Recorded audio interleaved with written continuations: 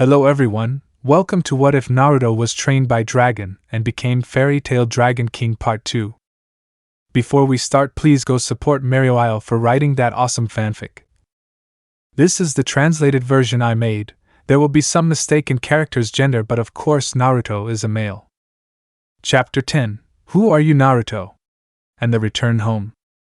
Since the second clash between Naruto and Agnologia, nearly 3 days have passed, and during those days, Naruto remained asleep the whole time due to, in Myra's words, magical power wasting disease, the Earthland equivalent of continental element chakra wasting. In these 3 days, Mito got to know her sisters-in-law better, and thanks to this, she confirmed something she'd been suspecting since the battle on the bridge: her little brother likes strange women. Why? The answer was actually quite simple, if you were from the Fairy Tale Guild, or as Mito described it after this experience, the nest of strangeness.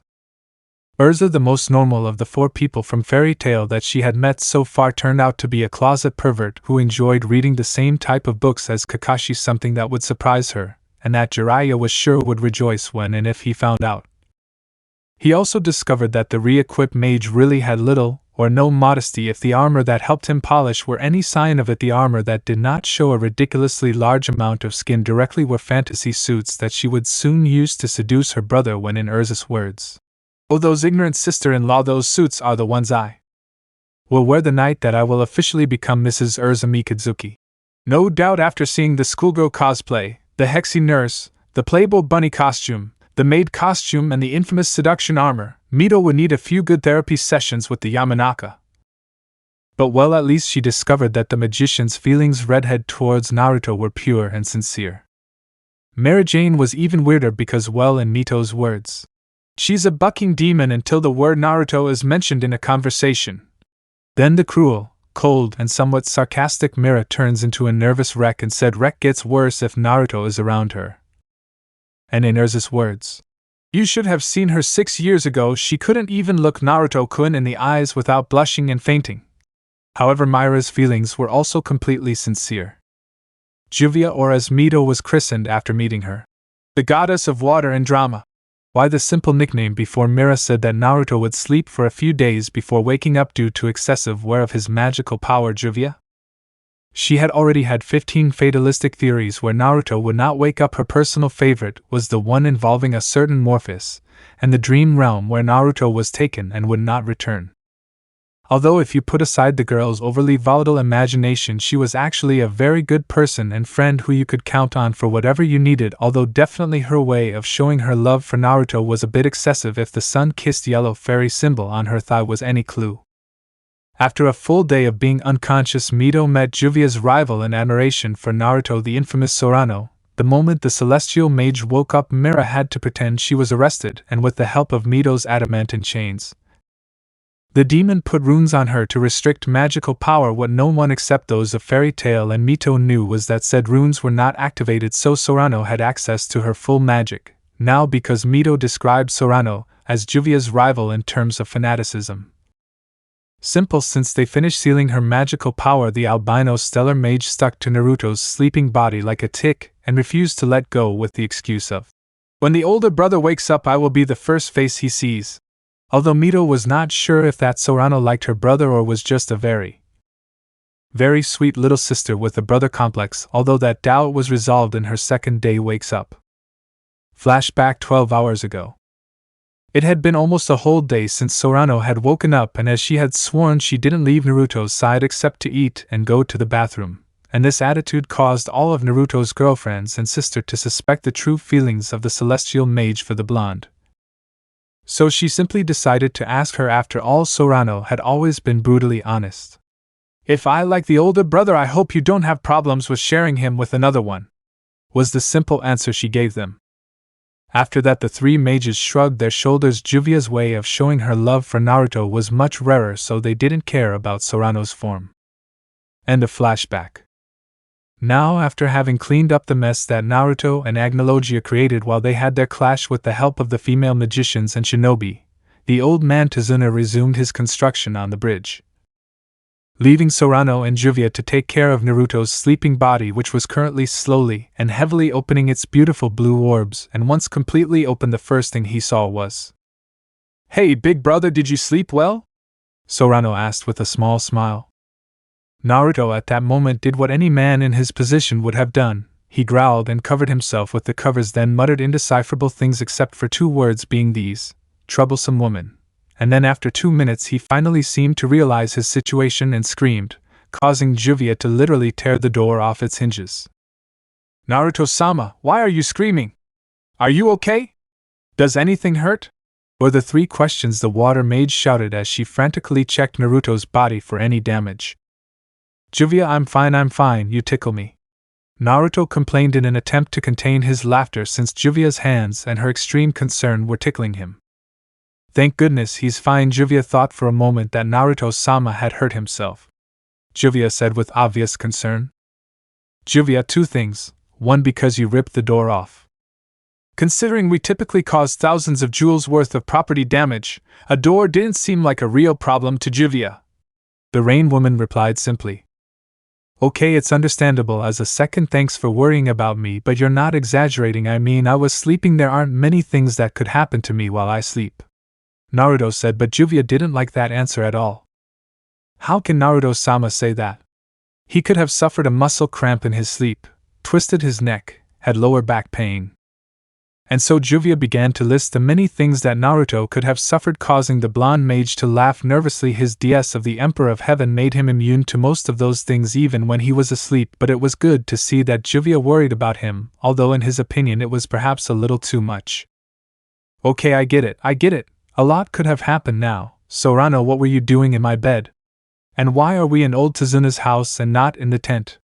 I asked after calming Juvia down a bit. "I wanted my face to be the first thing you saw when you woke up.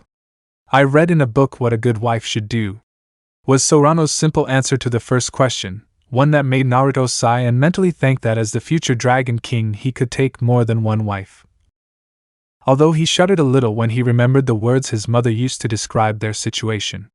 "Naru-chan, I am a dragon over 3,000 years old. If you make me wait another millennium to have grandchildren, I myself will cut off your balls. Now go out into the world and get as many wives as you can and give me lots of grandchildren." Shaking his head to clear the thoughts of his lunatic mother, Naruto into his attention on Juvia and proceeded to ask his second question again. "Tsunami-san said a tent wasn't a place to rest after what happened, so she sent the shinobi men to sleep in the living room so Naruto-sama would be more comfortable," Juvia replied. "And where are Miraheim and Urzaheim?" "They and Mito-san are on the bridge helping Tazuna-san with the construction as best they can. They should be back in the afternoon," Sorano explained, to which Naruto only nodded. "Naruto-sama," Juvia said, getting Naruto's attention. "Do you want something to eat?" she asked, to which Naruto just gave her a smile and a nod. A few hours later. By nightfall everyone had returned to the bridge builder's house, and as Mito expected, Urza and Mira rushed at Naruto, who was already almost 100% recovered and managed to catch both magicians without any problem, and after a small dinner Tazuna informed them that the bridge would be completely finished in 2 more days. This news made Naruto decide to stay a little longer to be able to see the inauguration of the bridge, something that the other 3 magicians with a voice and vote in the matter agreed to. However, before everything, Urza interrogated Naruto, who only made a sign to the 4 magicians and his sister to follow him and, as an extra security measure, without the ninjas or the residents knowing, he used mind control magic to order them to remain at the table. Once everyone was in the tent, Naruto was able to silence runes, and then simply speak in his typical calm voice as his hand changed into an entirely draconic hand. "My body and mind stopped being human a long time ago, but my heart and soul will always be human," he said, then returned his hand to normal. "Explain," Urza asked. "When a dragon slayer kills his first dragon, after that he can choose between drinking and bathing in the blood of said dragon or not doing it. If you choose to do it, your body undergoes a metamorphosis to draconification, a process that usually lasts about 100 years, but since I have killed 20 dragons in my life, the process was much faster, and by The time I turned 15 or 22 if we take my real age and not Naruto Mikazuki's, I was already a full dragon. In fact, my true form is that of a dragon. This is just the form I chose to be able to continue being a fairy, Naruto explained calmly. And why didn't you tell us, kid, that we were important to you? Mira said. She was a little hurt that Naruto didn't tell her something like that. They never asked me. Besides, Natsu and Ernesto also knew it. It's not that big a deal. Who is Ernesto? Mito asked. His real name is Gajio, but like what Zabuza-san Naruto-sama, he doesn't remember his name, Juvia explained before looking at Naruto again. My love, Juvia agrees with you on everything, but why did you tell Natsu-san and Gajio-san and not us? She said, visibly hurt. I didn't tell them. They noticed it on their own thanks to my scent changing from human dragon hybrid to just dragon. Besides, it's not like I can just walk up to the guild and say, hey guys, guess I'm not human anymore and now I'm a dragon. How cool is that? Even by fairy tale standards, that would be weird. He excused himself, causing the 5 girls in the shop to agree with him. I hate to admit it, but he has a point. But what about Agnologia? It seems like you and him know each other, Urza said, not letting Naruto get away this time without the full information. Before that, who is Agnologia? Mito said. Agnologia, or the 14th prince, is the youngest son of Ancalagon, and the one who killed him is, to say, my rival imposed by destiny, the Dark Dragon King, who wants the throne that was denied to him to destroy the human race and create a world where dragons are the supreme sovereigns, and he is at the abyss. However, he has 14 obstacles. My mother and brothers are much stronger than him, and if he faced them they would destroy him. His other threat is me, since according to a prophecy given by the great King Agnologia and I must clash our forces on 5 occasions, and in the last clash the true king will rise, and with his power he will bring peace and prosperity, or death and desolation. Astonishment and fear, those were the feelings that the 4 female magicians present had. Astonishment at Naruto's power. They knew he was strong, and now they knew the reason for his accelerated growth. That is to say, in only 2 years he went from being on equal terms with Gildarts Clive to mopping the floor with the 10 holy magicians. Before they attributed that to being a prodigy, but now Naruto gave the real reason.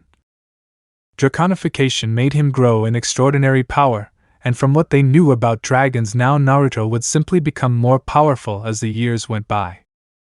The fear was not of his power, as Naruto said before. His heart and soul are and always will be human. His fear was towards the prophecy the true king could be him or Agnologia, and that terrified them because there was a 50% chance that he would be the winner of the 5th clash and the other 50% went to Agnologia's hands.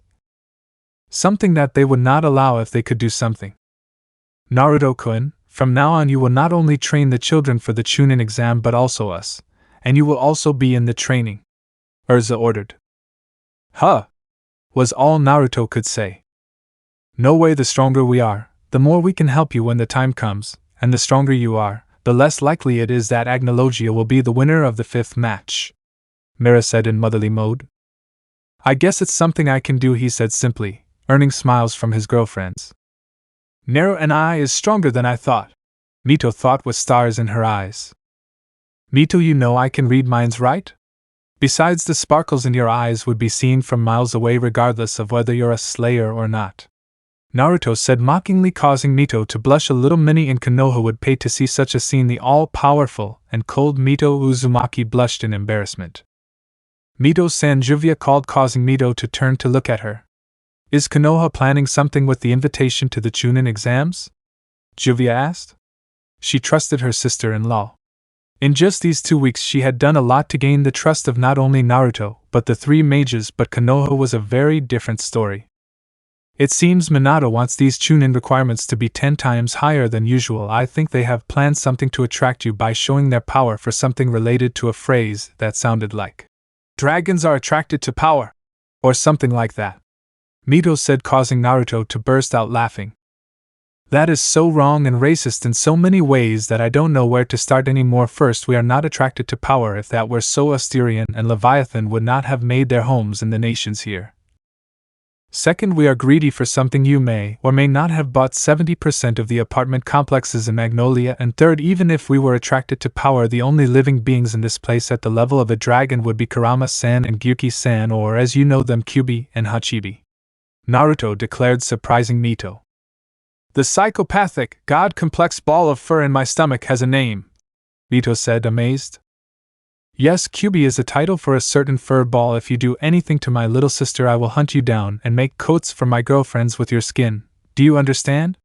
Naruto said and threatened with his dark and deep voice that for some reason didn't scare Mito but did make her stomach, more specifically the seal on it, make noises. For me, you can eat her if you want as long as you leave my sister alone. He answered the stiffs as if he understood them, surprising Mito. Can you understand the Kyubi? Mito asked in amazement. His name is Kurama, but to explain better I think I can tell the story of the birth of the Biju. Long live one of Naruto-sama's stories. Juvia shouted in a much more childish way than usual. Maybe she just wanted to make up for her seriousness from a few moments ago. I haven't heard one in years, not since the Tower of Heaven, if you're a Persian, Sorano said with a smile. Now she could tease Miliana for hearing a story she hadn't. At that moment Mito looked at the scene confused. It was enough for Naruto to say that he would tell a simple story for everyone to relax in this way. Even Urza, who seems to be 100% serious at all times, was now sitting leaning on Naruto's shoulder with a slight smile. Shaking her head at this rueful change of atmosphere, which she attributed to the strangeness of fairies, she simply sighed and proceeded to relax as her brother told the story of the supposed birth of the Biju. Smiling at his sister's slow approach to the oddity of fairy tale, Naruto proceeded to use his DS of the moon dragon god to create the star dust that his mother used to tell her stories when he was a child, and proceeded to tell the story that he learned by heart as it was one of her favorites. Many ages ago, so many that no one knows exactly when it happened, there was a great tree in the center of the world. The name of this tree was Shinju. This tree remained intact for hundreds of years until one day Kagaya Otsutsuki ate one of its two fruits, with which she gave rise to the energy that we know as chakra. She had no evil intentions, only to help humanity progress and live better. However, humans are greedy by nature, and soon after wars began not only between humans but also between animals such as toads, slugs, and others. Only lizards remain neutral. Because of this, Shinju through a dream caused a simple lizard to climb its trees and eat its second fruit, which gave life to what we know today as magic. Upon eating it, its body changed enormously. Upon eating the fruit of magic, the small lizard gave birth to Ankalagon, the most powerful dragon that has ever been born. With its power it destroyed wars and reunion all the chakra, and it was he returned Shinju. However, the tree no longer wanted to accept him. The power was no longer his, so he asked Ankalagon to protect this world, and with that said the tree god left the world. Millennia passed, and with it the dragons were slowly born and became the guardians of the world. But not everything was peace and happiness. Soon a great enemy appeared from the stolen energy. Jubi was born, the ten-tailed being who was the complete opposite of Ankalagon. The great king had to face him for hundreds of years. The king was able to emerge victorious in each encounter and make the ten tails retreat. One day the king decided to put an end to it permanently, but knowing that he could not do it alone, he sought help from the offspring of the one who stole the fruit of Shinju. Two twin brothers wanted to help. The younger one had eyes that looked like two beautiful white lotus flowers floating in a beautiful lake of crystal blue water. The older one had eyes that are like a sling in the water. With the help of these two men, Ankalagon defeated the great enemy and stripped him of his power, leaving only the empty shell of the beast. The rest I'll assume you already know. The sage created ninjutsu, and before his death at 9 Biju, using half of the beast's chakra and the other half he distributed throughout the elemental continent, Naruto explained, surprising Mito. Wow, why didn't they teach this at the academy? I have no idea. It's not like I'm that interested, but the Kyubi isn't what everyone thinks. It has a name, thoughts, and feelings, Naruto replied, causing Mito to shrug. She never treated her tenant badly. In fact, they barely spoke, aside from Kurama scolding her for overtaxing her body when she was a child. It's strange, for some reason I trust you more than the popular opinion of the village, Mito said, causing Naruto to smile. It's not surprising. Such opinions are mostly based on trauma caused by an attack, but as half Uzumaki, he has the habit of seeking all opinions before making a judgment, Naruto said before lying down, causing Urza, who was still lying on his shoulder, to rest her hands on his chest. Ouch, your chest is really hard, Urza complained, causing Naruto to only laugh lightly. Time skip / 3 days later. The 3 days passed without any major inconveniences, to Naruto's not-so-secret joy. The emo Uchiha on duty had very wisely decided to leave him alone, at least for the time being, if his thoughts were any indication, but he could deal with the little pest Uchiha later. On the other hand, the red-eyed jounin whose name he refuses to ask or learn has been trying to get close to him, but unfortunately she was always stopped in very creative and or violent ways: a sword, demonic energy, a jet of light, and a scorpion type. The latter she classified as one of Sorano's spirits summoned in a way she has yet to discover, since so far no one has realized that its sealing runes don't work. On the other hand, Kakashi for some reason asked him for advice on how to be a teacher when he saw that Naruto was really good. If Inari's small but notable learning in earth and fire magic was any indication when Naruto asked him why, the silver-haired jounin only answered with a simple, "Have you seen my team?" An emo Uchiha who thinks he's superior to everyone else, a fandrill of said emo and my favorite for being the only one who listens to me and sees me as a sensei, is Sai. This answer destroyed Naruto from thinking about his own team of students. He had an emo in Rogue. He was only missing the part of believing himself superior and would be like Sasuke. He had a fanatic in Sting, but he didn't act emo but rather towards him, although he was grateful that Sting wasn't the screaming type and wasn't interested in him in that way. Or he would soon see his father, and finally his favorite or favorites, in this case Yukino, and his daughter Mirdi, who never disobeyed him and saw him as a sensei, or in Mirdi's case as a father. So Naruto and Kakashi started a nice friendship relationship, to everyone's surprise, because they never thought Naruto would make friends from Konoha, considering that half of his plans that he had written in his diary for her were to burn her, and the other half involved a mysterious terrorist attack at the hands of Oration Cease or somehow get Natsu. To come on a mission to cause a lot of damage. When Mito read his diary, she mentally thanked her brother for wishing that they were brothers again. Although today she and the 5 mages were standing on, or in Sorano's case, chained to Naruto's back, on the Great Bridge, being insulted by all of Nami's villagers, especially by a tearful Inari who, after receiving the words, "It's okay to cry sometimes, cry from happiness," from Naruto. "We hope you have a safe trip back to Fiori, Naruto-san, and you're going to need luck with the women chasing you," Kakashi said with a winky smile directed at the 5 mages. "Same to you, Kakashi-san, and thank you for giving me a copy of these books. Who would have thought that literature in the nations was so good?" Urza replied, having a copy of all the Aika ceremonies written so far. "Remind me to give Natsu those books to burn," Naruto whispered to Mira and Juvia, who just nodded. "Hey, did you notice we didn't do anything on this mission?" Kiba asked. "Wow, these guys talk. I thought they were those guys they put in movies and all they do is stare at the camera." "What were their names?" Naruto asked. "Extras," Sorano said. "Thanks, but we'll still prosecute you, Dark Witch scum." "Kiba, we protected Tazuna-san's family from those kidnappers. Our part in the mission wasn't very big, but it was still important," Kurenai said to Kiba, who simply grunted that he didn't like not being the center of attention.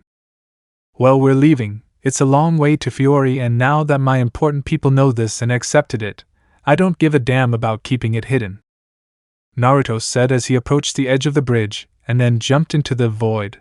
But to the surprise of the villagers and Team Kurenai, in the middle of the jump Naruto took his dragon form, and fortunately for Sorano, who was still on his back because she simply remained chained, but this time around the neck.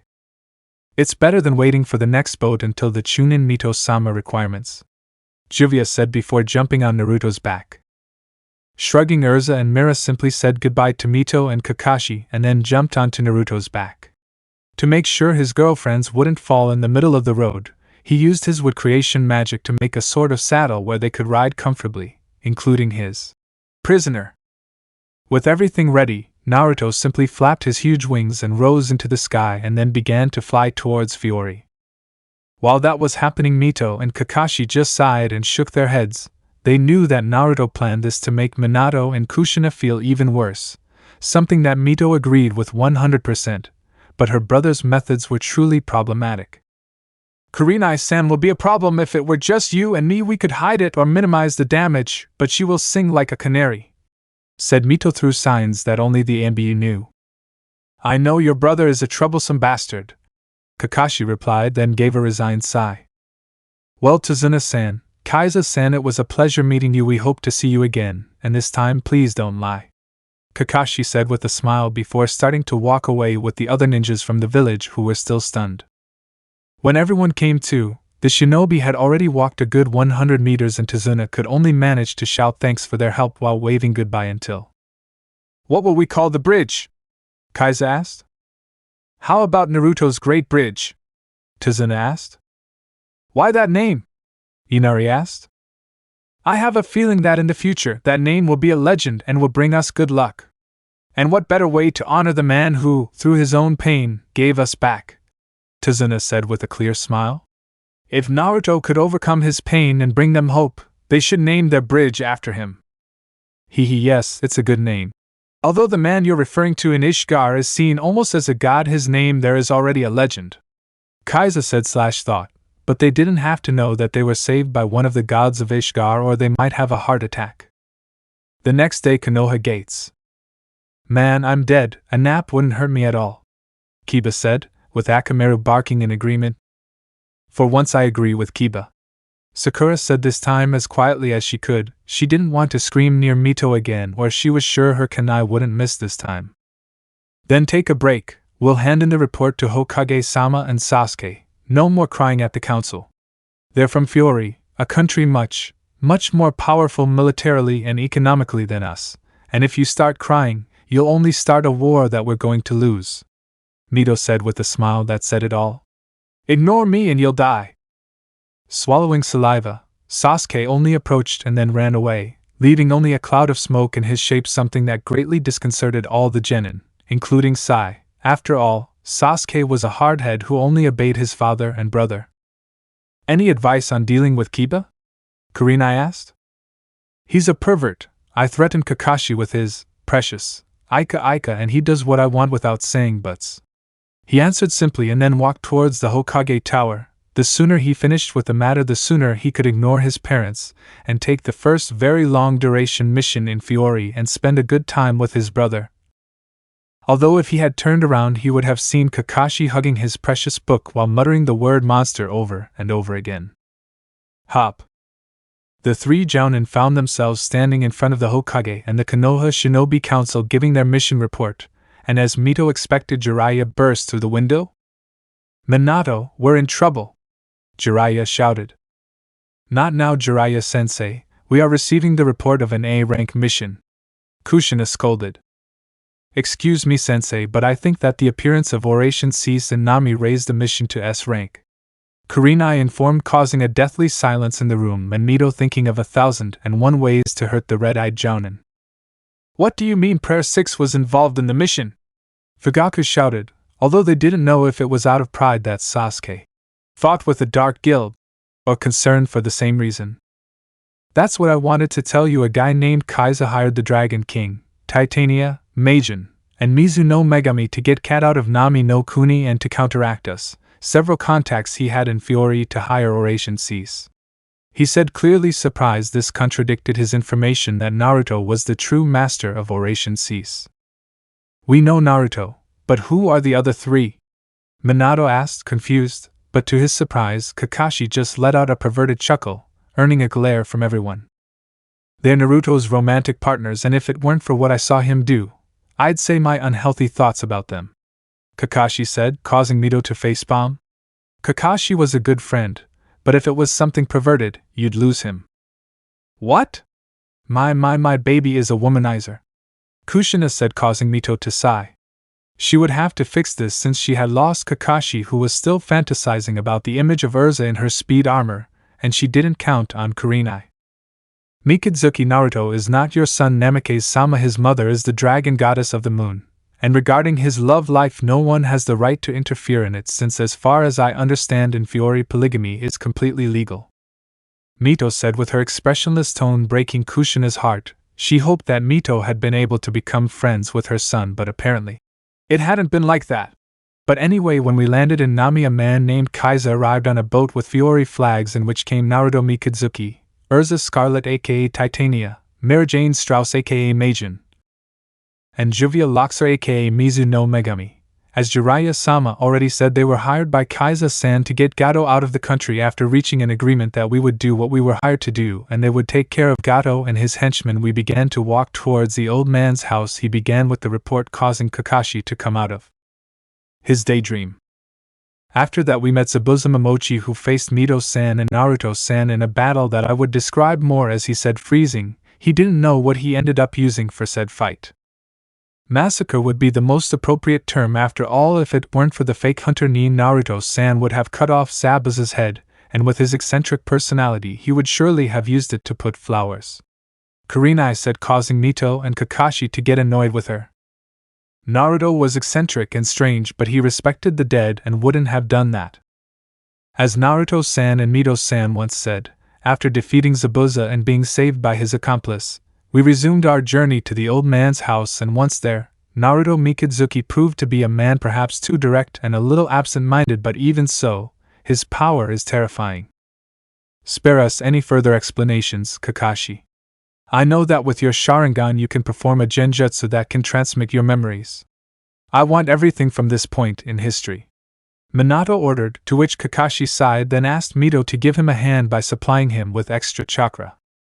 With Mito supplying him with chakra, Kakashi proceeded to perform his genjutsu, where they showed everyone from his point of view everything that happened in their mission from the arrival at Tazuna's house without leaving out a single detail, from the presentation of Naruto and his companions to the distribution of rooms, where Naruto said very blatantly that he would not share a room with anyone who was not a pretty girl, something that made Kushina want to teach him a lesson. That Minato laughed nervously, and Jiraiya, because he was crying with pride. The boy was the super pervert who wanted Minato to be but never got after all the women he dated were beautiful, and if it weren't for the fear of Naruto, and that his books are also sold in Fiori, he would use them for his next book. But again Naruto broke his bones before if he saw that we used his women for his perverted books. Well, let's just say that he doesn't want to die yet. Returning to the illusion, they saw how Mito threatened Sakura, how Urza told them hitmen with whom she would not work, then they saw how Kakashi trained his students in basic chakra control. Without a doubt he should omit that part. Now Minato wanted an explanation, and if not, he liked to suffer a lot. Then they saw Naruto's past scene from Kakashi's point of view. Jiraiya drooled over the human forms of Selene, Amuri, Ruby and Altaria, but again he didn't want to die. Fortunately, Mito managed to announce Kakashi to skip training. When they asked why, he just said that Naruto didn't show it, and the look Mito gave Kurenai made her shut up. They saw their first dragon massacre, and then they saw the 13 princes in human form saying goodbye to Naruto, who would start his legend in Fiori, more specifically in the ancient city of Rosmiri. But to their surprise, they then saw how literally the 14-year-old Naruto declared that Naruto kamikaze. He was dead, and then rejuvenated with a forbidden spell up to 10 years. His encounter with Urza as they were captured by Zeref's followers, and his encounter with Rob, and the entire stay in the Tower of Heaven where Kushina and Minato clenched their fists helplessly, could have spared Naruto that suffering, and he wouldn't have lost his eye if they had loved him. Although they would feel bad for Urza, the children she saved, except Jalal, in their opinion should die. Note, if I hate the blue emo, it is very noticeable. And Rob, but they weren't their son, and the world was a cruel place. But they were happy when they saw how he left Jalal in a pile of rubble after having massacred all the guards. Then they saw with horror the power of Naruto, who destroyed an entire island with a single attack that was capable of dividing the sea in two. They were scared by Silver's true form. I mean, it's not every day that one sees a 130-meter tall dragon that would make Kyuubi look like a dwarf. Kushina felt proud at the words Naruto said to encourage Juvia, even if it was unconsciously. Then they returned to the mission, more specifically where Naruto yelled at Inari to stop crying and fight. They saw how Inari asked him for training to be stronger, and how he gave him books that only Inari could see thanks to a special rune that he avoided would make anyone who was not Inari, in addition to not seeing anything, suffer great pain, as demonstrated by Sasuke, who then confronted Naruto with the excuse of "I am an Uchiha, I deserve power," only to end up meditating in an ice cube that Naruto threw into the sea as if it were a small stone, with everything and jump effect included, to the amusement of Jiraiya and Mito, who laughed for the second time at the scene. Then they saw how Naruto reluctantly wanted to go for it since Kakashi had asked him nicely. Note, to prevent them from knowing that Mito made peace with her brother. Then they saw how the magicians, with, reluctantly, help from Mito, yes, to prevent them from knowing that they get along, fought with Oration 6 while he fought Zabuza's suicide taking Gato with him.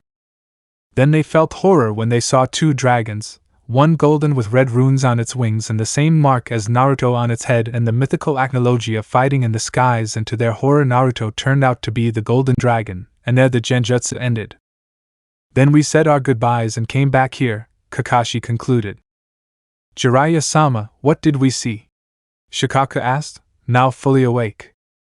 What, Naruto has become completely draconic, he is no longer human, now he is a complete dragon, now we are screwed. Not only is he immune to everything, but if we anger him, Konoha will be a smoking crater.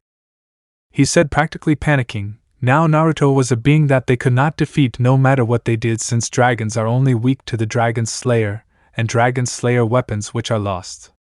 Note, Naruto has all 3 but his favorite is Ascalon. If you only knew, old toad, that my Naru and I and company will come to your exam and make Konoha learn a good lesson in humility. Mito thought, hiding very well the happiness she felt in her eyes. Naruto was very justified in his actions. He cancelled the invitation to Fiori then? Minato asked in defeat. He'd have to find another way to contact his son or make peace with him. But Mito didn't like that. She wanted to see her parents suffer Naruto's revenge, but she couldn't talk, at least not now. Note, that will never happen as long as I and those who read me have something to say. It wouldn't be a good idea. Naruto and God Serena are very temperamental. Canceling the invitation could offend them or make them angry, and the last thing Konoha needs is a dragon slayer, wanting to burn it to ashes literally. Jiraiya said unknowingly, earning a smile and thanks from Mito, although she still hated him. Mito-san, if she masters Kyuubi, Fugaka tried to say, but Mito cut him off with a kunai centimeters from her family jewels and then spoke. The super-developed ball of fur is afraid of that man, he said, standing on the power of the Dragon King gushing out of him like a fountain or something. I never pay much attention to what he tells me. Mito said it was no lie, Kyuubi was afraid of Naruto, and Naruto himself said that he was the Dragon King or one of them since he fights for the title with Agnologia. Anyway, I'll go to Fiori. I heard that Daimyo-sama wants an ambassador to guide and explain how the Chunin exams work to the Magic Council, and he sends a shadow clone to request it, and they have accepted. Don't do nonsense, I want a home to return to when this is all over, she said, and then disappeared in a cloud of smoke, implying that she was the clone and that the original had taken the mission, causing Minato to sigh. Mito's obsession with her brother would cost her a lot one day. Fiori/Magnolia. Some time later, things got interesting when Naruto and company returned to Fiori. First of all, as soon as they arrived, Urza hit Natsu and Gajio for not telling her that Naruto was a dragon, and to their misfortune they gave the same answer as Naruto to her claim, but somewhat modified. We weren't asked to come to the guild and say, hey guys, you think brother Naruto/the boss is a dragon now? How cool is that? That would be weird even by fairy tale standards. When things calmed down, Makarov asked for an explanation, which ended with Naruto simply saying draconification. Immediately after, the entire guild went to the training camp where he showed his true form, causing many of the guild, especially the youngest or children in the case of Natsu, to get stars in their eyes and asked to ride him, to which he refused, returning to normal and then saying, "Did they see me as a pony face?" After that, Naruto allowed Sorano, who had been hiding in her house, and Yukino to have their long-awaited reunion, and the next day he left for ERA for Sorano's trial, which went as planned when he said the phrase, "Lion committed more serious crimes and is free, also I will take responsibility for what she does from now on." With that, plus the support of the other 3 gods and the king himself, it was agreed that Sorano would serve sentence in Fairy Tail under the supervision of Naruto Mikazuki. When the guild found out, well, they didn't say anything. If Naruto said it was a good idea, then they'd take it, although Makarov was clear in saying that at the first problem, bar fights don't count, she'd go to a maximum security prison. Clearly triggered since he knows the truth.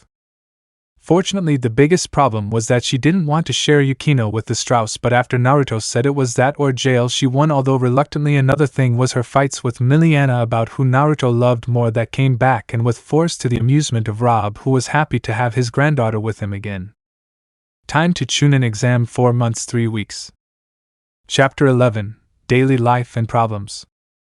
It's been almost a week since what happened in Nami, and as Urza had said she would, She told everyone in the guild about Naruto's situation, and as she knew it would happen, many, if not everyone, had a party when they found out that Naruto at some point in his life would be the new king of all dragons.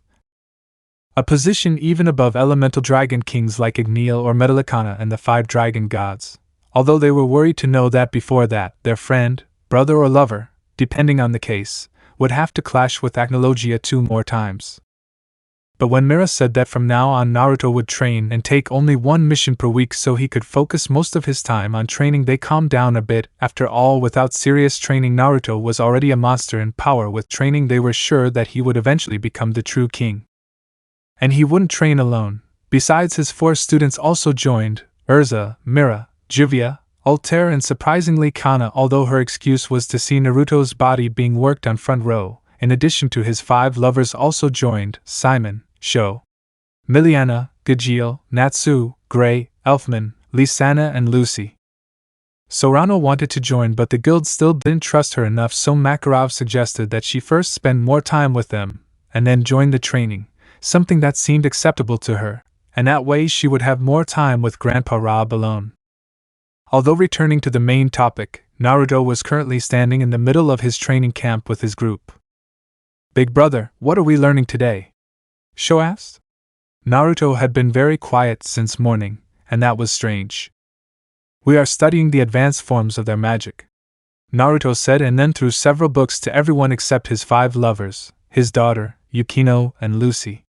"Study that, and Natsu, if I see you doing something before I authorize you to do it, I will hit you so hard that you will turn the earth." He threatened with his smile that said he was very serious. "Those who do not have a book, come with me. We are working on something else," he said, and then began to walk away from the group with books. "Look, Millie here says that my next step is to learn make magic so I can try to go after the devil force," Sho said while showing his friend his book. "Good for you, Sho. He gave me one on diamond and iron creation magic," Miliana said, showing her 2 books. "Darkness creation magic and Devil Slayer of the Black Ice Demon, that's great," Bray boasted.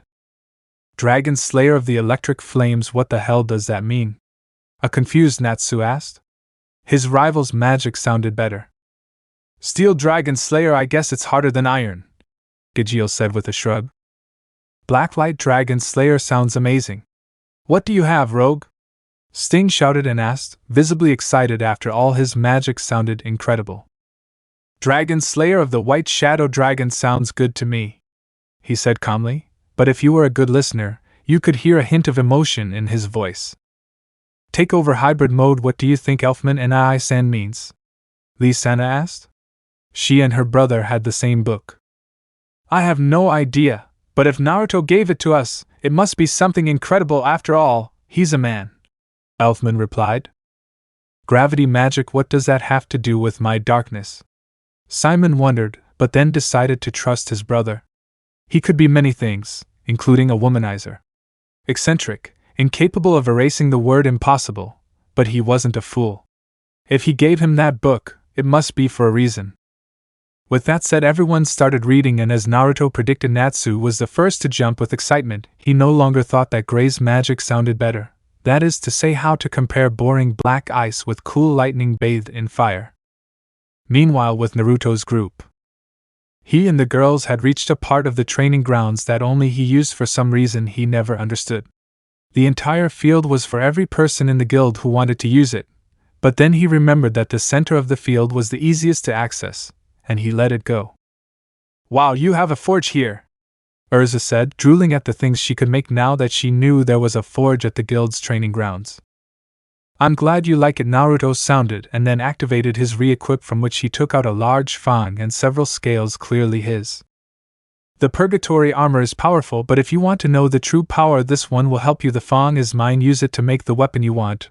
The scales are also mine, use them to make an armor. When you finish, we will begin to train you to use it," he said, and then was knocked down by Urza, who had stars in her eyes, which repeated thank you countless times, then took the things that Naruto gave her and ran straight to the forge. "You know, Naruto-kun, if you pamper Urza so much, we'll start to think you have a favorite," Mira said, to which the others nodded. "Oh, of course I don't have favorites. Well, maybe for Mirti, but she's my daughter, so it's to some extent excusable. She defended herself against Naruto, and then created something similar to a catalog in front of him.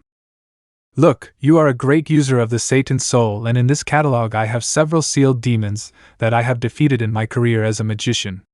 Choose one that you feel comfortable with, and it will help you absorb it, and when you feel ready we will begin to train with it. I take it back, give me.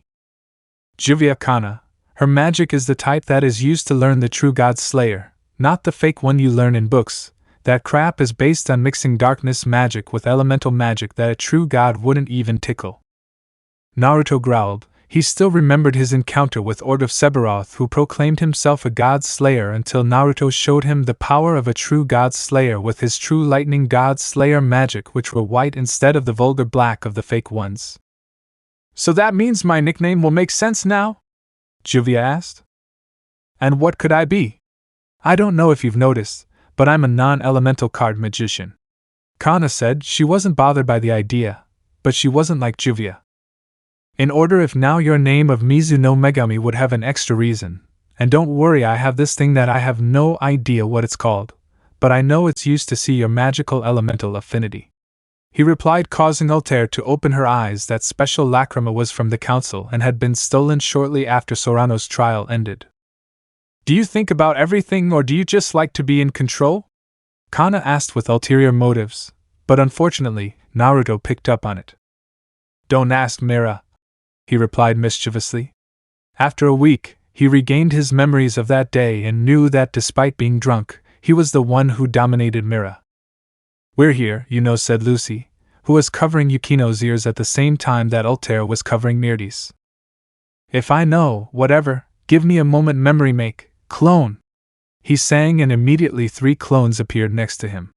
He will work with Juvia and Kana. This other one will do it with you, Altair. We must improve your arc of time. From what I've read about it, you still haven't exploited even the 10th part of its power. This surprised Altair. She thought that she had done it, but again Naruto had access to the Dragon King's library, which, from what she heard from Naruto, said library left the Magic Council's library as a public library in a small town. Do I really have so much left to learn? She asked, surprised. If when you learn to use 100%, I would even dare to say that you would be as powerful as Draculo's San or even God Serena, but I'm speculating now. Mirti, my girl, it's time for Daddy to teach you the art of Dragon Slayer, he said, and as if she were a rocket, Mirti pounced on him and then began to pull him.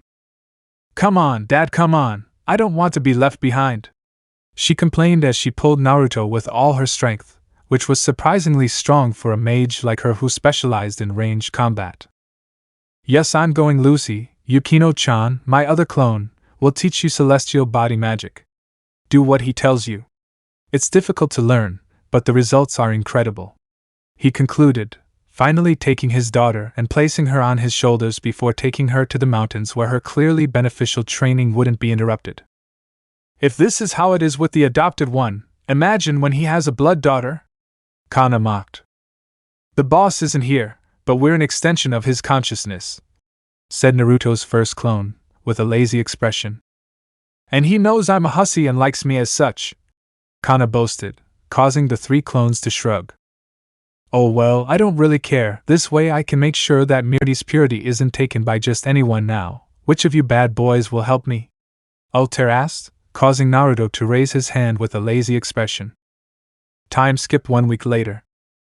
Of the 2 weeks they had been training, this was by far the worst of all, even for the 4 who had already trained with Naruto for years in the past because, well, once they finished reading, Naruto was very clear that he would not accept anything less than perfection in training. But fortunately for most, before starting the training, Naruto told them that the first thing would be to increase their reserves of magical power, at least for Natsu, Gray, Gajeel, Sting, Rouge, Elfman, Lee Sin-ah, Simon, Sho, and Miliana. The rest had a more advanced training with Urza already with her new armor, which she called the Dragon Empress armor, to the annoyance of the others, which was a strange function of the Purgatory armor, and the Black Wings armor being that it used the design of the Purgatory but with the wings and the thickness of the Black Wings to make it this. Armor was without a doubt the most powerful of all, and thanks to being made of Naruto's scales it is resistant to its 13 elements in addition to having the defense of the adamantine armor, and the power of the purgatory armor. Without a doubt, Christmas came earlier for her, and she also created a nice katana that she named Explosive Fawn, which was the same as her armor but on offense. Although of course not everything was good, this armor required all of his magical power, and he couldn't use it for more than 10 minutes. But he would solve that by increasing his reserves. Look, for his part, he also got an early Christmas present with the soul of Astaroth, a demon that Naruto defeated more than 7 years ago in one of his first 100-year quests. This demon, unlike others, was really weak, but not because of that. In fact, according to Naruto, he was one of the 3 great demons along with his older brothers Beelzebub and Lucifer. The description that Naruto gave him of this demon was, "Lucifer has the power and the light on his side. Beelzebub the strength and the fire of hell. Astaroth has the infernal ice and knowledge, that's why he's so calm." And Naruto didn't lie when he used Astaroth. Not only does she feel infinitely more powerful than with Citri, but she is also capable of using ice and has great intelligence. Although, as happens with Urza, she uses a lot of magical power and can barely hold it for a few minutes. Juvia, well, she continued being a sponge in knowledge of water magic, and as soon as Naruto transferred the magic of the sea god's slayer to her, almost by pure instinct, hours of stalking Naruto when he trained his god slayer, she was able to do the fist of the sea god. But as the dragons discovered that she did not have enough magical power to make a second attack, Kana, for her part, turned out to have an affinity for light magic, although unlike Juvia, she would need much more time and attention from Naruto to be able to learn the spells, but fortunately for her, Naruto had no problem giving her that attention. Altair then complained when Naruto told her that either she did basic first, or he wouldn't teach her anything, because the basic time arc spells that Naruto could or wanted to teach her were more of a support, or wear down type except for the origins. Said spells seemed bad to her, considering that the most advanced ones, which no longer only allowed her to manipulate the time of non-living organics, but also of living beings in addition to inorganic ones, or even the one that Naruto described to her as the most powerful of all spells, the time skip, which would allow her to stop time completely around her for 30 seconds. With her physical abilities, she could cause a lot of damage to her opponents in those 30 seconds, but Naruto wouldn't allow her to skip the basic and intermediate ones, so although reluctantly she would learn everything about his magic. Lucy and Yukino are the ones who would have to do the most work, since according to Naruto the celestial body magic requires not only the ability to use celestial magic but a very strong body, since this magic was not used to summon but to improve the physical capacity of the user. But if you don't have enough resistance, then your body would simply explode from overexerting it. The good side of so much physical training, Lucy discovered that she was able to attract Naruto even if it was sexually and not sentimentally, but at least she had part of the way done.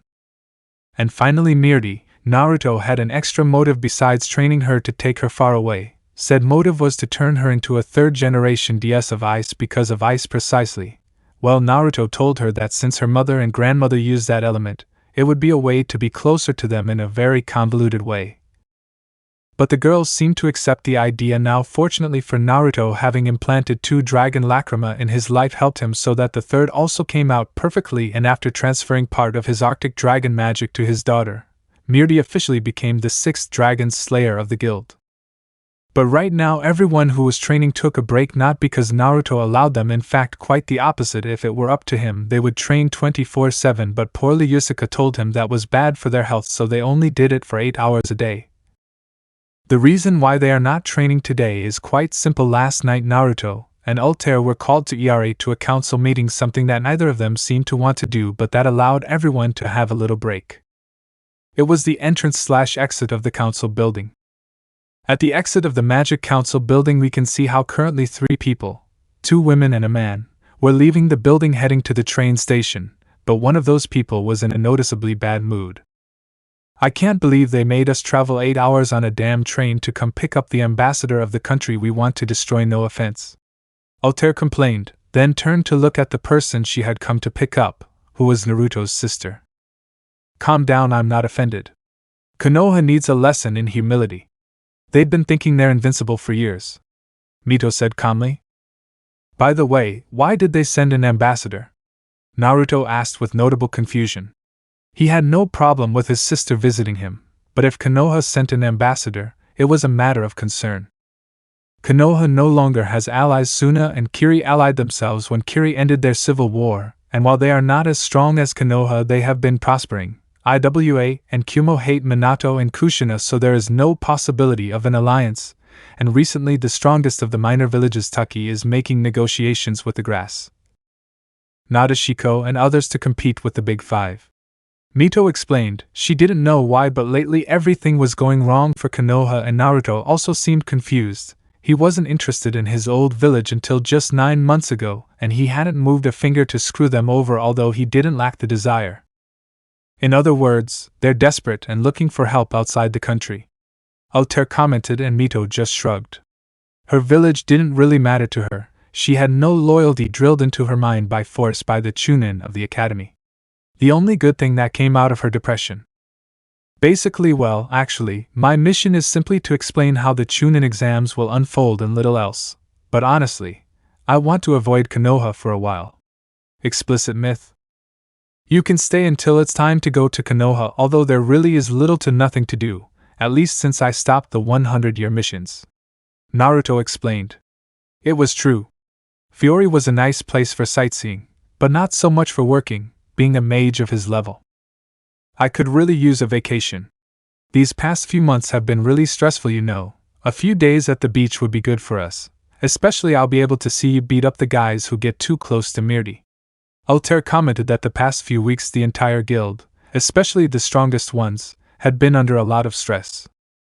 We'll think about it at the guild. Now I want to eat something.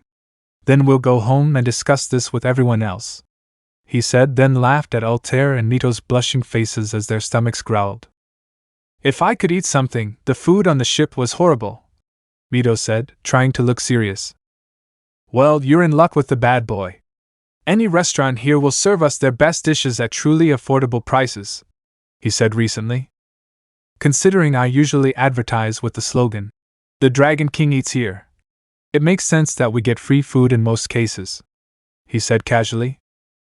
I still think you should get an image manager, Altair growled. She hated that Naruto was disinterested in all the places that used him for free advertising.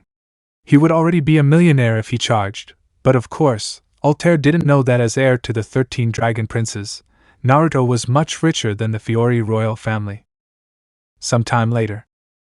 I can't believe that guy's ramen is as good as Ichiraku's, a smiling Mito said as she left the Iare ramen bar with a satisfied smile and a slightly bulging stomach. I can't believe you two ate 87 bowls each. Where the hell do you fit that much? Altair asked with a slight twitch of his eyebrow. According to what I heard from the Sandame, we Uzumaki have a black hole for a stomach and an insatiable appetite for ramen. After all, it is the food of the gods, Mito said with great determination, and somehow there was a fire burning behind her. They were fat 10 minutes ago. How the hell can they be so thin now? Saber demanded. Magic. Naruto said in his case it was true. If he used his Solar Dragon Slayer, he could burn all the extra calories in seconds. The fur ball on my tummy won't let me gain weight. I guess I'm great, Mito boasted, causing Altair to sigh in defeat. If they're brothers, they're both equally idiotic, he said, then started walking toward the train station. Of the 5 I've met, she's the one I like the most, but 10 cents. What should I do to fit in with the guild? Not much. Possibly Natsu challenges you to a fight, and if you somehow manage to throw him in the right place, he will collide with Gray or Elfman, and you will start a bar fight that will end when some poor devil ruins Urzaheim's strawberry cake, Naruto said, and then walked behind Altair, but those words left Mito stunned. But then she shook her head. Her brother must be joking with her. Time skip / guild hall. 30 minutes after Naruto, Altair and Mito arrive. Mito couldn't believe what was happening. She thought no one could be weirder than Juvia, but it seemed she was wrong. As soon as Altair arrived, she was sent by a woman who looked very similar to her, a few years older. At first she thought it was her older sister, but when she said, "Mom, stop, you're embarrassing me," her mouth fell to the floor. Then Naruto told her the same story he told the guild when he resurrected UR, but then she just resigned herself to the fact that this guild was a nest of oddities, except for the girl who approached Naruto shortly after he finished telling the story of mother and daughter. Said girl was his niece Mirti. And finally what her brother told her came true. Natsu, a really energetic and hyperactive young man, challenged her to a fight, and by challenge he meant shouting, "Naruto's sister, fight me!" While running towards her with a flaming fist which to her surprise was the level of a jounin. She was sure he would give Asuma Sarutobi a good beating if they got to fight. Even so, she wasn't the strongest kunoichi in all of Konoha for nothing, and with 2 blows, the first to disorient him and the second to send him flying, his pink hair ended up being sent flying, colliding with a boy with jet black hair who for some reason was in his underwear. And after that a bar fight started where some poor devil ended up falling on Urza's strawberry cake, which started a carnage that ended when Naruto gave him a new slice of his beloved cake. "Is there no one normal in this guild?" moaned Mito. "You get used to it over time. I'm Lucy, by the way," said a certain blonde who had approached Naruto's red-headed sister. "And what do you do? You're obsessed with fighting, you get naked, you're obsessed with strawberry shortcake, and you beat up people who ruin it?" I asked, hoping the blonde was also an oddity. "Calm down, I'm perfectly normal, but I understand you. Even Naruto has his quirks, but he's not that bad once you get used to it," he said calmly as he sat down next to Mito. "And what does my brother do?" Mito asked, really curious. "Well, who are you calling a dirty old apron?" Naruto shouted at Mikao, then started a new bar fight that culminated shortly after with Naruto standing over all the groaning bodies of the guild men. "Muhahaha, I'm still the king!" That's what Naruto does, but for some reason he never attacks Sting or Rogue, Lucy explained, then pointed to the 2 children playing with Romeo Mirdi and Yukino in a corner of the guild. "Are those the ones going to the Chunin exam?" she asked with a raised eyebrow. "The Romeo guy didn't look old enough." Only the 3 13-year-old children and Mirdi, who is 15, originally thought of sending Sho, but he is a very experienced slayer and is currently officially an A-class mage, Lucy explained. "Now that I think about it, how does their classification work?" Mito asked, not understanding a thing about wizard classification. "I don't know. Hey Lee-sana, Levi-chan, I need help," the blonde called to her white-haired and blue-haired friends, who were taking some books to the library, so they just made signs for them to follow them. "Don't worry, you'll like them. Lee-sana is Myra's little sister, and Levi is my best friend." Shrugging, Mito decided to trust the blonde. Until now, the girl was the most normal. She dressed a little short for her taste, but she heard from Kakashi that Inoichi Yamanaka's daughter dressed much shorter, so within reason, it was acceptable, and she would cling to that normality to maintain her sanity in this nest of widows. When they arrived at the library, they saw a huge mess. It seemed the children had done their thing while everyone was fighting. "Naruto!" Levi roared, causing Naruto to appear in a golden flash next to Lucy, who squealed in surprise. "Yes, what's wrong, Levi?" he asked Naruto calmly. "Your kids are up to their tricks again," Levi growled. "Mirdi didn't do it, she was with Ua while the fight was going on. Yukino arrived with Sorano shortly after she won the fight, and Romeo is too good to do something like that. It must have been Sting and Rogue. Don't worry, I'll punish them now. The master is organizing an arm wrestling tournament, and Urza is crushing everyone," he said with a smile, and then disappeared again in a yellow flash. "Did he compete?" asked Mito. "They are quite common. They help kill time when the day is slow," said Lee-sana. "The name was Mito, right?" Levi asked, receiving a nod from the redhead with amber eyes. "Could you help us a little?" he asked, and Mito just moved forward and then made a cross seal with her hands. "Kagebunshin no Jutsu," she said, and immediately afterward, in an explosion of smoke, 5 more copies of herself appeared. "Tell them what to do and they'll do it," said Mito.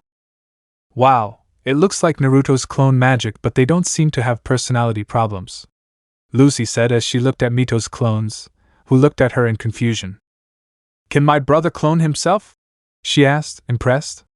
It seemed like anything the ninjas could do, a magician could do it better. "Yes, but his kind have a personality problem. Each clone takes a portion of his personality and multiplies it by 10 last week. Yukino and I were training with one of his clones who acted like he just drunk a ton of coffee," Lucy explained, shuddering slightly at the memory of the hyperactive Naruto who behaved almost like Natsu.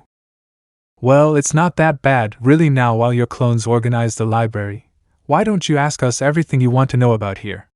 Levi asked, as Mito ascended. Moments later, So you are classified as C-class wizards, who are those who have just graduated from magic school or have just left their teachers to start their own adventure. B-class wizards, who are wizards with some experience. A-class wizards, who are wizards like Natsu and Gray, who have a certain level of strength. Mito asked in amazement. This system seemed more complex but effective than the Genin, Chunin and Jounin of the nations. More or less after the Class A come the Class A, or mere unofficial Class S. They have the power and experience of an S-class magician but not the official appointment. Our guild has 3 Juvia, the strongest of the 3 being Levi and Simon. Lee Sina explained, causing Levi to blush a little. And why is this? Mito asked. Well, the council wants to have control of each guild to ensure that their mages do not fall into the dark arts, so they implemented the rule that every year an S-class ascension exam is held. Levi said to Mito this seemed like the Jounin exam at least do that. S-class mages are third on the guild's power scale and are also the ones who can take S-class missions or 10 years. Currently the guild has the largest amount of these, with Urza and Laxus being the strongest. He said while pointing to the floor below where Urza and Laxus were seen playing arm wrestling, while the guild was divided with half cheering on Urza and the other half with Freed at the head cheering on the blonde. In this class there is also my older sister Mira, a rather strange magician named Mystigan, recently Sorano, and you are. That gives us a total of 6 S-class magicians. Lisana said, surprising Mito. And where is my brother? She asks, confused. Well, there are still 2 other ranks in Fiori. The next ones are the Ace, the most powerful fighters in the guild. We have 2, but we will sit on only 1 guildarts. Years ago he and Naruto had the same strength, but that was before Naruto turned 13. And now there are the monsters. These are called the 10 Holy Magicians, the most powerful magicians on the continent. Our guild has 3, with Altair being seat number 8. Her strength and that of guildarts are not far from each other. Then we have Master Makarov, the 6th seat, and finally we have your brother, the 1st seat, and the strongest magician in the entire continent. There are even those who consider him at the same level as Merlin, who was the most powerful magician in history. It's not a bit of an exaggeration. I mean, I saw Nero and I fight. But being the most powerful man on the continent sounds like a huge exaggeration to me. Mito said. Oh no, it's not. My power supports me. I have no rivals anymore, and what you saw on the bridge was my truly contained strength, said Naruto, who had appeared next to them looking for a book, but his sudden appearance made the 3 magicians and the kunoichi jump in fright. You don't just appear, idiot, and you're always looking for something, the 4 shark-toothed girls shouted. But Naruto didn't even flinch. The magic album where you can print your memories.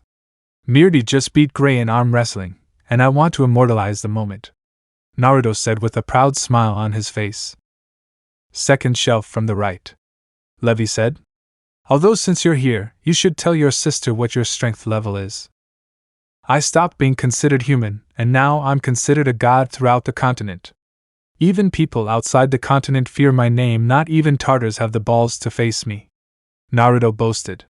It was incredible to go from being a despised boy to the most powerful man on the magical continent. Note, by the way, can someone explain to me the logic behind Chunin having the same strength as a damn S-class wizard? Because I've read many theories, most of them in English, where they compare them directly. But the craziest one is where Kakashi tells Naruto that if he passed the S-class exam he would be promoted to a bucking Chunin, when at least they should have promoted him to Jounin.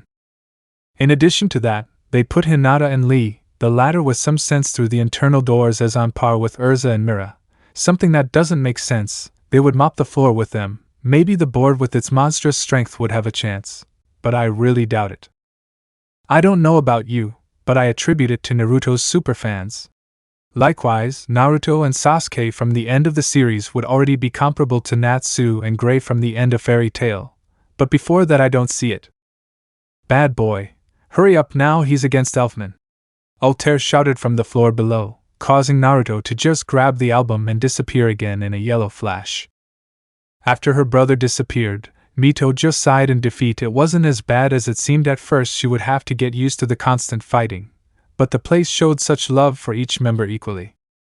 The next morning at Naruto and Juvia's apartment. It wasn't being a good morning for Naruto in the least because first he woke up completely sweaty and very itchy. At first he thought he had caught a bug or something, but then he remembered that he was a dragon and didn't wax unless it was draconic diseases like dragonpox, but said disease went extinct over 200 years ago according to his mother, so he dismissed it. But then while he was in the bathroom, more specifically when he passed in front of the mirror, he realized what was wrong with him. "Aya!" was the scream that was heard throughout Magnolia and some nearby places. "Naruto-sama, what's wrong?" Juvia asked, entering the bathroom and once again tearing the door off its hinges, only to be left speechless when she saw Naruto with his skin covered in cracks. My love, what's wrong with your face?" she asked, clearly scared. "I'll explain it to you later. Now, Juvia, quickly get me all the garbage bags you can and..." "Aya!" Sting and Rogue shouted, their skins slightly chapped as they entered the bathroom. "Big brother, why is this happening to us?"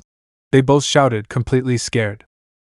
"Oh, my little dragons are shedding scales for the first time. If it wasn't their first time and therefore something dangerous, I would take a picture of them now. As I was saying, get me all the garbage bags you can and take them to the lake near Natsu's house," he said, and then left the bathroom with Sting and Rogue in tow, leaving behind a very confused Juvia who blinked twice.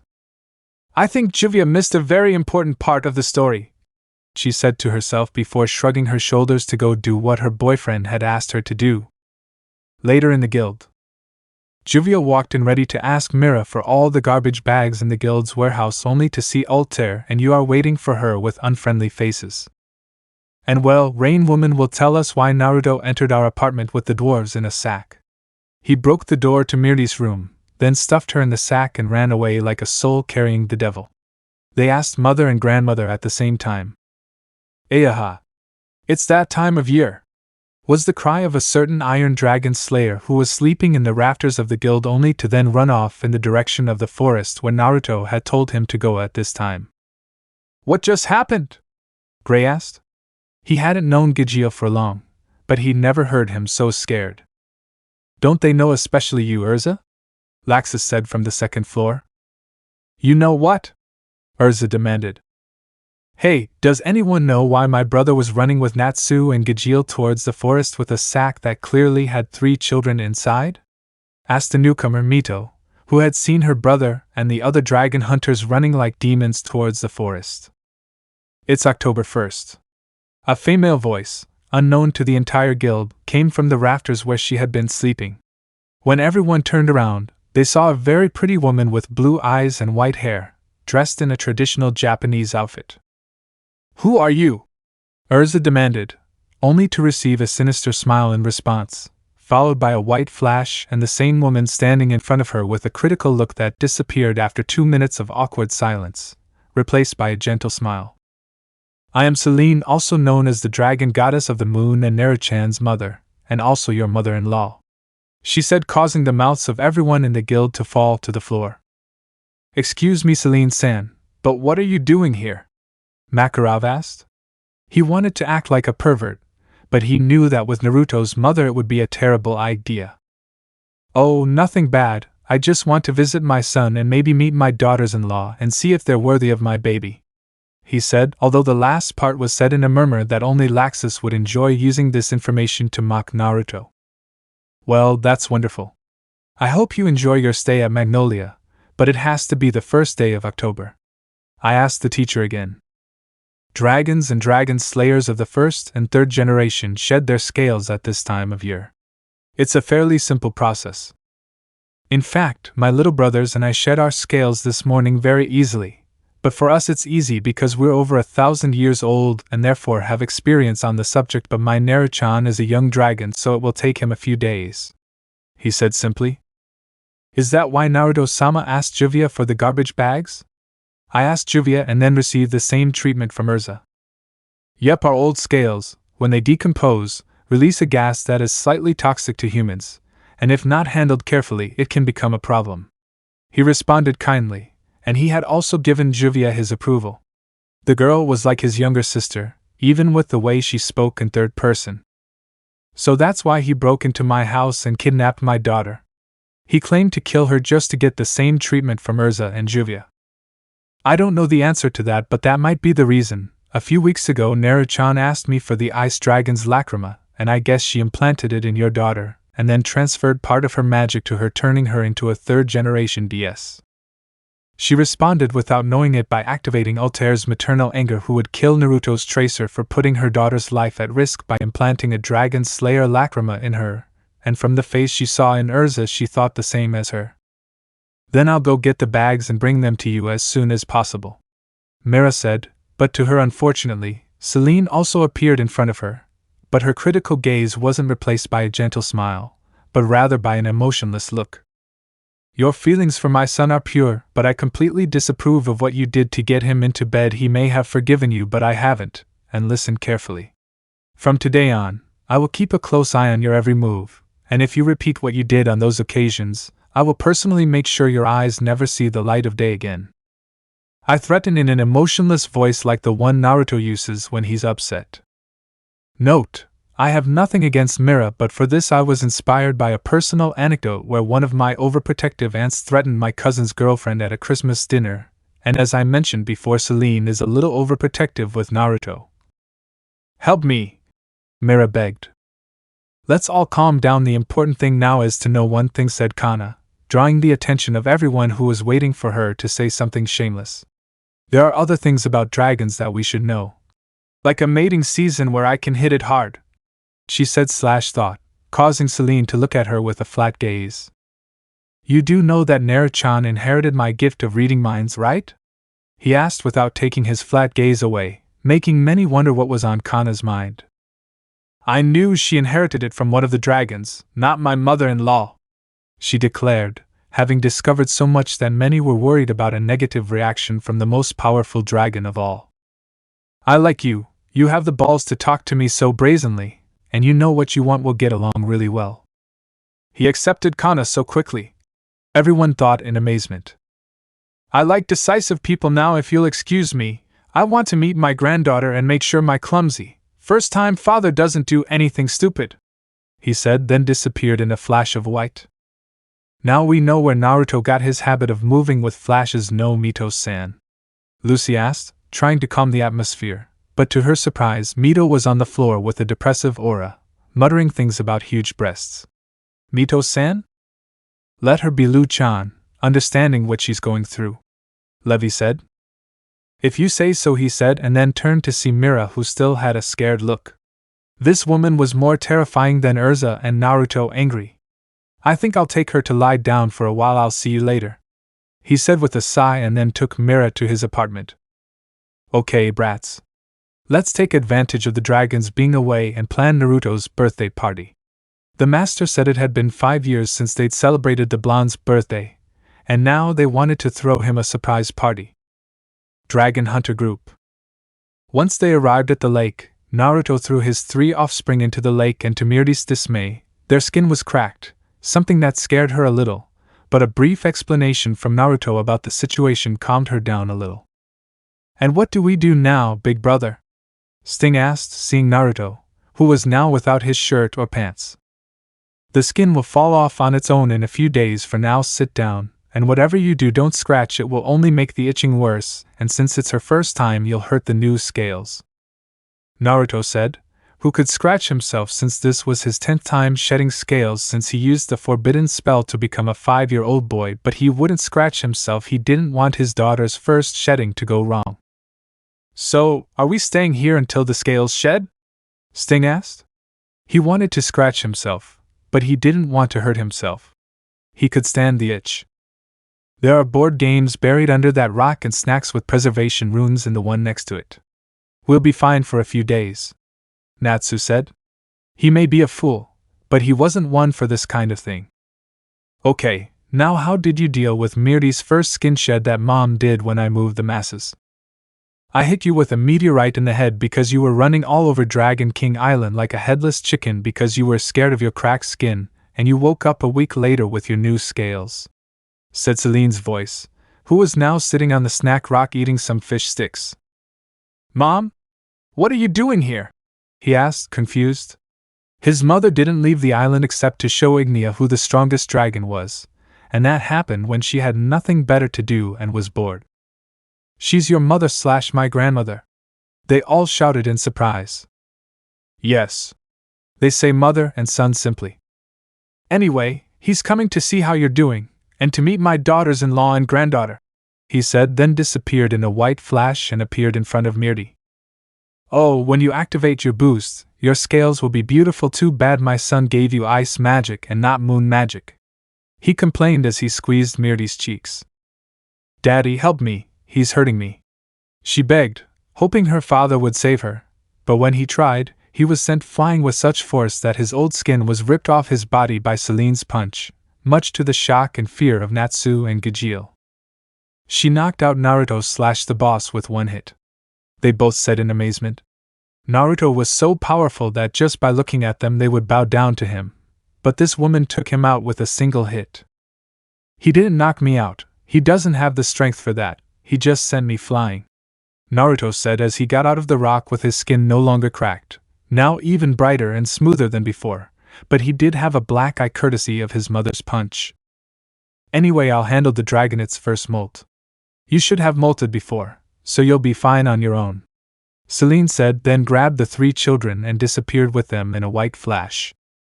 Well, I'll go to the guild to get the bags, while you gather all the scales we've already shed, she said with a smile before disappearing in a golden flash, leaving Natsu and Gajeel behind. Do you know how to play Gwent? Natsu asks. I guess a quick game wouldn't be bad, Gajeel replied. 3 days later. They were not good days for Naruto in the end. Besides having to pay for the doors he broke in Yuar's house, he also received a beating from Yuar, Altair and Urza for having put Mirti's life at risk by implanting a dragon slayer lacrima in her. He may be stronger than the 3 magicians together, but as his brother Ghidorah once told him when he was a child, there is no hell compared to the fury of a woman.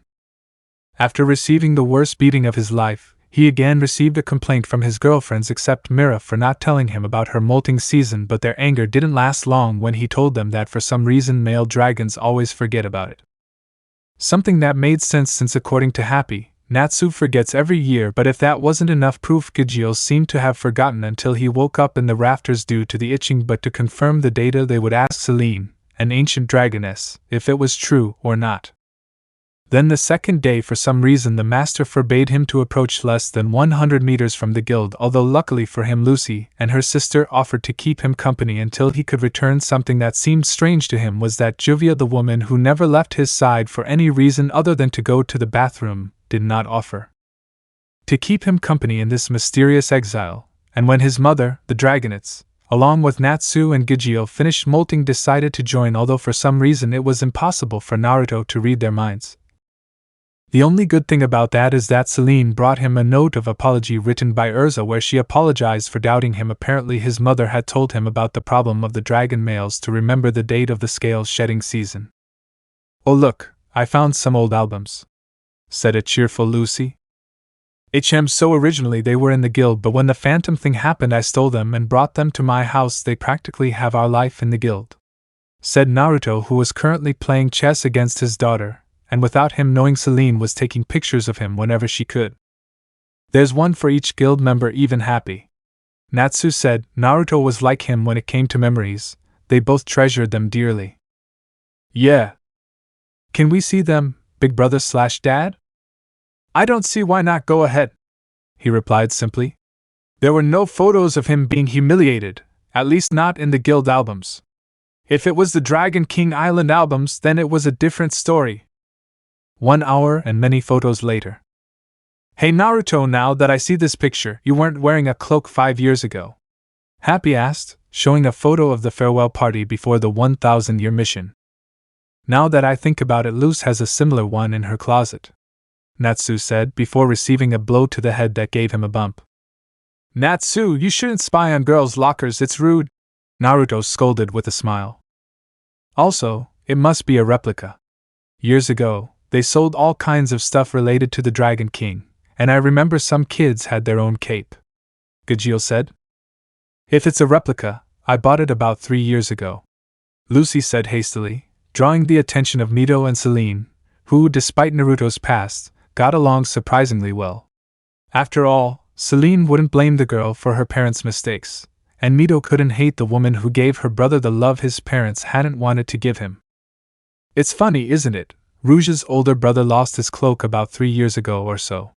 Sting said. He, along with Yukino and his brother, and the 2 cats had found Naruto 4 years ago, a year and a half after he left on the 1,000-year mission.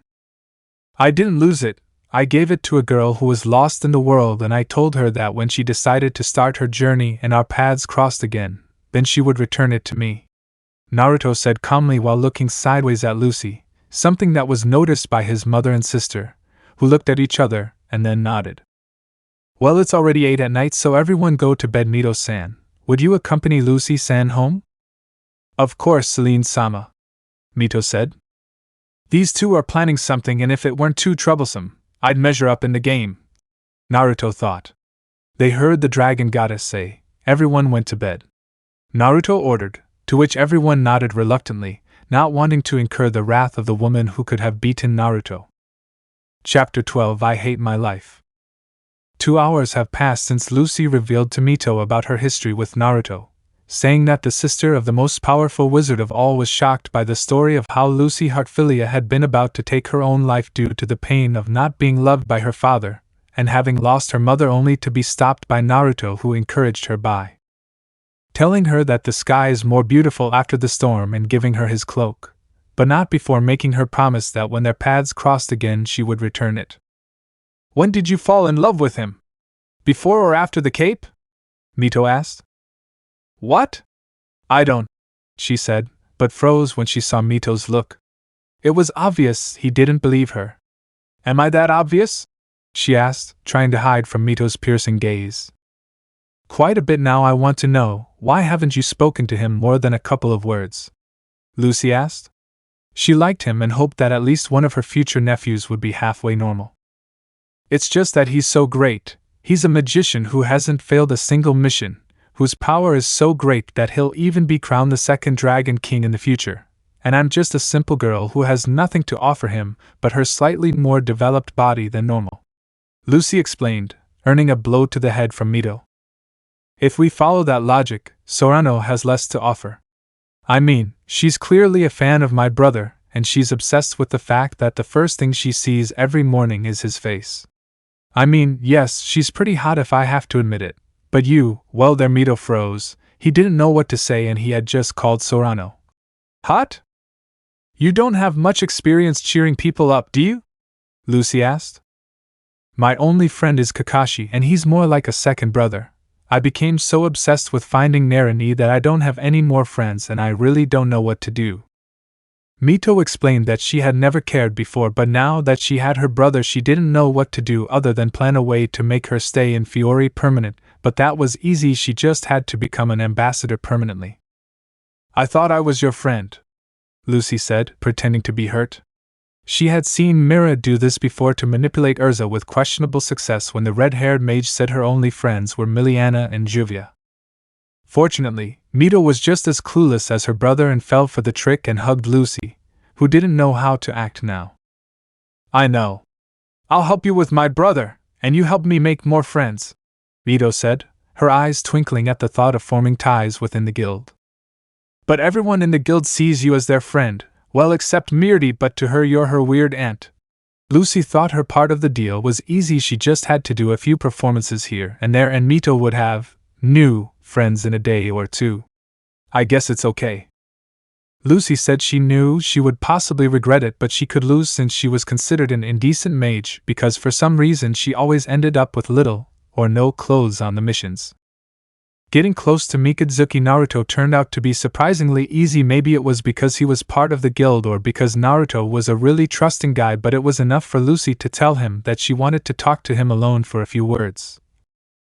And after an explanation of being scared to approach him, Lucy gave him back his cloak and then tried, well, actually before he could talk about anything else, Juvia appeared out of nowhere and jumped on Naruto while apologizing hundreds of times for leaving him alone all these days. Oh, hello, love rival. Juvia hadn't seen you, Juvia said once Naruto managed to get rid of the water mage and could notice the blonde. Juv, we've already talked about this. Not all women are in love with me. You can't just call them a love rival, Naruto scolded lightly. But I am / she is in love with you. they both thought. Urza had talked to everyone except Lucy about the blonde mage's crush, and that's why Mira, Altair, Kana, and even Sorano knew about Lucy's feelings for Naruto. I still can't read their minds. Well, Mom certainly did a great job with the runes, Naruto thought. He still couldn't stand the idea of not being able to read the minds of his lovers or friends. It frustrated him a lot. Oh, by the way, my love, Urza-san told Juvia to take you out of the city for the next 3 days so as not to ruin her surprise party, and gave me this mission to fulfill that task, she said proudly before realizing what she said. Bad Juvia, you weren't supposed to say any of that, she said to herself while pulling her hair until Naruto stopped her. If it helps you calm down, I already suspected it. I mean, it's October 7th and my birthday is October 10th. You didn't have to be very clever to realize that, he said, causing her to calm down a little. Could you at least act surprised? The guild worked really hard for this, Juvia asked. I'll try. You know I'm a terrible actor now. What's that mission about? Naruto said and asked. Nothing too difficult, just take out a dark guild called Black Cat. It's a half-day's journey away. Sounds good. What do you say, Lucy? Do you want to come? Naruto asked. But you two don't want to go alone, I mean you and her. This is a love rival mission. If it were a date, things would be different. Juvia told him it was true. She had no problem with more people going on a mission with her and Naruto, but if someone crashed their date, then the story would be very different and terrifying, so much so that even Urza knew that she shouldn't interfere in a date between Juvia and Naruto. I guess it's okay after all, it's the worst that could happen, he said, making Naruto pale and Juvia open her eyes. Well, we're already screwed, so what's the point? Let's just walk and get this over with, Naruto said, knowing something was bound to go wrong now that Lucy had invoked Murphy's Law. The next day /Konoha/Hokage office. Minato sighed in resignation after having read his teacher's intelligence reports for perhaps the 100th time. Minato, you've read them 102 times. No matter how hard you try, nothing will change what's brewing out there, Jiraiya told him. I know, Sensei, it's just that I already lost Naruto and Mito. One hates me and the other doesn't speak to me. I can't lose Kushina too, said Minato while the word Akatsuki repeated itself in his head over and over again. I know it will hurt you to hear it, Minato, but order your daughter as permanent ambassador in Fiori. No one in their right mind would dare to invade that country with the 10 wizard saints ready to respond to any attack at this moment. Fiori is safer for your daughter than Konoha, Jiraiya advised, earning a sigh of resignation from Minato, who turned to look at the only photo he had of his 2 children, which is from when they were both 3 years old. Mito, if you can earn Naruto's forgiveness and acceptance, even if you hate me, I love you and I want you safe, and right now only your brother has enough power to keep you that way. He thought as he looked at the photo it would hurt him not to see his daughter again, but this was for the best. Jiraiya was right. No one in the nations would be idiot or suicidal enough to attack Mito if she has the most powerful man in the world protecting her. Okay, I'll send a message right now to inform Mito of this, Minato said. And you should take the opportunity to ask for help with the other matter, she reminded him, causing Minato to look at the second scroll on his desk, which he hadn't touched after reading the first scroll 102 times. Because I have a feeling I'm not going to like what's in it at all, he muttered as he slowly opened the scroll, and when he read it he cursed so loudly that it was heard by everyone in the elemental nations and some mages, all the slayers, from Fiori, who just dismissed what they heard and continued with what they were doing. First terrorists, and now this. It's just that you can't just run a village without everyone wanting to see it burn, he complained aloud after reading the joint invasion plan of Odogekure, Iwagakure and Kumogakure to his village. Considering our history over the past 100 years, I'd say that's asking a lot, Jiraiya told him. Yes, I suppose so. Well, if you'll excuse me, Sensei, I'll write and send the letter to Mito and the Magic Council, and then I'll go to my personal office to curse the day I became Hokage. He said he didn't have to hide anything from his teacher. Don't worry, I'll take care of your work here, Jiraiya said. He hated paperwork, but he would do the work he hated the most for his student. Night of October 9/City of Magnolia. We can see 3 figures, one completely unharmed and clean, but to the delight of the female population this one was not wearing a shirt, while another had a few parts of his clothes torn and a few scratches on his milky skin, while the third had parts of his hair burned, and fortunately for his dignity the previous armor of the first person and his cape covered his nakedness. And after half an hour of entering the city, they arrived at the apartment building where Lucy Hartfilia currently lives. "Well, Lucy, what did we learn today?" said the first figure, which was Naruto, who had lost the upper part of his armor due to having protected Juviet and Lucy from the suicide of Black Cat's master when he decided to die by explosive lacrima rather than go to the magic prison. "It doesn't matter if I go on a mission alone or with Natsu, or even with you, Naruto. I mustn't invoke Murphy's Law or things will get very ugly," Lucy cried, currently dressed in one of Naruto's first armor and her cape. "If it makes you feel better, my life was never in danger. Advantages of only Acnologia being able to hurt me." "Okay, you and Mito are definitely brothers. You both suck at cheering people up." "I'll take that as a compliment. Well, now I just want to know how the hell you ended up." "Naked love rival Naruto-sama protected us from 95% of the explosion with his body, and that's why we don't understand how you ended up like this," Juvia told him, who would now have to buy a new dress and possibly cut her hair, an idea that pleased her when Naruto offered to accompany her, something she regretted shortly after, but she didn't back down. "Believe me, I've been asking myself the same thing since I joined the guild anyway. I'm going to wash your cloak and this armor and I'll return them to you later." "Don't worry about the armor, just return the cape. It was a gift from Miraheim on her first Christmas in the guild. It's something special to me," he asked, then turned around and put his arm around Juvia's neck. "Come on, Juv.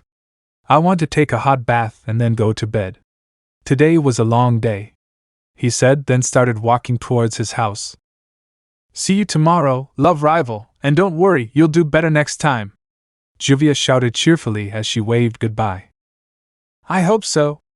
I'm starting to feel like a burden to everyone," I murmured before entering his house. Moments later, Altair's apartment. Altair wasn't having a good day.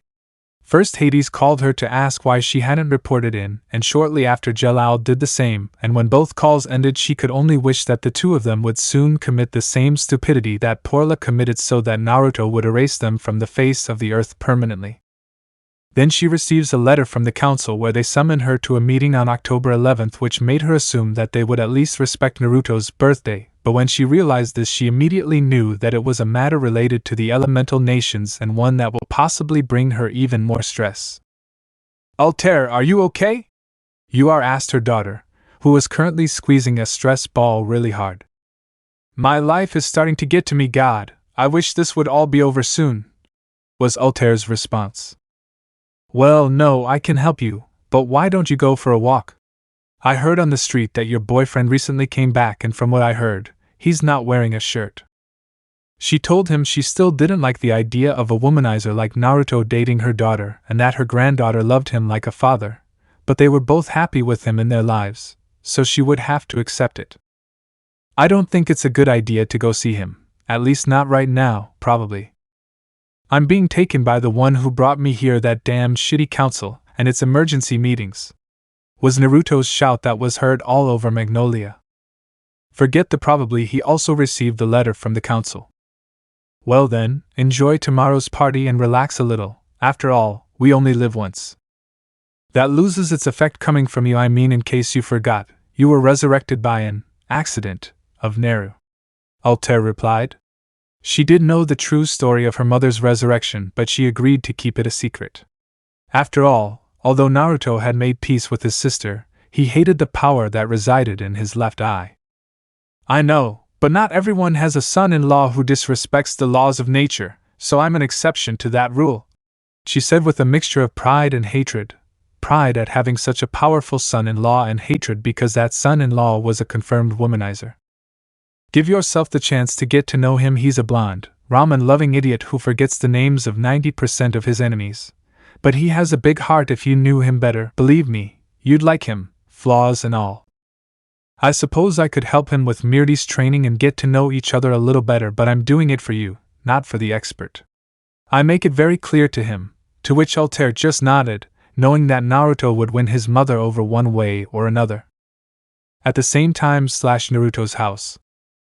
Naruto was having a wonderful night. He was able to make fun of Lucy's misfortune a little. He had a nice dinner with Juvia where fortunately no one asked why they were in that state of partial nudity. The people of Magnolia were surprisingly tolerant of fairies. It was not for nothing that they had adapted the city for when Gildarts was in it.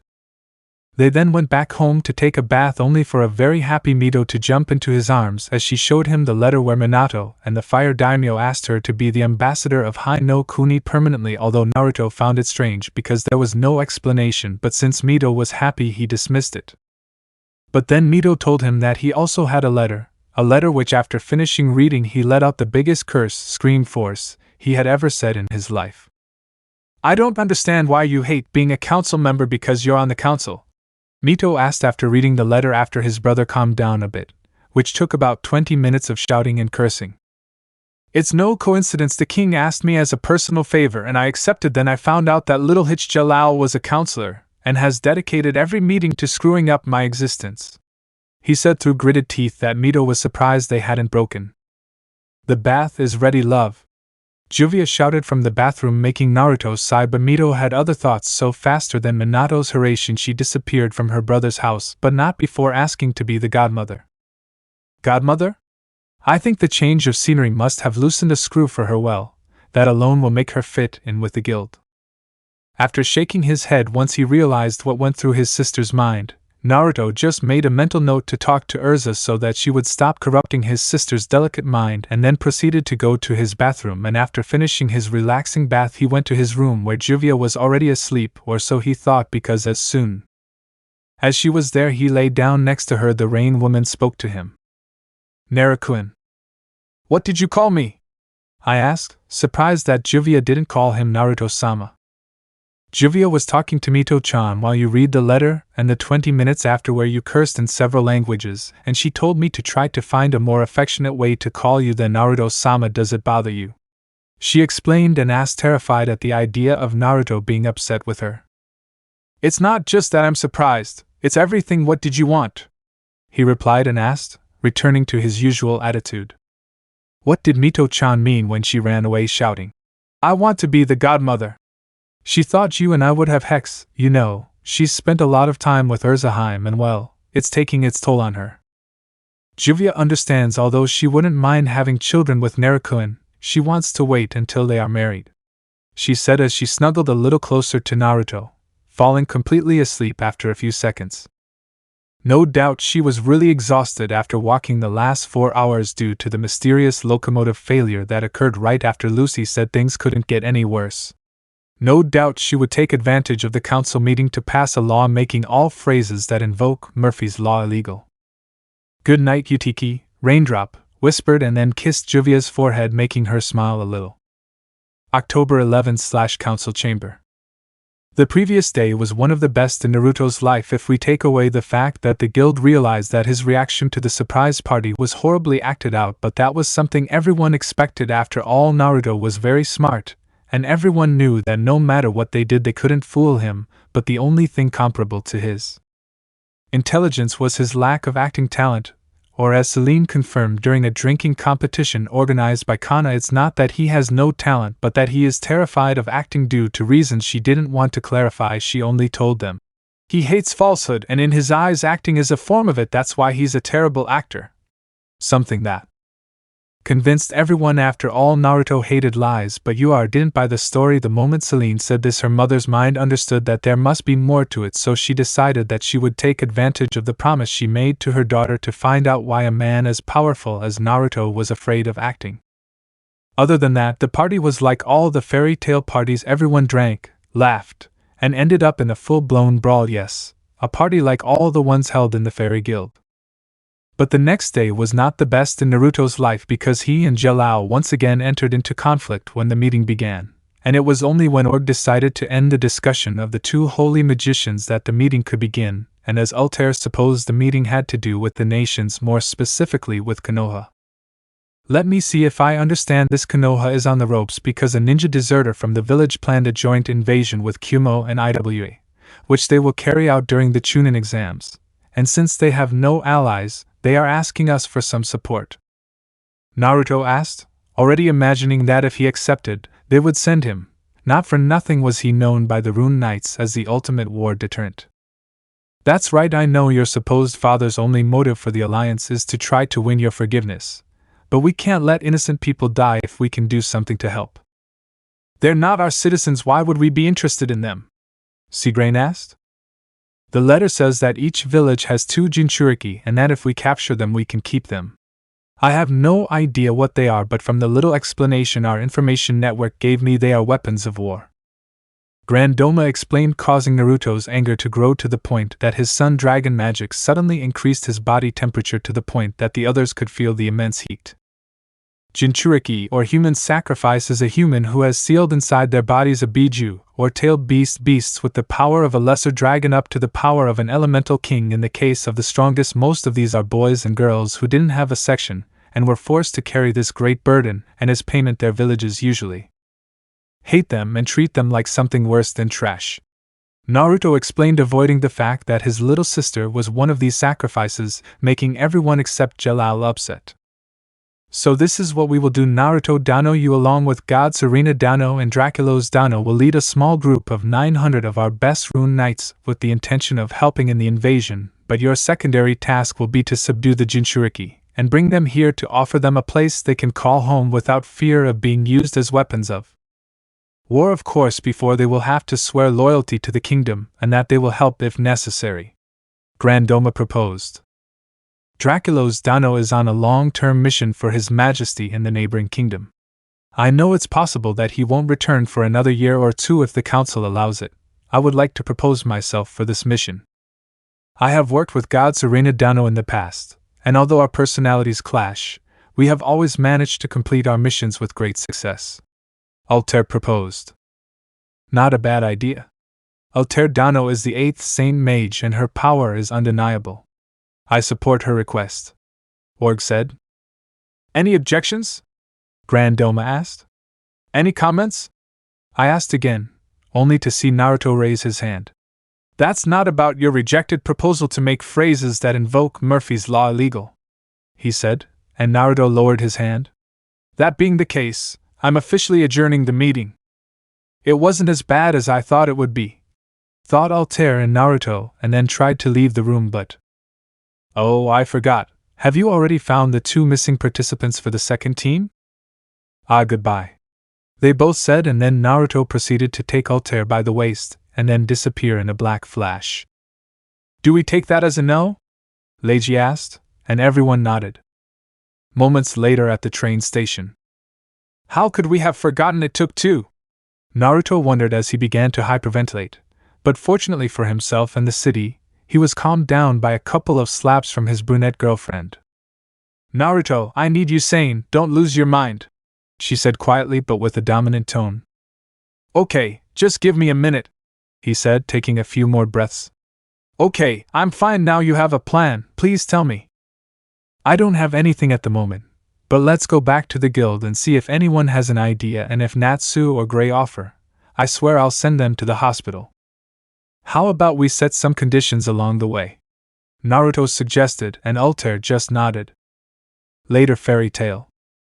Actually, little brother, there is no age limit, so if you weren't a wizard saint and a recognized pillar of your community, you could participate. Mito told Naruto, and then got down from the beam where she had been exercising since she arrived at the guild. It's something that the nations and you guys are very similar in. Someone can become Chunin at age 6 or remain a gen in their entire life, the same way you can go your entire life without ascending to S class or ascend at age 10. She explained, making Natsu get excited in his head that ascending to Chunin meant promotion to S class. It didn't help that Mito confirmed this belief with her words. 11, but it's the same. Even so, I won't change my mind. No one over 16 years old has to be B rank or lower, and above all, they must be responsible. Naruto said with special emphasis on the responsible part, making Urza nod. They couldn't send anyone who didn't understand the situation, or they would leave not only their guild but their country in a bad light. I'm 16, I just rose to Class B and I'm quite responsible, said a female voice that made everyone, Urza, Naruto, Altair, Laxus, Natsu, Gray, Makarov, and Rob, turn to see the owner of said voice, being this a young woman of Mirti's age, being a thin young woman, with long, straight dark hair, a purple color that falls to the middle of her back. She has a traditional Japanese haircut. Her bangs are cut straight. Further below the bangs she has another pair of short hair strands diagonally that ends at the cheekbone, and even further down she has a pair of strands longer than the previous one, but shorter than the rest of her hair. This pair of strands reaches her chest. She wears a white jacket with yellow decorations, which is somewhat open to reveal a red-collared shirt and tie underneath. The jacket ends at the hip with a shape cut into open peaks. The cuffs of her jacket are tucked into a pair of white gloves. On her legs, she wears a pair of black stockings, which are tucked into a pair of long boots. She wears a short pleated skirt over the stockings and under the peaks of her jacket. A ribbon is tied around her head, its ends pointing upward, giving her a look similar to the ears of some animals. "And you are?" Urza asked, stealing the question from her boyfriend, who after a couple of sniffs in the air figured out who it was. "Oh, sorry brothers, this is Kagura, my little sister. She came this morning to visit us and wanted to meet those who took care of me in the tower, that is, Naruto, Urza, and Grandpa Rob," said Simon, who was sitting at the table with his sister. "How did we not notice them when we came in?" Altair asked, somewhat embarrassed. "I came in grumbling about how much I hate the council and you were yelling at me to calm down. I guess that was the reason," Naruto said, making Altair blush a little. "And what about us? We've been here all day and we never noticed her," Urza said, receiving nods from all the mages present before Naruto and Altair arrived. "I do, but I thought it was someone from his guild, so it doesn't matter much," Mito said. "Advantages of having a fur ball capable of detecting emotions sealed in your stomach." "My brother says I don't draw much attention to myself. I'm usually very quiet," she said, somewhat embarrassed. It wasn't the first impression she wanted to give her brother's friends. "Don't worry, Juvia is the same, and the only way we notice her is when she appears with her lunches for Naruto," Gray said, and as if she had been summoned, Juvia appeared out of nowhere with a bento for her boyfriend. "Time," he said, pointing at the water mage. "Why is everyone looking at Juvia?" she asked, slightly blushing. She didn't like being the center of attention. Well, yes, but only the attention of her boyfriend, not that of everyone in the guild. "Don't worry, I'll explain later," Naruto said as he stroked Juvia's head. "Anyway, how much did you hear?" he asked Kagura. "Not much, just something about some exams Fiori was invited to, the requirements you set with Miss Altair, and that you hate the Magic Council," she said, treating Naruto like a high equal, causing him to blush when she realized. "Sorry, I didn't mean to be disrespectful, Naruto-sama." "Oh, it doesn't matter, you're my brother's little sister. If you want you can call me informally, I have no problem with that. In fact, I hate it when people assume that I like being treated like a god or something," Naruto explained, making Kagura relax a little. "Well, technically you are a god, Lord First God of Ishgar," Natsu mocked. "Don't you have a ton of coal to eat, Natsu?" Naruto asked, making Gray laugh a little. He now had a new insult for his rival. "Ignore Natsu, we're still trying to figure out a way to make him smarter. Anyway, are you sure you want to help us? You gave me back my brother alive, it's the least I can do besides that." "Never say or finish that sentence. Things always get worse when they say it," Naruto said, then removed his hand from her mouth. "Anyway, if that's what you want, then welcome aboard. You'll have to make an effort to catch up with the brats and the two girls, but I trust you'll do it." "I'll try my best to catch up with them, although from what I heard from Simon, I'd really only have to catch up with Rogue and Mirti, since Yukino has trouble controlling her magic and Sting thinks your training is a game." "It's true, Yukino has low reserves, but it's nothing a little training can't fix. As for Sting, I'll have to discipline him a bit, but I'll fix it. The boy has passion, he just needs to focus," Naruto explained. "Yes, it's true, but you'll have to leave that for later. That's fantasy in a week, and we have to prepare for the guild competitions, and this year we have an auction of only male magicians." "In other words, you're going to sell us to the city's spinsters for a whole day," said all the men in the guild. "What are you complaining about? We all know that Naruto will get the worst of it, he has that fan club," Kana said, making Naruto pale. "Old man, you don't have another 1,000-year mission, I'll settle for even a 10-year one." "I'm sorry, Naruto, you won't escape, and I'm not allowing you to do any kind of missions. We all have to make sacrifices, Makarov said. I hate being so hexy, he muttered, earning a laugh from everyone in the guild. Naruto's self-esteem was comparable to Kana's. If it's any consolation, I've been saving up all year for this event, and I think I can get you with that money, Urza said, making Naruto feel a little better.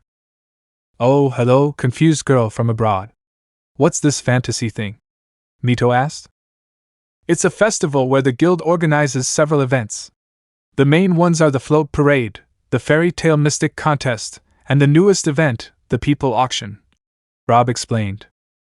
You should participate in my fairy tale sister-in-law. You are family after all, and you should start participating more in our activities, Urza said to Mito, who seemed to think about it for a bit. Maybe like whatever. Hey bro, why don't you post an ad or something for the 6th member? It's not a bad idea, but you could do it for me. I'm sure the old man won't let me go more than 30 meters from the city, he asked, and Mito just nodded. It was something she could easily do. Chapter 13, A Troubled Auction. It was without a doubt the second worst week of Naruto's life. Honestly, nothing would top his first season of Heat, but that was another topic now. Why was it his second worst week? Simple, really a simple word, a group of people that he hates all but one. The fangirls. Well, when word spread that he would be in the first fairy tale people auction, all of his fans started showing up in Magnolia.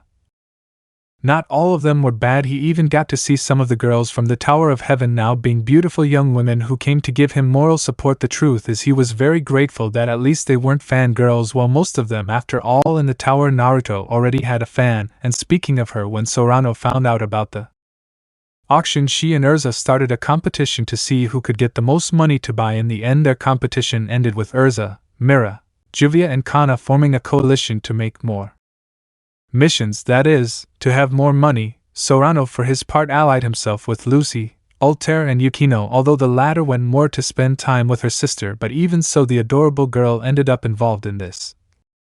And honestly thanked Mirti for not being interested in being part of this madness, mainly because now he had 2 doting grandmothers to take advantage of. Trouble in paradise, huh? Asked a more than mocking Ur, who then proceeded to sit in the chair across from Naruto. I guess weren't you going out with Mirti today? Naruto asked. He had nothing against Ur, but she seemed to hate him. Not that he blamed her, honestly, he understood her. He was a womanizer as bad as Gildarts, with the difference that he was the magician. Crash. Naruto planned to marry all of them in due time. Your mother signed her up for the My Fairy Tale contest, and took her to prepare a number. I swear her mind is corrupted. I'll make a coat out of her skin. Ur declared. She had no chance of beating Celine, but for her granddaughter she would face Acnologia himself. She won't corrupt her. Mirti is too similar to Altair to allow my mother to corrupt her, Naruto said. Honestly, he was happy to have saved Altair from the darkness, and to be able to give Mirti a more normal life for a girl her age, but still Mirti had a personality very similar to her mother's, only less terrifying. I guess, and you don't have planes to escape tomorrow. I'm honestly amazed at the number of fans out there, Ur commented. I ran out of ideas. The old man thought of everything. He even put a blocking rune on my leg when I wasn't looking because I was talking to Altair, the 6th member. He explained while showing that on his ankle he had a rune that Fried put on him to prevent him from leaving Magnolia, and fortunately for the dark riding mage, the old man held him back long enough so that Naruto wouldn't catch him, and now he was in Harem until all this ended. And you're not the all-powerful wizard who knows every magic in the world? I asked, making Naruto shrug. I could take it off, but the girls have been working like crazy for their competition to see who can buy me, and honestly, I want to live to see my grandchildren grow up, he replied. It was true. He could take off the rune, go beat up Fried for putting it on, and then escape for a week or 2, but when he came back, his wives would tear him to pieces for making them work like crazy for nothing. Do you want grandchildren? She asked, not thinking of Naruto as the fatherly type. Of course I love you. I was once human and I always wanted to have a child of my own, even do the diaper part, but at the moment I'm not ready for that, and I honestly doubt any of the girls are. They're still too young to think about it, he explained, then gave Ur a look. I know you don't like me. Why did you suddenly decide to talk to me? He asked. He could read minds now, but he wanted his mother-in-law to like him. She was the only living mother of one of his partners, and he wanted to get along with her, and reading her mind wouldn't be good for that. I promised Altair I'd try to get to know you better. Give me points. It's hard for me not to put you in a block of ice. She joked, knowing Naruto was an ice DS and would eat his prison in seconds. If your ice is as tasty as Altair's, I have no problem with you making it. Now it was Naruto's turn to joke. You are wanted to play along. The guy wasn't that bad. A womanizer, yes, but at least he took responsibility for the feelings of the girls he dated. You know you're not that bad. If you were only about 8 years older, maybe I could try to steal you from my daughter's clutches. You are joked, but before Naruto could answer, a certain redhead with amber eyes appeared in a cloud of smoke. Although now she wasn't wearing her typical ANBU outfit, but she was wearing one of Myra's tops and black pants, although her sandals remained with her. Actually, Mrs. Ice Cream, my brother and I are 28, but he used a forbidden spell to rejuvenate 9 years, and I'm an Uzumaki. We don't age until we're 80, aren't we great? She boasted again. This guild was undoubtedly a bad influence on her sanity, but she loved it. For the first time in 20 years it felt like a family, a dysfunctional one, but a family. She even thought about asking the master to let her join, but she was afraid of being rejected.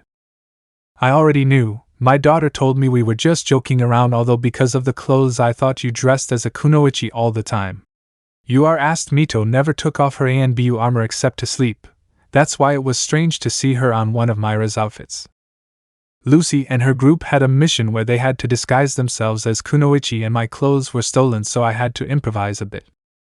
I was lying. Clearly she could be a great kunoichi, but in reality, from what Naruto found out about his sister, she was an even worse liar than him, and whenever she lied she looked slightly to the right like she's doing right now. You know I can read minds, right? You lost a bet with Lucy and had to lend them your clothes. There's nothing shameful in that. Even I've lost a couple of bets, he said, trying to calm her down. Anyway, come on, let's get you some new clothes. Knowing Lucy's luck, you'll lose all your outfits. He explained. It wasn't that Myra's top and pants didn't fit his sister well, but he didn't want his sister to lose her clothes due to the apparent curse on Lucy's clothes. It was nice talking to you. You are. We should do it more often. As long as you can buy me a drink, I'm in, she said as Naruto approached, and then disappeared in a flash alongside his sister. A few hours later, Magnolia Streets. It was official. He hated shopping. He didn't understand how or why all more women, no matter how unfeminine they acted, were addicted to buying clothes. When he arrived at the Magnolia shopping plaza, he didn't think he would be there more than half an hour, but Mito others had planes. And after dragging him to all the clothing stores and a couple of games that people started to put on for tomorrow's festival, finally the two brothers were returning to Mito's hotel. I never imagined you knew few and thought you hated nations, Mito commented a few moments ago. Naruto had sealed all of his purchases in several scrolls. She also discovered he was a neat freak if the way he organized all of his purchases was anything to go by. I hate them, but my mother insisted I learn everything I could about them. They left Ken, even some of Jen and Tai, he explained, unconsciously bringing his hand to his left eye, that is, his healthy one. Sharingan? I wouldn't blame you for hiding it. I hate those damn efforts stealing eyes too. Mito snarled. She had a pair too, but she hated them. Guy and his mini-clone taught her that hard work should be respected. That's why she would never use the Sharingan she inherited from her maternal grandmother. Naruto sonorous at the moment. He wouldn't tell his sister about his eye. He trusted her, but not Danzo. He knew that the old Warhawk had tracking and recording seals on his ninja band. He thought about replacing her. He knew Mito's thoughts about wanting to join the genius.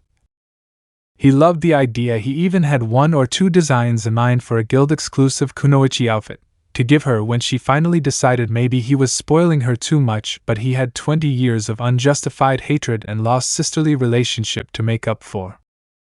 Yes, let's not talk about it, shall we? I don't like this eye.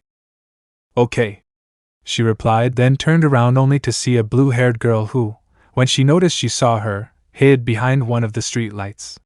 You've noticed a little girl following us, haven't you? She wondered, causing Naruto to sniff the air a bit before turning around, finding a very familiar clump of blue hair. She's gotten better at hiding her scent since the last time I saw her, Naruto muttered before disappearing and reappearing behind the girl. Good work, Win. This time I really had a hard time detecting your scent. He praised the girl, who was about 14 years old with long blue hair, a blue and yellow horizontally striped dress, and beautiful chocolate brown eyes. "I've been practicing like you told me, Oto-sama," the girl said with a blush, then hugged Naruto, who hugged her back. I can see that he smiled at this. "What are you doing in Magnolia?" he asked the last time he confirmed that his second adopted daughter was at Kate's shelter. Wendy, for her part, could only lower her head with some sadness in her gaze, causing Naruto to soften his gaze. Now he knew why his daughter was here.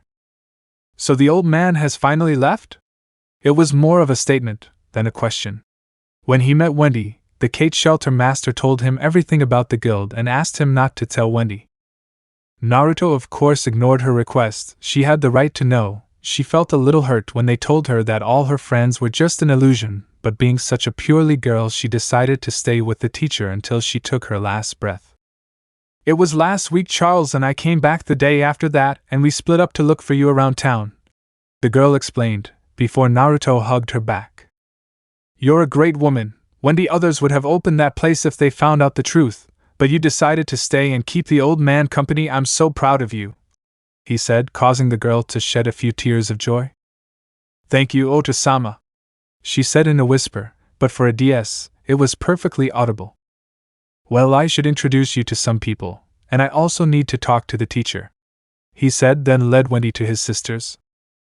Mito, for her part, was completely confused. She thought the girl would be one of her brother's fans, but it turned out to be another daughter, and from the conversation she heard the girl had gone through a grieving process recently. However, before she could continue with her thoughts, Naruto approached her with the girl holding her hand. Wendy might be a strong girl, but she loved the feeling of security that came from holding the hand of the man she had come to love as if he were truly her father. "She's my sister, Mito Uzumaki Mito. She's Wendy Marvel, my other adopted daughter." Naruto introduced them, and it was like pure instinct. "Kia, you're so cute!" Mito squealed like a fangirl before pinching Wendy's cheeks. Wendy blushed at her aunt's behavior. "Oh, sorry, I have a weakness for cute things," she apologized, blushing. "That reminds me, you should start getting ready. My mother is at the guild on an undetermined visit," Naruto informed Wendy, who could only gulp. Naruto told her that his mother was a great dragon, but she was also too prone to displays of affection that hurt a lot.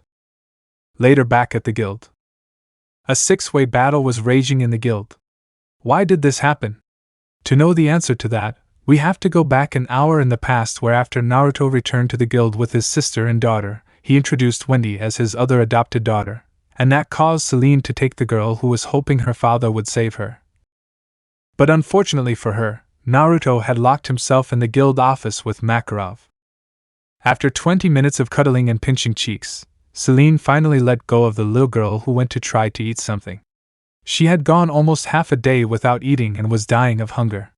Fortunately, Naruto told her that the food was on her own. And while she was eating, one by one her father's partners approached her, and after a conversation, Wendy revealed that she, like Natsu and Gajeel, was a first-generation DS and that she missed her mother.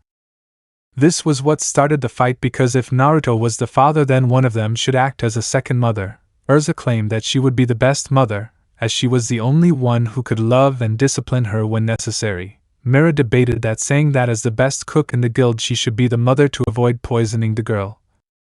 Juvia said that she would be a fun mother and that with her hair color she did look like her mother. Kana just said that she wanted to be one and that not even they would stop her. Sorano just said that she had a lot of maternal love that she could give her, and that because of that she should be the mother.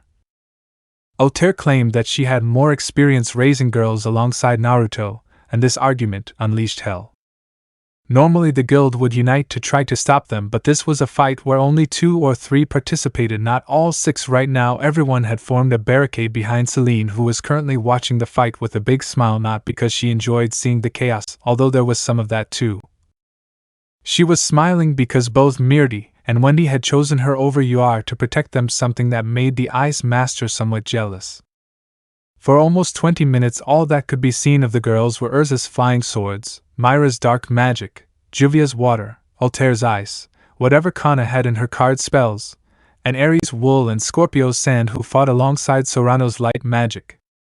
Finally, after what seemed like an eternity, Naruto and Makarov left the office seeing the guild hall almost destroyed courtesy of the fight, and after a brief explanation by Lucy, who also wanted to be Wendy's mother but was too afraid of the 6S class mages or those close to her to try to enter the fight. Makarov said that they settled this in My Fairy Tale, where the winner would be the undisputed mother. Naruto would argue this. He knew that Makarov was only doing this so he could make Mira take the competition seriously, but there were two reasons why he didn't intervene. The first was simple: they wouldn't listen to him. When he got something in their heads, nothing would make them change their minds. And the second was the proposal that Makarov gave him after asking him to let Wendy join the guild. "I'm getting too old for this job, and I want you to be the fourth teacher. You don't have to answer right now. Think about it for a few days and then tell me your answer." Those were his exact words, and because of them right now Naruto was really quiet, something that was noticed by his mother, who left the girls with the rest of the younger generation and then took her son out of the guild and went to the roof of the cathedral tower. "Nice view, isn't it? I found it in my first week, and now I come here every night to see the city. It's truly beautiful at night, don't you think?" she said to her son, who didn't respond, still too preoccupied with his own thoughts. "Is something wrong? What's wrong?" the dragon asked her son, visibly worried. "It's nothing bad, don't worry, it's just that the teacher offered me to be the fourth teacher. If I offered you to be the fifth you wouldn't care, and you would have accepted immediately. The problem is that he offered you to be the yondaime," she said, causing Naruto to punch the nearby wall, cracking it. "It's just a number, being the fourth, the fifth, or even the sixth. What's the difference? You have to understand that being the fourth won't make you like him. I know better than anyone. I raised you myself after all. Take your time, I know you'll choose the right answer," she said, then kissed Naruto's forehead and returned to the guild. She had a new granddaughter to meet and spoil. It's just a number one I hate, but can I be better than him?" Naruto muttered and then disappeared in a flash. He couldn't protect Mirti, but he would protect Wendy, or the cat would kill him. The next day at night, the fairy tale contest went surprisingly well, nothing out of the ordinary. As always, Max had been the presenter, something that Naruto expected. Everyone in this guild except for Natsu and Simon were perverts. Even he admitted that he had something of a pervert. I mean, one. You can't be the romantic partner of 6 hot beauties and not have something of a pervert. But he would never admit out loud that seeing Mira take the competition seriously was something that really turned him on, although that could have more to do with the fact that unofficially Mira was the Dragon Queen because of some loophole or another in the dragon mating rules. Honestly, after this he would look into those laws. After all, although he loved Mira as much as the rest, Urza, his first love, will always have a special place in his heart. And speaking of Urza, her gothic Lolita outfit would have had a little more effect on him if it weren't for the fact that Urza wears it when they go out alone on a date. In other words, he liked seeing her like that, but he was so used to it that for him, even though she looked beautiful, it had no more effect than that. Although he had to admit that the dramatic entrance was incredible. Same case happened with Kana. She was beautiful, but he was so used to seeing her wearing little clothing that seeing her in a bikini was just a little more skin than usual. Although he had to admit that Kana had a great ass, although judging by her mother's laughter, doing so would only bring more maternal teasing towards him than he needed. It wasn't his fault that Urza made him read obscene books from time to time. Fortunately, his shame turned to fury when it was his little girl's turn. In his eyes, Mirti in a swimsuit looked adorable. Again, his father's eyes made her see her as the most beautiful girl, sharing the title with Wendy. That's why he wouldn't allow the dirty old men of the guild to lay their eyes on her, or that was the idea if it weren't for the fact that his mother and mother-in-law didn't want Naruto's overprotective father instincts to ruin Mirti's moment. So reluctantly Naruto had to stay in his seat to wait for it all to end, then he would massacre the bastards who dared to lay their eyes on one of his babies. Fortunately, he saw Juvia use her bastard version of re-equip to put on a purple swimsuit with white polka dots. Although he had to control himself, he swore he wouldn't play favorites in this, so using every ounce of willpower in his body and a little help from his Arctic DS, he was able to keep a cool head. He hated not being used to seeing so much of Juvia's skin. "Naru-chan, I think you should stop reading those books. They're messing with your mind," Celine informed her son, who was slightly blushing, completely forgetting that his mother was just like him when it came to the privacy of her thoughts. "What books, Soba-chan?" Wendy asked, currently sitting on her grandmother's lap. Something you should never read, do you understand, my girl? He said with a terrifying look similar to the one he gave Mira after receiving a simple, "Hi," from Wendy. Great, now I'll have to take her to therapy, Naruto muttered, earning a giggle from Mito. Weren't you going to participate? He asked, confused. His sister wanted to participate in the contest. I'm afraid of winning that thing. You didn't see the fight they had yesterday? Imagine what they'd do if someone other than one of them won. She replied in the calmest tone she could. They'd probably shoot him, he replied, knowing full well how obsessive and bad losers his partners are, Urza in particular. She's never liked losing at anything. I approve. A good dragon knows what she wants and doesn't allow anyone unworthy to steal it from her, said Celine, earning a drop of myth and her granddaughter. Shaking his head at his bipolar mother, Naruto turned his attention back to the show, grumbling at having lost Bisca, Levi and Lisana's performances. Luckily, he was able to watch Sorano's extremely exaggerated light and feathers choreography, which was used to hide Aries' changes into a revealing feathered swimsuit. Altair opted to go with the simple and simply use her ice make to freeze her body, or rather use small ice crystals to make her skin covered by a white swimsuit shine like diamonds. Had to give her points for creativity without a doubt, although Simple heard the show was incredible. Finally Lucy, well, she looked extremely hot dressed as a cheerleader, and had to be given points for bravery. Not just anyone would face the previous shows with a choreography that was obviously improvised, although again this contest was more of a way for the old men to see hot young women wearing little clothing, so she actually had a chance of winning. Who was she kidding? It was obvious that this worked, as Kana had said many times. Heck sells. 1 hour later. Guys, why did the old man make us wear these clothes? Asked Alzak, who, like all the men 15 years or older in the guild, was wearing a white cotton shirt and black pants. I'm not sure, but I think I have an idea, Naruto muttered.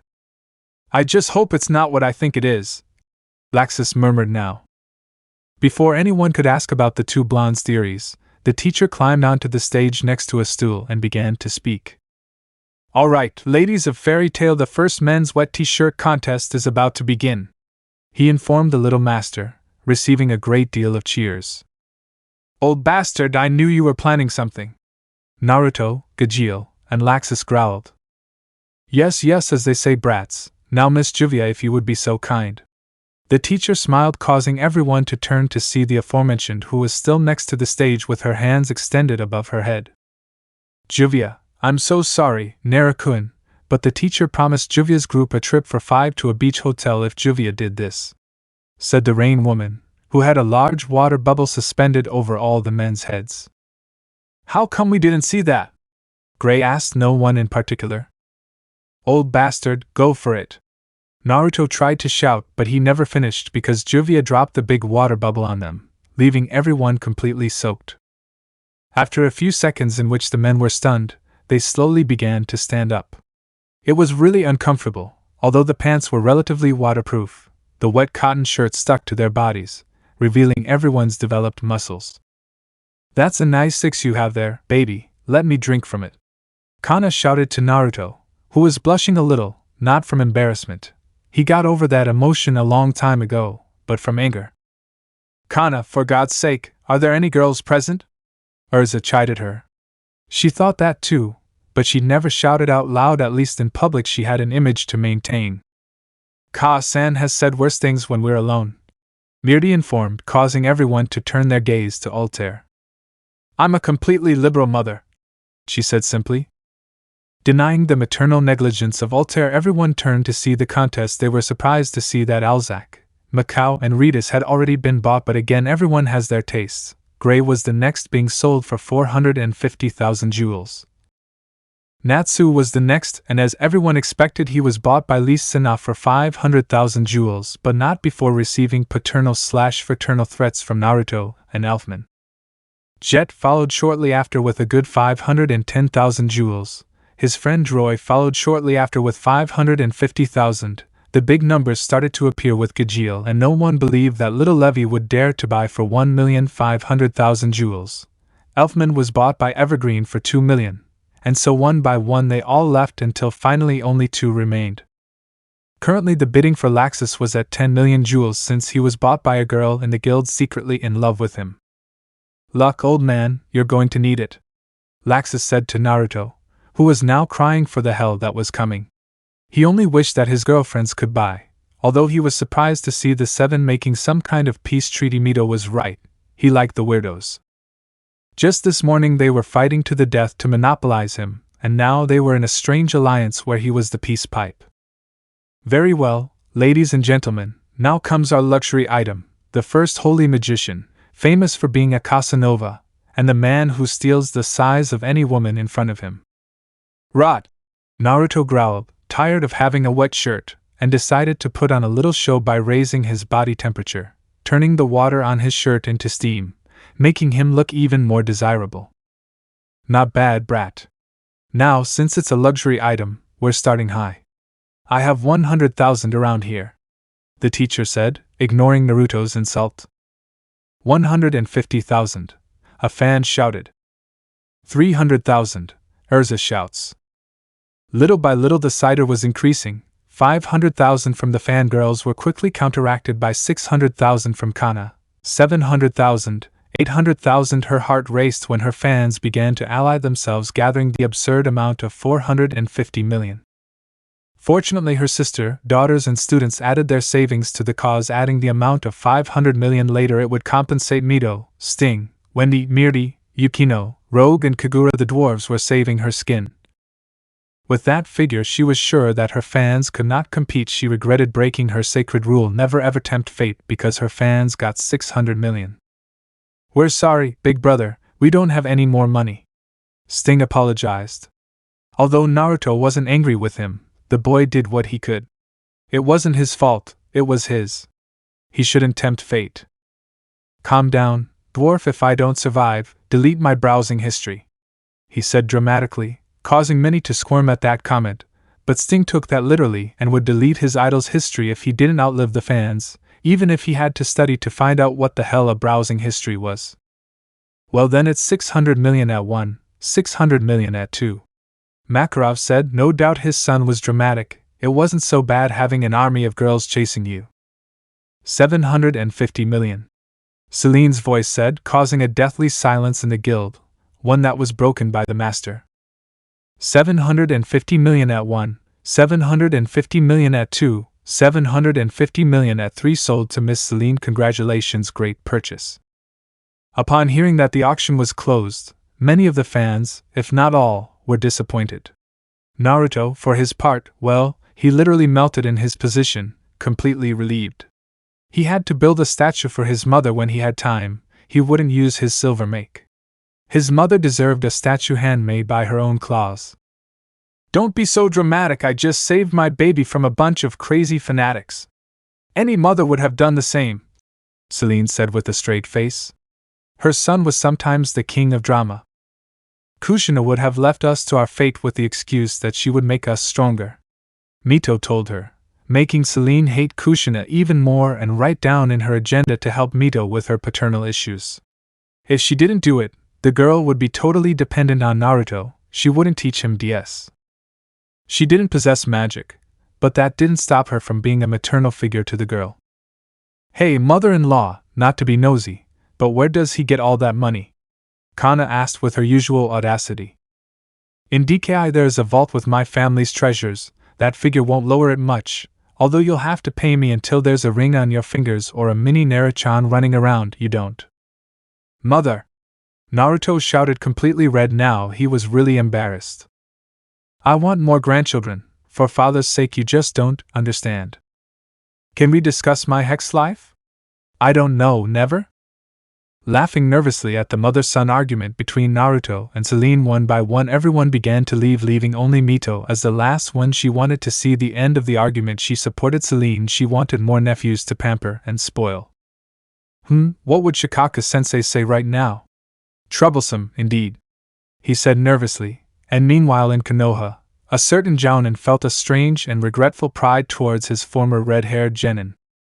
Chapter 14, Story Time. 2 months have passed since Fantasy, and besides a very strange Halloween party where Naruto won the costume contest by accident, all thanks to the fact that he arrived with a spare ninja suit borrowed from Mito. Since his house flooded due to a small accident with him entering the bathroom when Juvia was getting out of the shower, resulting in his entire apartment flooding, and therefore all his clothes being wet. And a couple of attempts at revenge against the teacher for what happened in the guild's wet t-shirt contest. Nothing truly interesting has happened, well, except that Naruto confirmed that he would be the yandame, but only when his business with Konoha was 100% closed. Something that the entire guild celebrated with him as Master Fairy Tail would be even more powerful than before. But now, well, we say that the most unruly guild in all of Fiori is completely calm. Why? Well, this has been the rainiest week that the city of Magnolia has had in the last 20 years according to Makarov himself. Some like Natsu, Juvia, Urza, Naruto, and any fairy tale magician were not bothered, but as of these only 8, Naruto, Natsu, Juvia, Gray, Uar, Altair, Mirdi and Wendy, were immune to the cold because they could not train, so currently they were all at Naruto's house. Why my house again? Naruto asked, currently sitting on his couch reading a book about 1001 Ways to Gut a Shinobi, while Wendy and Charles slept, one on his lap and the other on the girl's belly, giving a tender image to everyone's eyes. My house flooded, Natsu said simply. And when he came to ask me for asylum, he burned down my living room, and now they're repairing it. Gray stayed. Juvia lives here, Juvia said, though it wasn't necessary to answer. It was something she always said to mark her territory when there were female visitors.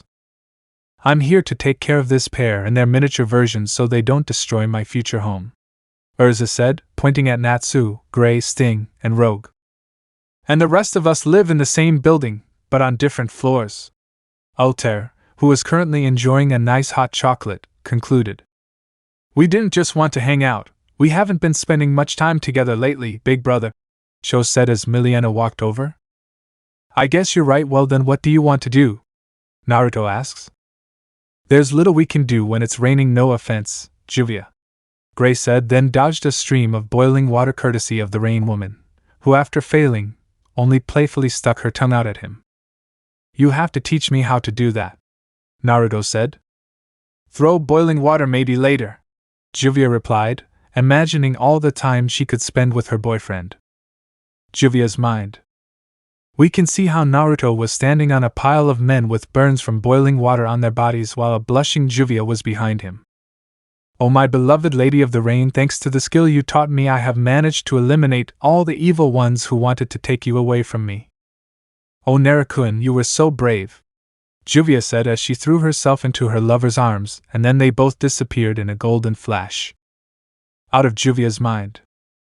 I think we lost her, Mira said as she ran her hand over Juvia's face. Well, he'll come around eventually. Now how about we tell stories? Urza suggested while glancing at Naruto.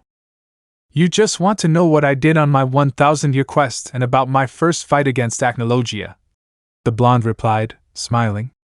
I guess I could tell you, though it wasn't really that impressive, he muttered as he used his moon dragon magic to create some gold dust to help him tell his story. 1 week after Naruto's departure / about 300 kilometers from Fiori. Wait a minute, how did you move so fast? Lucy interrupted, confused. The sacred dragon, in addition to the light element and the ability to use the God's Slayer, allows me to move at unimaginable speeds. Explicit Naruto. And what do the other dragons do? Curious question. I'll answer later. Now I'll continue with the story. Naruto had left his home in search of a mission that no magician, living or dead, had managed to complete in over 1,000 years. For other magicians it was suicide, but he was the prince of all dragons, and fortunately his mission was none other than to hunt the Chaos Dragon, one of his grandfather's deserter generals. Wait, you faced that monster like hell. You ended up in one piece. Neither I nor my brothers could face him. Only Dad could beat him. Celine asked, terrified. What time did you get back? Naruto asked, confused. His mother wasn't there when the story began. We just got here. Your mom has good hearing. As soon as I hear the word history I drag myself here. Mito complained and Naruto sighed. The answer was obvious. His mother had better hearing than him, and he could hear the people of Harem talking. Fortunately, he learned to ignore 99% of the things he heard during the day. Some were simply disturbing. Yeah, well, it wasn't much. It wasn't that strong, but I'll get to that," he said casually, making his mother smile, though it was hard to tell if it was from nerves or pride. On paper it's difficult, right? But in practice it's even more so. It wasn't that he couldn't face him. The problem was that he had no idea where to find him right now. He was following a rumor that said that the guy was in one of the ancient dragon cities on the northern continent. It would be almost a year of travel to go, and another to return, but nothing he couldn't handle. However, he didn't count on something, and that was that now that he was kilometers away from the closest city, he would meet someone about 30 meters away from him. He found a figure walking towards the blue eyes overflowing with light crossed with the emerald ones full of madness. "No way. It was so fast. I thought you faced that monster in your second year," Mira said, somewhat scared. He still remembered Acnologia and wouldn't forget him easily. "I would have liked that, but it wasn't what I thought," he murmured, recording the best fight he'd had since Gildart's. "What does that have? It doesn't look that strong," Natsu said, not knowing who it was. "Flammatas, that's Acnologia, my younger brother, and the one who is destined to fight my son to the death," Celine explained, and now Natsu knew why Mira was terrified. He had never been able to hit Naruto, and Acnologia was his equal in every way, without a doubt. Now he wanted to become stronger. The seconds until they found themselves side by side felt like an eternity, and when it happened, "You have those annoying old man eyes, I hate them," Acnologia said as she wrapped her fist in her magic. "I'm sorry I didn't choose to have them. I must say I didn't expect our first meeting to be like this," Naruto muttered as he wrapped his fist in the sacred dragon's dragon magic. In a second they were both standing there doing nothing, and in less than a blink of an eye hell began the fist of the magic dragon hitting Naruto's face, and the devastating fist of the sacred dragon hitting Acnologia's chest. In 1 second both were with their attacks connected as if they had not been damaged in the least, and in the next both were traveling at the speed of sound in opposite directions. However, in a matter of seconds both regained their balance and launched themselves back into combat, although Naruto had a small speed bonus thanks to a trick that consisted of using his flames on his feet as a kind of propellant. "You can do that," Natsu interrupted in amazement, making everyone look at him badly. "Natsu, you're such an idiot that I can't insult you," Gray said, annoyed for cutting the story short at the best part. Sun Dragon Claws / Magic Dragon Claws. A new clash just as powerful as the previous one, both attacks impacting on the chest of their opponents. Acnologia easily destroyed Naruto's armor. However, his chest was not affected. He had to thank Ruby for that. For his part, Naruto managed to get some blood out of his enemy's chest. "Ruby's magic HMP. You'll be hard to kill with that damn defense," he said with a demented grin. "I love a challenge." "Same here. I didn't expect your escapes to be so tough," Naruto commented as he entered his dragon force. He hated this transformation, but with his draconification still incomplete, he had to use every resource at his disposal. "Now, brother, we're going to cause Armageddon," they both shouted, then collided with each other again. Elemental magic and raw magic clashing countless times, and every time the result was the same, an onslaught, and just like what happened with Gildart's, Naruto's cloak had long since faded. A sign that he was taking the battle seriously. He had to. After all, if Acnologia attacked his opponent's eyes with his claws, Naruto's elemental paws would find their way to Acnologia's ribs. If Naruto used his claws to attack Acnologia's chest, his roar would send him away. For 3 days and 3 nights both remained on equal terms, one constantly feeding on magic and the other taking his power from the sun, the moon and the wind itself. What was once a beautiful meadow surrounded by a forest was now nothing more than a dead wasteland devastated by the clash of both kings. However, at dawn on the 4th day, with the final attack being this, the devastating fist of the lunar dragon god and the fist of the magic dragon, both finally met their limit, and after being sent flying both were knocked out. "I don't know how to write fights. I did my best for this one. What did you think?" "Wow, you're definitely strong, big brother," Miliana muttered, somewhat scared. She knew from personal experience that Naruto was powerful, but this fight was terrifying. Even Simon was scared, but he had to stay calm.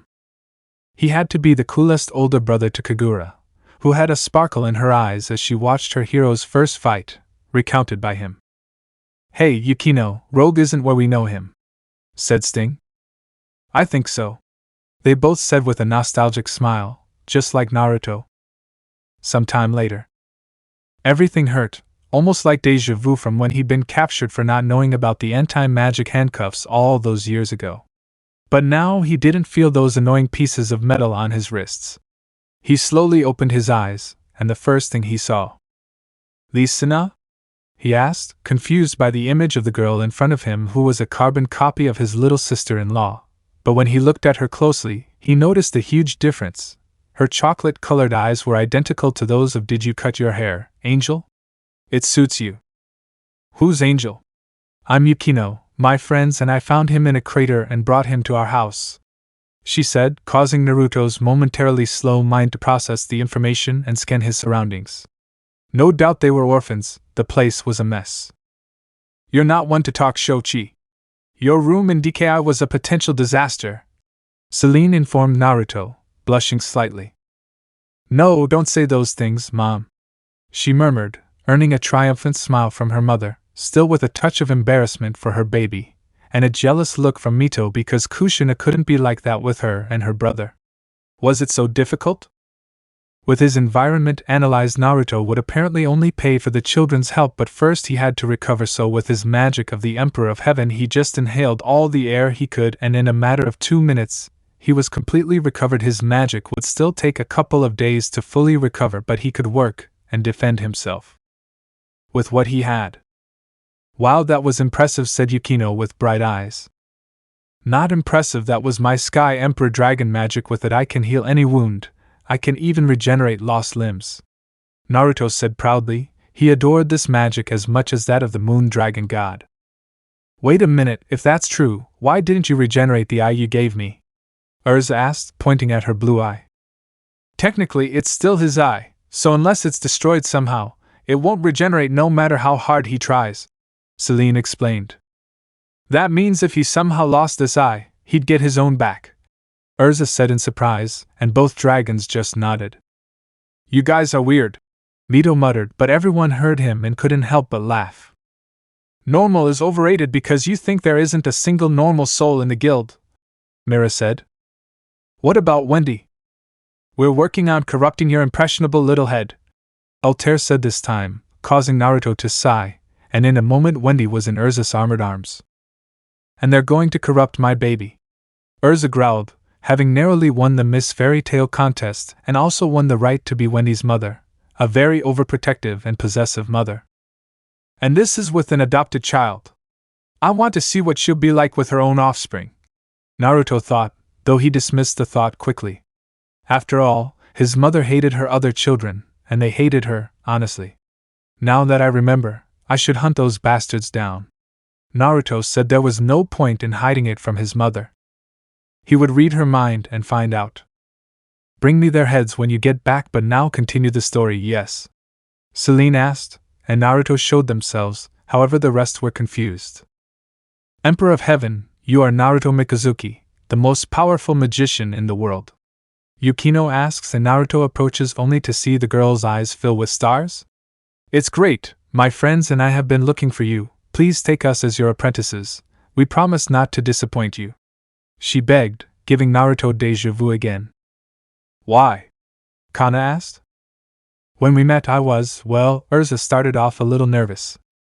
"He took my hands, his puppy dog eyes, and asked me the same thing with similar words," Naruto finished, remembering how his adventure began.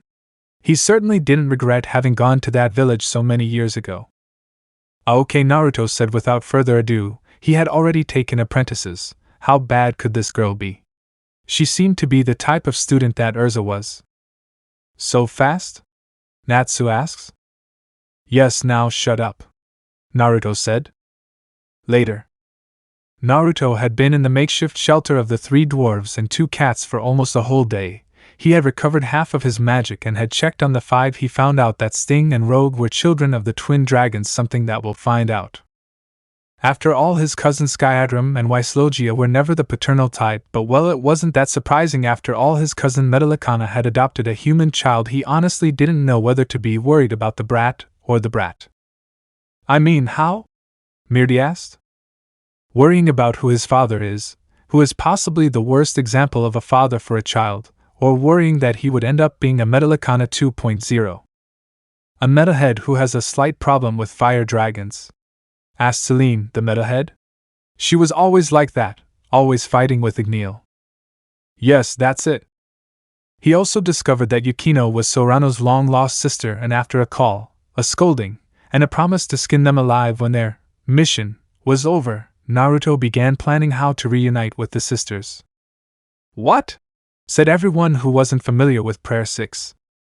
Forget, Naruto whispered, and out of nowhere, the same people blinked a couple of times. Thanks, Lightning Scar Kid, for the books I stole from the library, he thought with a sly grin. He wouldn't use the memory erasure spell left and right, but sometimes it came in handy. Naruto, next time think before you speak, you almost ruined everything, I whispered to Urza, to which Naruto ascended. Then she met Hap, better known as Lecter and Frosh, about whom she had nothing to say. They were like Happy but in brown and green, although Frosh seemed to have the same speech problem as Juvia, but that only made him cuter. Thinking about that, the girl who met Kate's shelter also had a talking cat. He wanted one. Do you want an Exceed? Celine asked with an arched eyebrow. I don't know what that is, but yes, Naruto said, making Celine sigh. He would get his favorite pup, a talking cat with wings, for Christmas, and then explained to her that an Exceed and a talking cat with wings were the same thing.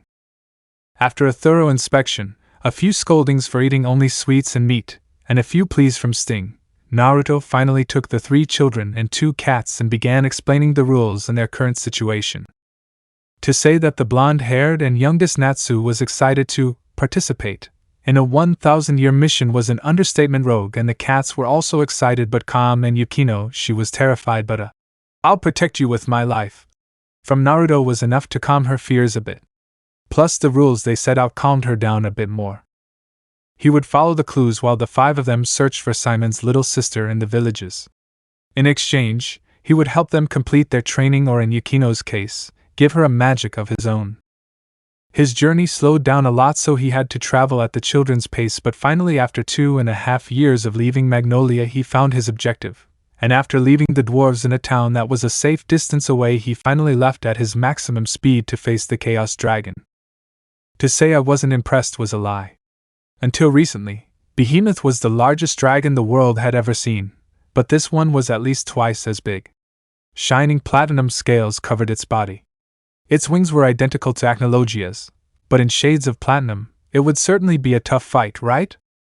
I didn't expect you so soon in your life, Era Van Caligon. You're about 80 or 90 years old. Well, it wasn't what Naruto expected.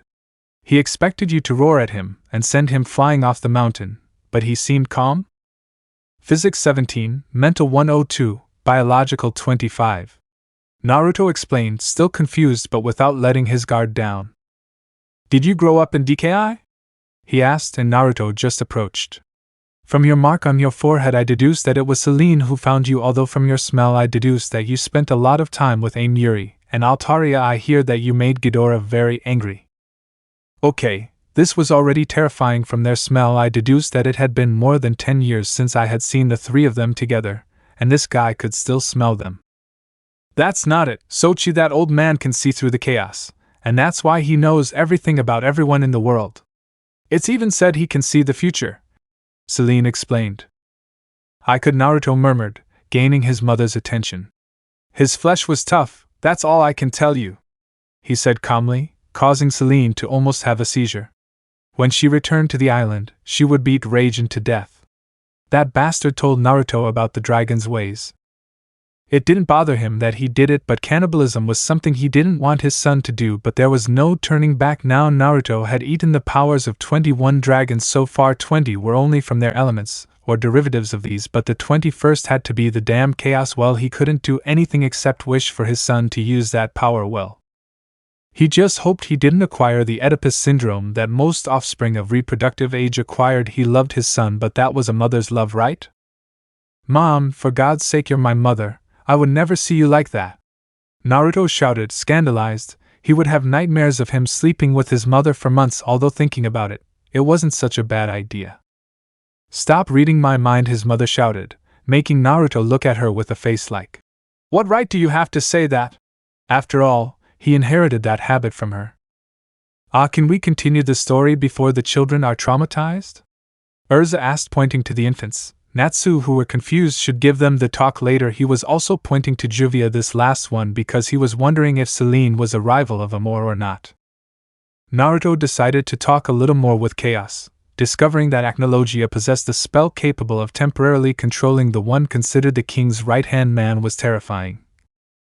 Although now it made sense, he and Acnologia had the same strength, and according to his mother he still needed centuries of training to reach his grandfather 1,000 years ago. Acnologia was not even half of what he is today, so the only way to kill his father would be with the help of a dragon of a similar level. Chaos did not betray Ancalagon, but Acnologia, using said spell, placed him in an illusion that made him think that the king was powerful, and after a roar that left King badly wounded, Acnologia finished him off, but not before allowing the prophecy of his heir to be given, discovering that made him hate his rival more. In the little time he has known Chaos, he discovered that he was not the traitorous monster that his mother and friends thought. Well, you're definitely making this difficult for me, old man. My mission is to hunt you, and well, you're not one of the dragons I usually hunt. You're one of the good ones. I asked for that mission more than 1,000 years ago. After that happened, Ancalagon asked me to test his heir. Whatever happens after today, you survive, or you will not be able to boast of having spoken with the powerful Chaos Dragon. Speaking of immense pride, thought Naruto, entering his dragon force, it didn't matter that he would win this. He made a promise, and would fulfill this mission for his guild. He wouldn't fulfill the mission for his family. I don't give a shit about your promises, you irresponsible bastard. I care about your life. Don't do something that dangerous again, shouted Urza, who was currently shaking Naruto, while the rest just wondered how the hell Urza could have Naruto so tame. After all, she was the only one capable of doing it. Not even Celine could control him, and the 15 times he escaped from DKI were proof of that. Chan, I'd like to keep my lunch in my stomach. I speak. Naruto will never understand how Urza was able to make him dizzy. He was supposed to be immune. Okay, but only because I want to hear how you kick that dragon in the ass. After I finish the story, I'll skin you alive, Urza said with a smile that was too sweet even for her standards. Because I have to like the violent ones, Naruto moaned in his mind. Well, fighting Chaos was definitely disappointing to an abysmal level. Kaiser was more aggressive, Raging faster, Behemoth stronger, Ghidorah was more powerful, and finally Acnologia was the complete package of strength, power, speed and aggressiveness in the same body. On the other hand, Chaos was slow. His blows didn't hurt, his roars didn't even tickle him. Well, he was aggressive, but not enough to compare with Kaiser. To say that he was disappointed would be an understatement, and so with his Sky Emperor Dragon Tornado, he simply ripped the head off the ancient dragon as if it were butter cut by a hot knife. With a tired sigh, Naruto simply did what he always did when he finished a hunt. He took the scales to make armor, ate some of their flesh, and drank their blood, and then burned the rest. Well, that was disappointing. I'll go see the brats, he said, then walked toward the village. Later, he would talk to the council about setting up a committee to classify the missions. Stupid Jalal and his emo tendencies, he muttered, then disappeared in a flash. After that, the dwarves and we began the journey back to Magnolia. We found Kagura a month before arriving, and then I hit Laxus for being emo. The end, Naruto said proudly. Well, that was informative and disappointing, Urza muttered. She had hoped Chaos would be a match for Naruto, but it seems not. You're telling me if I have enough of my stories, let someone else tell one. And said and done, the rest of the day everyone spent telling stories, some about missions, most of them made up, but it didn't matter. They just wanted to spend the afternoon with their friends. Chapter 15. Wonderful News and the Big Day. Narrates Naruto. 6 months and 2 weeks, that's how long it's been since my supposed father sent us the invitation to the Chunin exams, a time in which, although my friends and I have had free time to have fun, the truth is that most of the time we spend training, or rather, for them to train. And today, here and now, I find myself dodging with great ease the fists of the White Dragon and the shadows of Sting and Rogue, who had a big smile on their faces. Perhaps they think that I haven't noticed their trap?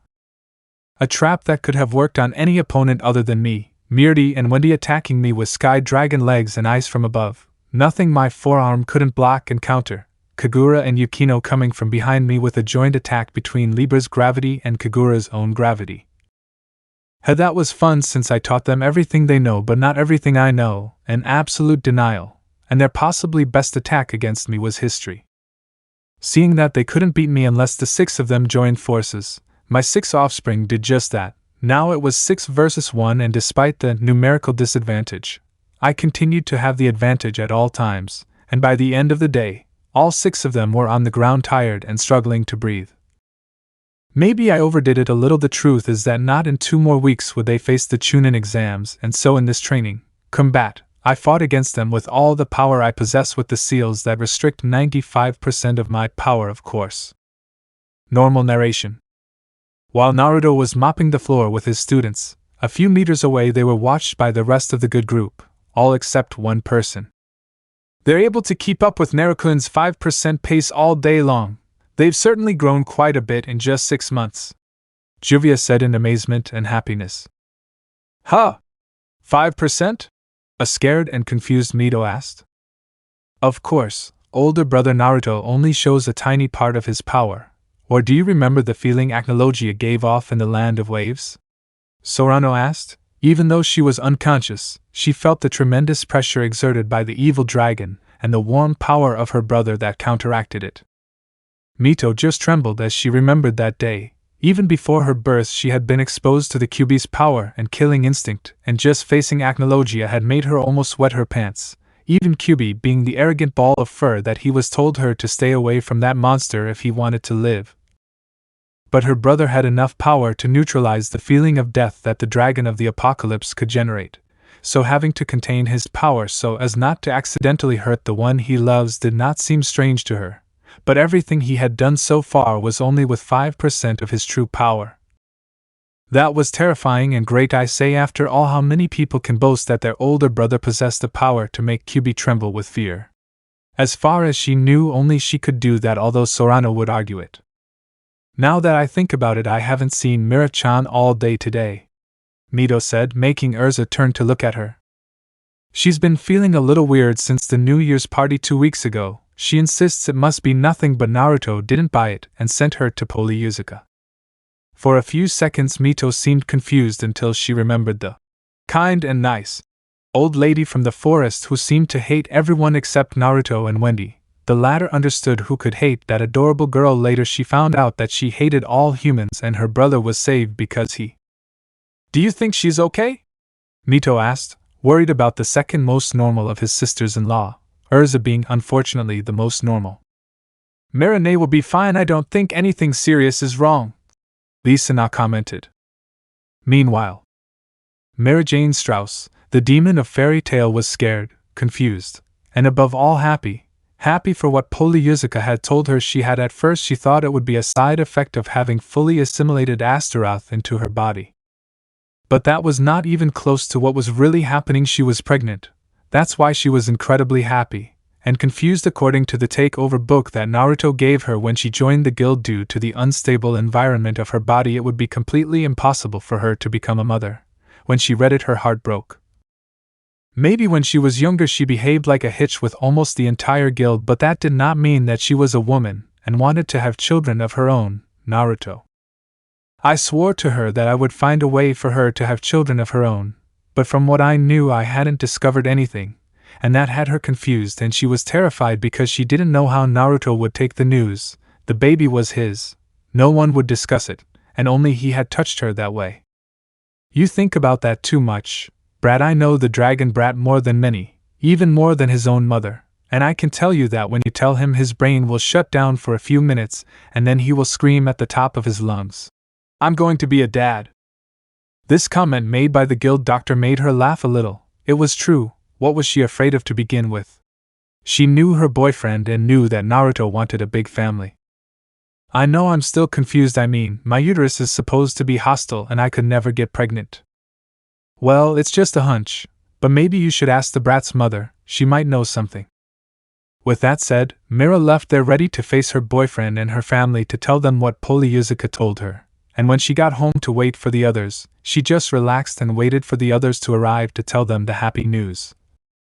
Her mother-in-law was there as always, doing nothing but spending the day, and apparently in her expression she was happy. She had to use all her blackmailing skills to get the dragon princess not to shout the news, but she succeeded, and when the most anticipated moment arrived since she found out, and her condition 4 hours ago, what she expected happened, her brother congratulated her. Natsu didn't understand anything, which caused Gray to make fun of him. Wendy and Mirdi were happy they would have a little brother or sister to pamper. Her boyfriend's other lovers were jealous and happy for her, especially Juvia, if the little tantrum she threw before hugging her like she was a teddy bear was a sign.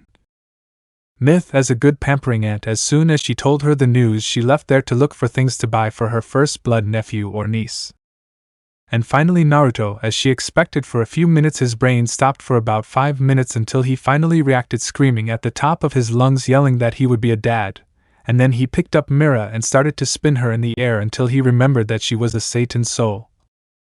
A thought that was heard by his mother, who decided to calm him down before his paranoia to preserve the life of his unborn child got the better of him. Calm down, Nara-chan. It's true that Mira-san's uterus is highly unstable and toxic for human babies. She's starting to confuse everyone a little. In terms we can all understand, please? Urza asked. Naruto is a pure blood dragon, the most powerful race. For an ordinary human, gestating in the womb of a Satan soul wizard would be impossible, but for a half-human, half-dragon baby, well, it would be nothing. So the child will be like me when I was a kid? Naruto asked, and Celine nodded. In other words, he'll be an exaggerated and dramatic crybaby, Altair said mockingly. Celine had told her what Naruto was like during his childhood, and now she was taking advantage of it to make fun of him. Hey! Naruto yelled at her. It didn't help that his mother was now laughing at him. Yeah, big baby, we love you even if you're dramatic and exaggerated, Natsu tried to say, but before he could finish, Naruto sent him flying with a powerful supercut. Now I have to fix the roof again. He grunted, then headed out to the backyard to grow trees and then cut them down to fix the hole in his roof. I made a mental note to ask Loki to teach me would make, he said as he headed out to the backyard. Juvia thinks we should remodel for the future, baby, the water mage said. I'm going to fix the roof anyway. We'll figure out the remodeling later, Naruto shouted from the courtyard. 1 week later narrates Naruto. 21 years, that's how long I've been away from the place where I was born, and to which I thought I'd never return. When I was a kid, Kaiser always told me that one day I would have to return, face my demons, and become the king I was destined to be. Although it's hard for me to admit it, Altair is right. Back then, I was a dramatic and exaggerated crybaby. Every time my brother told me that, I would run to my mother's skirts crying. I was scared. Even today, doing this scares me, but like my mother taught me when I stopped crying in her skirts. Courage is not the lack of fear, it is the ability to fight despite being afraid.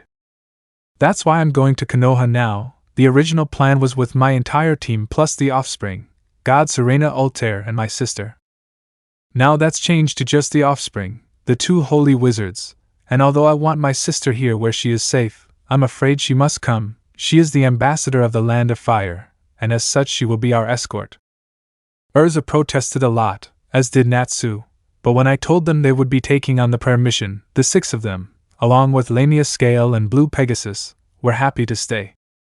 Juvia and Simon didn't even try to come. The first one wanted to be with Mira to support her in her pregnancy. And speaking of which, Makarov almost killed me when he found out, not out of jealousy but for being an idiot and irresponsible brat. Fortunately, after a very grateful help from Dad, Rob, the old man calmed down and a big party was held to celebrate the upcoming arrival of a new fairy to the guild. Now Simon, well, he said he wanted to stay to protect my unborn child with his life. Honestly, I should tell him that his debt to me never existed, but something tells me he'll ignore me and continue as he has until now, wanting to protect me from everything. Laxus was another hard one to convince. He wanted to see the level of the shinobi. Fortunately, when Mito said that the third phase of the exam was a public tournament, he agreed to wait to go see the best, something that I was grateful for. I would never tell him, mainly out of fear of Urza's wrath directed towards me, but after myself and Gildart's. Laxus is the strongest in the guild, and his help in the possible invasion would be very useful. Plus, I was sure that the artificial DS would enjoy a good fight against the Kage, or an S-rank shinobi. And well, besides that, the hardest part of the week was separating UR from Mirdi. The candidate for Holy Magician flatly refused to let Mirti do something so dangerous. Fortunately, I want to do it, Grandma. From Mirti managed to convince the doting grandmother. Now here we are standing on the outskirts of Magnolia waiting for my self-proclaimed eternal rival to arrive with the ship that will take us to the elemental nations, and as always. Normal narration. Why does that eccentric lunatic always find a way to be late? I asked, currently in a small crater 30 centimeters deep from pounding the ground with his foot. Are you sure he's not related to Kakashi? Mito asked, confused.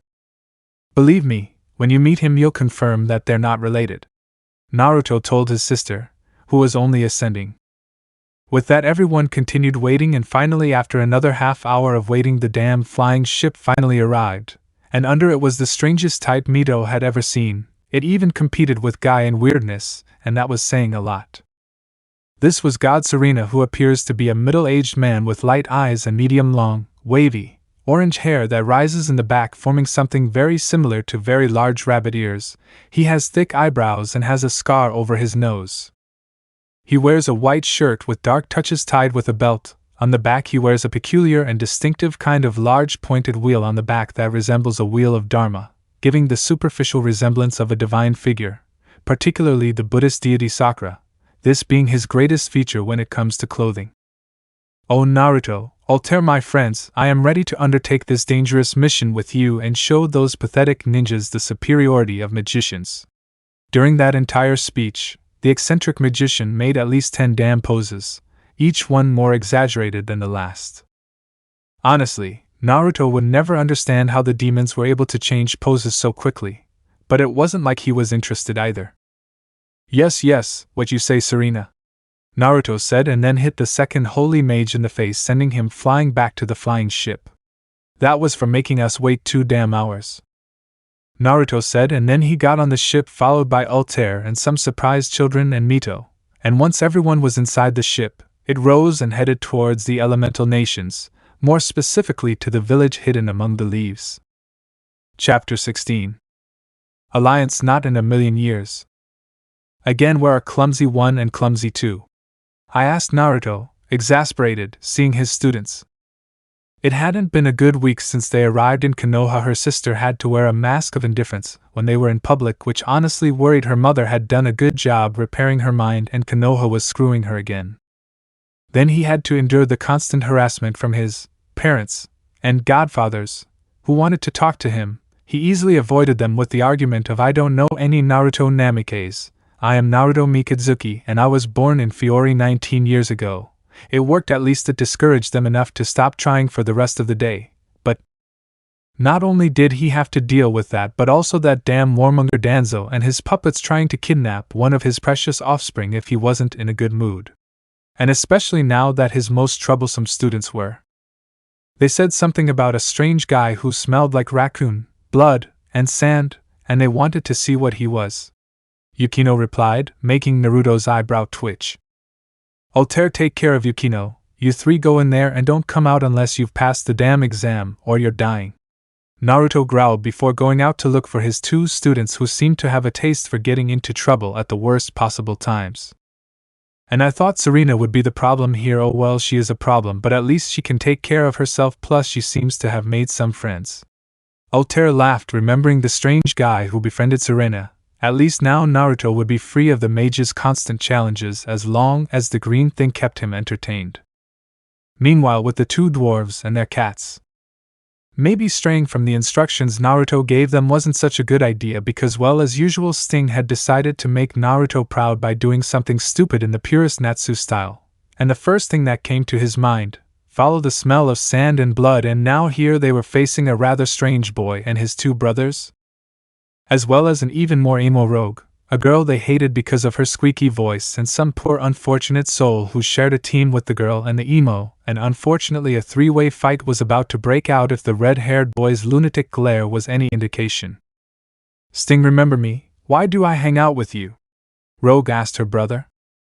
Because Big Brother told us you'd make sure I didn't get into trouble, and besides, you're my brother.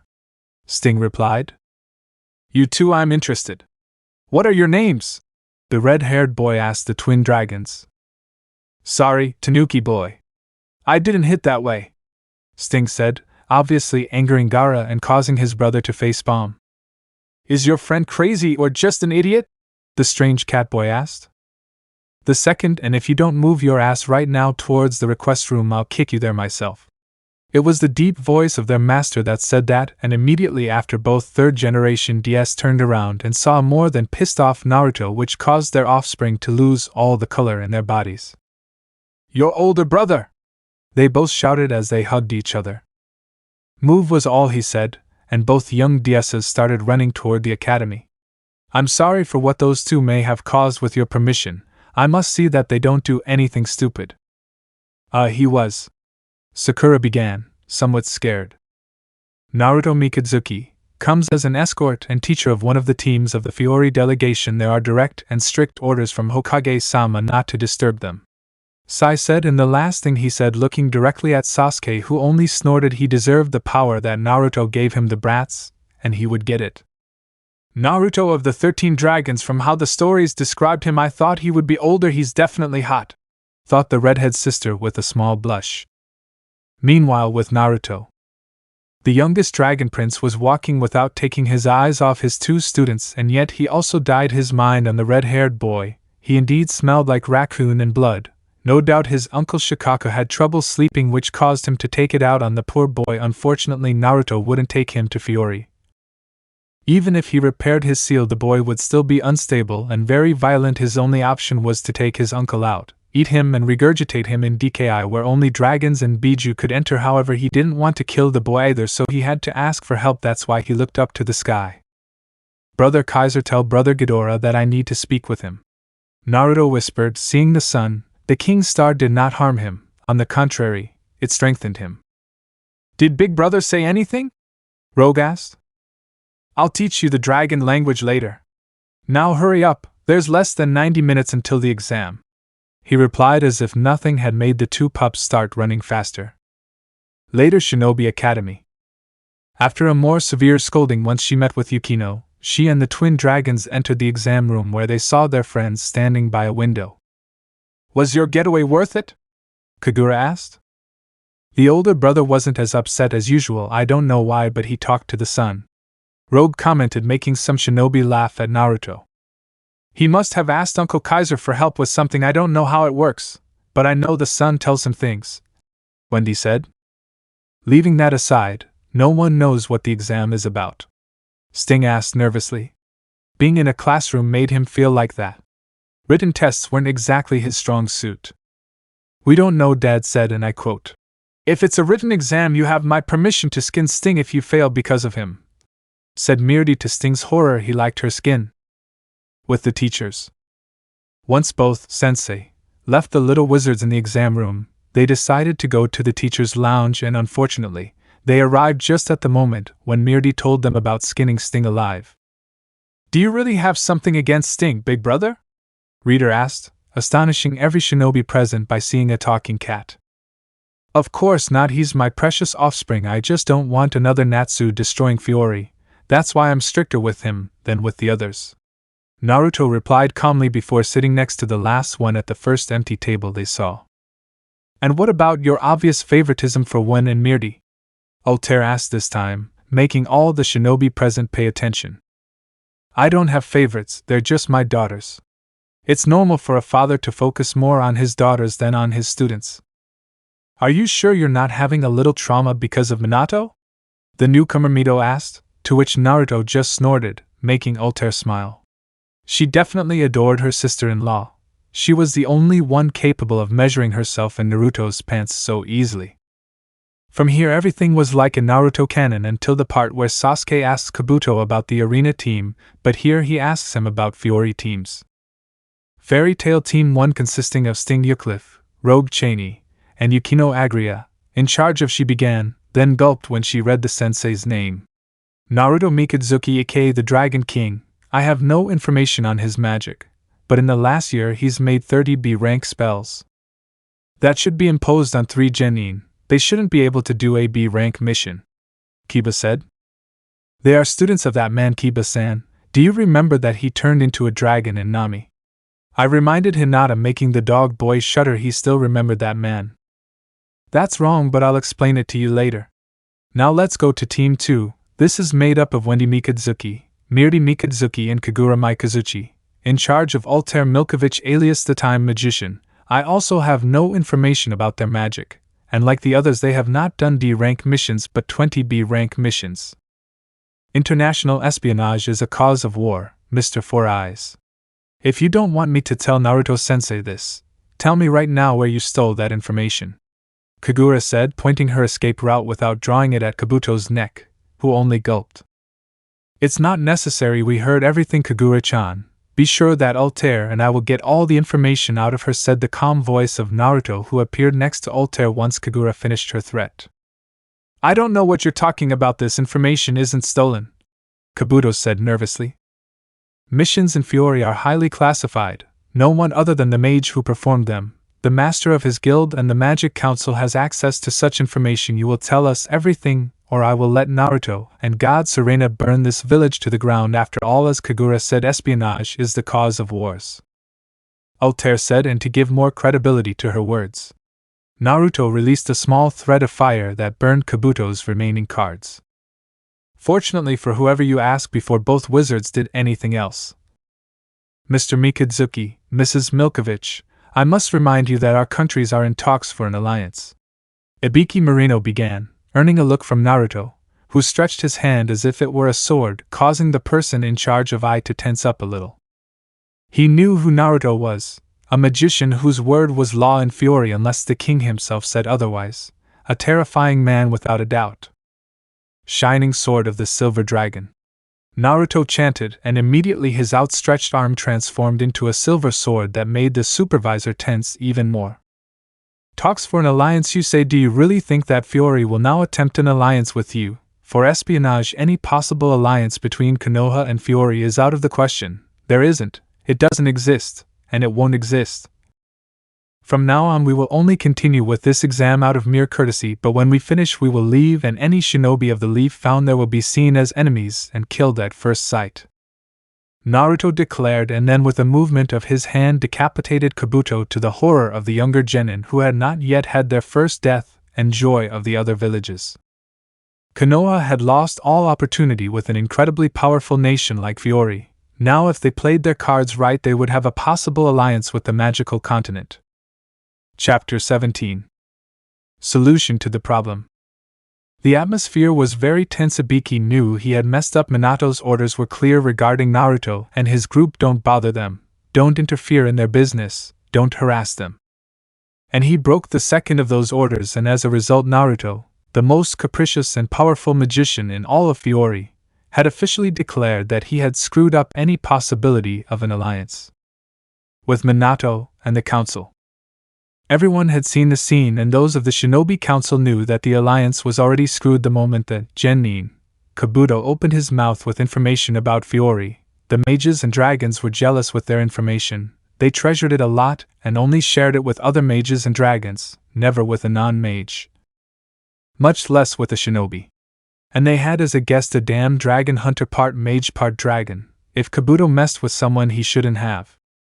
The civilian, for his part, shouted that they should declare war on Fiori for the crime of his Naruto, and for the first time neither Danzo nor the elders supported them, held the alliance would have given them access to much more knowledge than a war, especially since they wouldn't win it.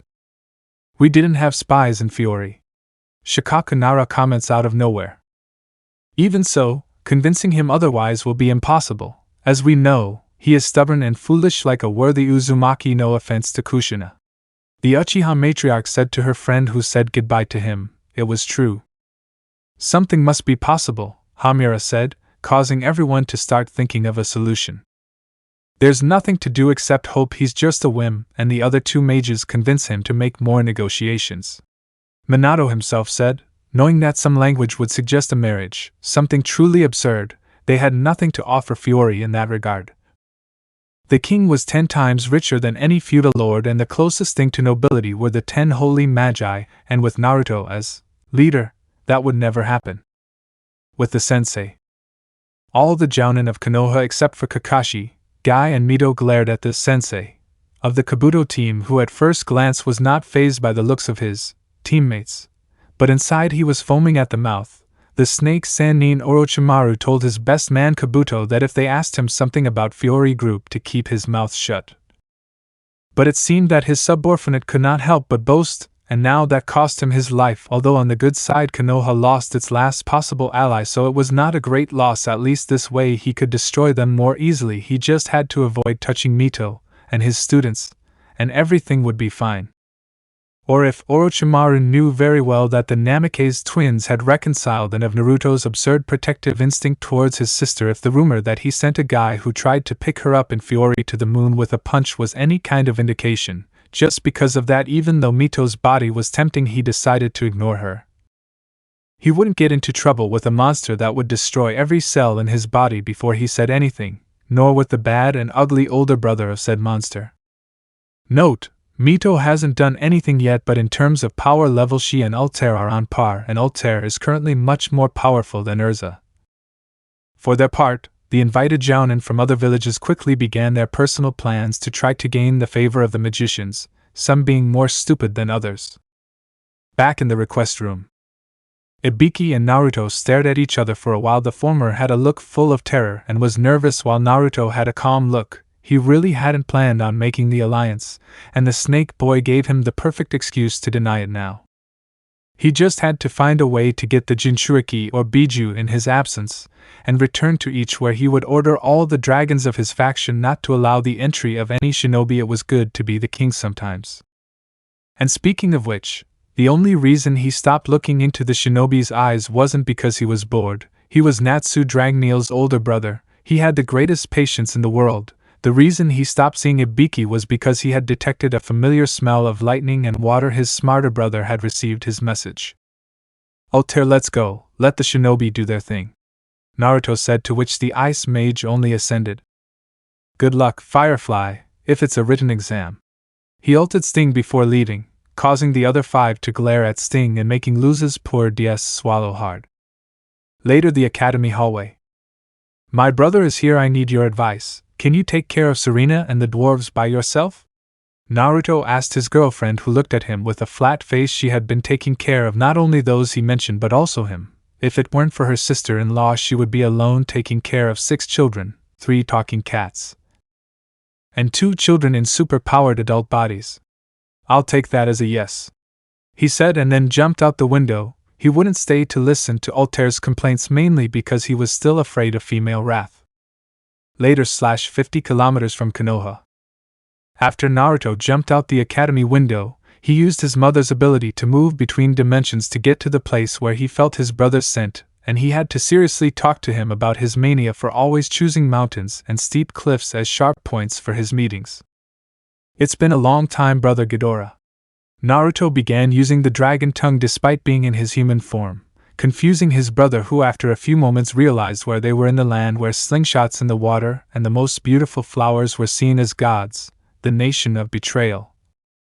Elemental nations capable of human language would be dangerous. Third Dragon Prince King Ghidorah Storm Dragon. "I was surprised you called me. You don't usually come to me," Ghidorah replied to Naruto, who only sighed and knew that an argument would come between the 3 heads of his older brother.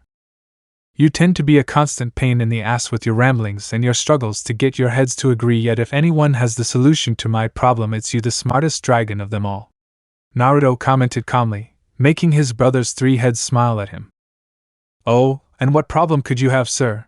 I know all the magic in the world," Ghidorah asked curiously, and at the same time with some mockery, making Naruto mentally count to 100. He didn't want the head, or rather heads, of his brother on his wall. Besides, they would grow back. He still didn't know how he did it, but even if you cut off the 3 heads, he would get them back at the end of the day. Uncle Shikaku broke his Jinchuriki's mind. "I have orders to take the Jinchuriki to Fiori, but the boy is very unstable, and even if I repair his seal, I fear he will do something stupid." Naruto began making the great dragon lower his head from the center to look into his little brother's eyes. It was a serious matter, so he would not play with Naruto. "What you're looking for is the break the bond spell. It's a magic that father developed in case Jubi took over Uncle Hagorono's body. Doing so would separate the Biju from its jailer," the center head began. "It's a very risky magic. If you do it wrong, You'll kill both cousin Shikaku and the boy holding him in his body. The head on the right continued. But you're Naruto Mikitsuki. There's no spell you can't learn. We trust you, little brother. He finished the head on the left, and then went back to DKI. He had left it a long time ago. Naruto stood there still for a few minutes. He was a little worried. The three heads never agreed on anything other than eating. That was terrifying. The spell didn't worry him. He knew how to do it since he was 14 years old. Advantages of being part dragon: greed, the gold, and knowledge. In fact, he even thought about using it to extract his parents and his dragon slayer friends from their bodies. But in the end he dismissed it. He didn't know why they were there, but there had to be a good reason. So he's breaking the bond, huh? Thanks, bro, he said, then finally returned to hell on earth. He only hoped Sting hadn't failed, although something told him that for once, being too similar to Natsu would be good for his little offspring. Chapter 18. Preliminaries. Naruto could count on the fingers of one hand the number of times he laughed out loud at something. It was his first date with Urza, where thanks to Urza's clumsiness they both ended up silencing a river. When he had the hex talk with Natsu, and the month after where he was unable to look any woman in the eyes, especially Lee Sana, without his head burning. And now about how Sting passed the written exam to become a Chunin without answering a single question. It was really funny, especially when they told him that they brought him back to the hotel after he fainted from relief at knowing he wouldn't be skinned alive. The next day, to avoid problems, Naruto created 2 silver straps with his silver make magic and gave them to Kagura to make sure the 2 idiots didn't get into more trouble, although well, he gave them free rein once they started the test. After all, they had to make sure to get a scroll in less than 5 days. I honestly never expected them to get both roles on the first day. But hey, I trained them all, and honestly, with a girl like Kagura as the designated leader, much to Mirdi's envy, it couldn't have been any other way. Now here were the 3 holy wizards, the 6 dwarves, male and female, the 3 cats, waiting to be called to find out what the hell would happen with the 3rd round. Normally they wouldn't allow the sensei and the students to live together, but Konoha was desperate and gave them a lot of freedom. Of course, this wasn't well seen by any village, but Naruto would take advantage of this to watch the dwarves 24/7. Danzo had been very quiet, and that was never a good sign. He knew better than anyone. Danzo was like Jalal, he wouldn't rest until he got what he wanted or was killed, and honestly he had neither the time nor the desire to kill him. So which team do you think will arrive today? Sting asked for the first time, asking a question no one would call him an idiot for. With us, the one with the red-haired guy who looks at Naruto-sensei like he's some kind of prize, the one with the blonde girl with more boobs than brains, she's not Lucy, the blind girl, the weird guy, and the dog guy, the one with the clone of Serena-sama's friend, and the guys with the musical note on their foreheads. And the guys in red who look at sensei like he's some kind of wild beast. We're 8 teams, most likely only 1 or 2 more will arrive today, Kagura explained. Speaking of Guy-san, you should meet him, Naruto. He's a great guy, Serena said, earning a look from Naruto.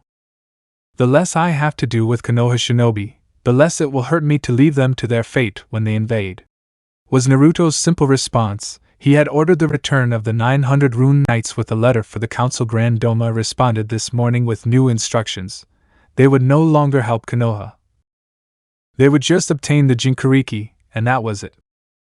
I still don't understand why they changed our orders, but meh, it doesn't matter. We'll prove that mages are superior to shinobi, Serena said, her arrogant attitude back. Shaking his head, Naruto decided to focus on observing the forest, the advantages of being the Dragon King of the forest. Right now he knew who managed to get there, and who would make it even if it was just a hair's breadth. Interesting, it seems this won't be as boring as I thought, Naruto thought with a small smile. Later.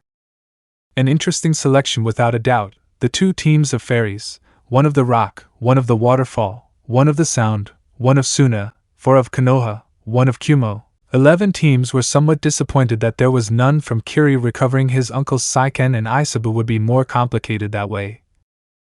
However, it would not be impossible. He would just have to come up with a plan for it. Although right now they were standing in front of the Hokage, who was giving an absurd speech about camaraderie, and his grandfather knows who knows what else. Now that we're more teams than expected this year, we're forced to hold a small preliminary round, Minato began. Preliminaries? Naruto thought curiously. Now this screen will not show the names of the first fighters, Minato said, and out of pure malice Naruto smiled. Using his magic he stopped the first duel between Kagura Mikazuchi versus Kiba Inuzuka. Of course his girlfriend and his self-proclaimed rival noticed, but they didn't really care, although judging by the expression on a certain Sound Jounin's face he did feel a little annoyed. Kagura, Naruto himself called to his student. We're not holding back anymore, crush him. That was all he said before jumping onto one of the balconies to watch the fights. They had to make him angry. Altair muttered, then followed her friend to the same balcony. How bad could it be? Everyone thought, confused. No one knew how bad it was that Naruto said those words to his student. 10 minutes later. Nobody believed what they saw. From one moment to the next Kiba was being himself. Then he made the mistake of telling Kagura that a pretty girl like her should go out with an alpha male like him. And now Kiba was receiving in Kagura's words 10 times the gravity of the earth for about 8 minutes. You shouldn't stop her, Kakashi asked Naruto, who just looked at him with a blank stare. The fight hasn't been declared, was his simple reply, making Minato sigh. The winner of the first match is Kagura Mikazuchi from Fairy Tail, Minato declared, and with that Kagura looked into her master's eyes, who nodded at her, and then she released her spell and then returned to her team expecting to receive a reprimand for her behavior. It never happened. What did happen was that Naruto put a hand on her head and then began to ruffle her hair. Good job, Kagura-chan, was all Naruto said to his student, who blushed a little at her teacher's action. Oh no, he's mine. I already have to share him with 5 other harpies. I won't share him with a girl half his age, thought a jealous Altair, drawing Naruto's attention, who just laughed quietly. I won't tell them that, but for the future remember that I can read your mind 24/7. Naruto said mockingly, making the time mage blush, who had forgotten that specific characteristic of her daughter's father. Adults are weird, Sting said, and for the first time all his friends agreed. I'm too lazy to narrate the fights, so I've got the fight list cliché activated. 2. Shikamaru vs. Rogue. Rogue. Side note, someone tells me why there are some authors, mainly English, who think that Shikamaru could compete against him, since while Rogue is smart, he eats shadows, and Shikamaru bases his entire move on shadow jutsu.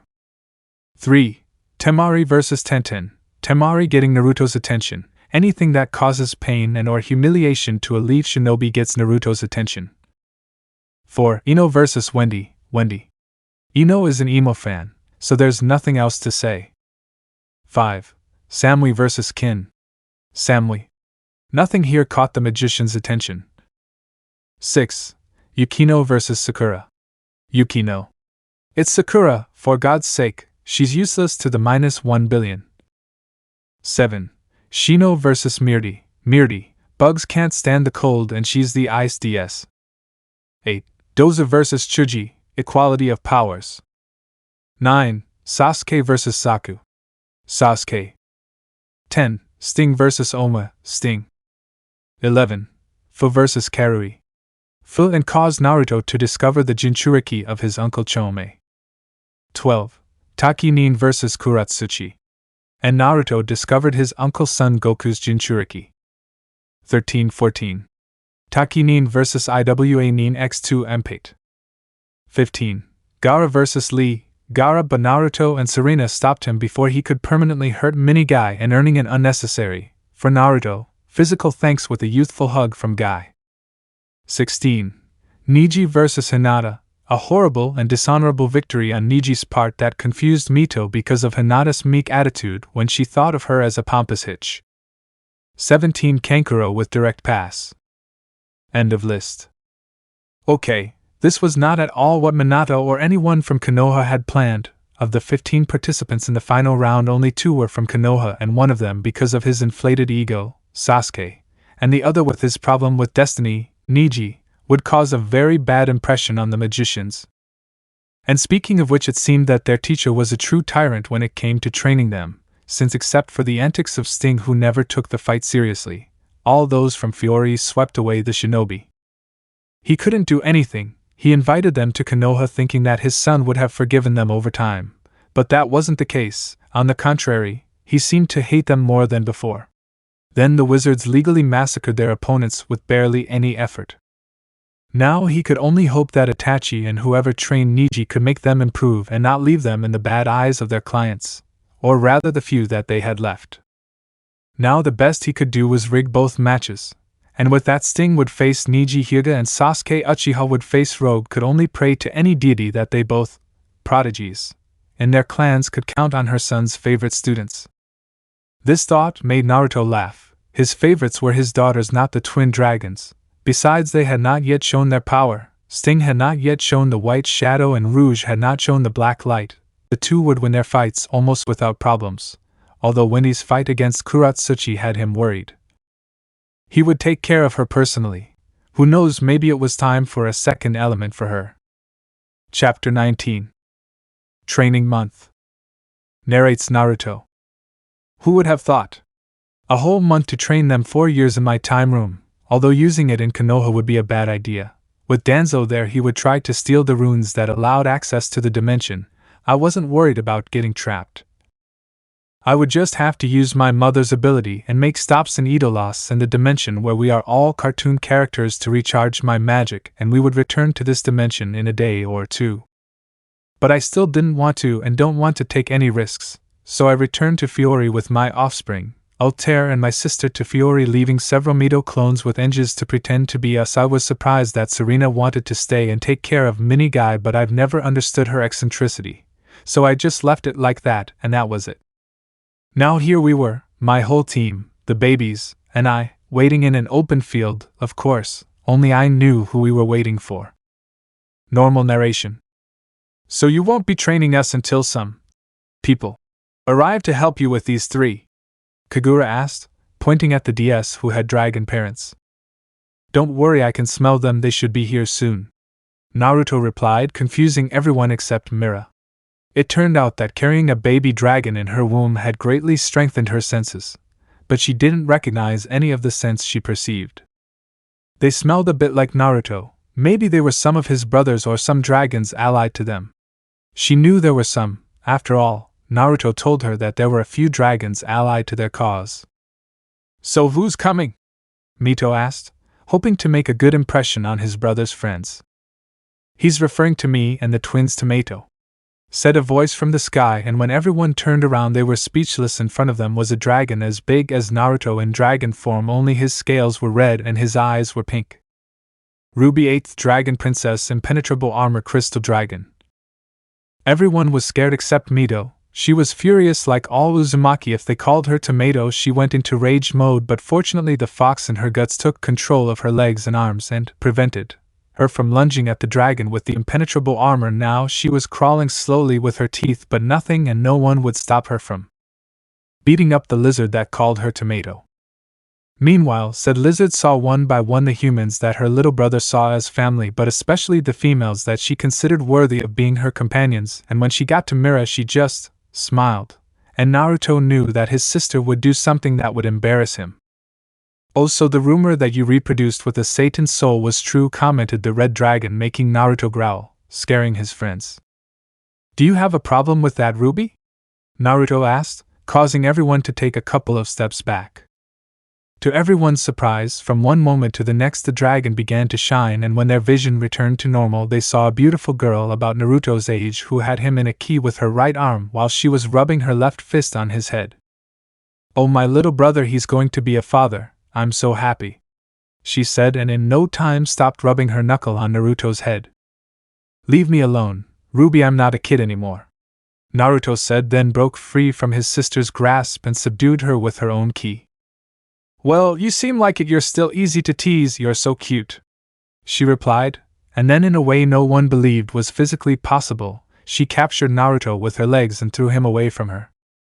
Well, compared to a 2,500-year-old woman, anyone is a child, mocked Naruto, who had lunged at his sister, knocking her down. You wish you could look as fabulous as me when you're my age, kid. The situation continued like this for a while. Sometimes Naruto was on top. Other times Ruby was on top of her little brother, yet no one present understood anything. Did they love each other or hate each other? It seemed to be the former if the ever-present smiles on their faces were any indication. but it was normal for them to play those kinds of games where they seemed to want to jump at each other's throats, literally. Those two will never change. One of these days they're going to kill someone. A deep voice commented, catching everyone's attention. They turned around and saw two dragons even bigger than Ruby. The one who spoke was a dragon so black that its scales could only be compared to the night itself. X's fourth dragon prince, the perpetual night dragon. As long as it's not me, I don't care him. It seems that Naruto's first offspring will be a female. She will be born at the end of August, maybe the beginning of September. Blonde hair, blue eyes and pale skin, completely healthy and strong. Oh, and it seems that she will have the power of my Amo brother. Congratulations. This was said by the golden-scaled dragon, the last thing being said to Mira with a rather warm tone. He seemed to be happy and at the same time disappointed. Raging third dragon prince, sacred dragon. Damn right I'm not emo. Did anyone understand any of this? Gray asked. They must be Raging and X's. Naruto says they're always together but they always mess with each other. Urza explained and then saw how everyone else, Sting and Rogue, were very similar to the twin dragons. I confirm it, my little brothers and my offspring are always like this when they're together.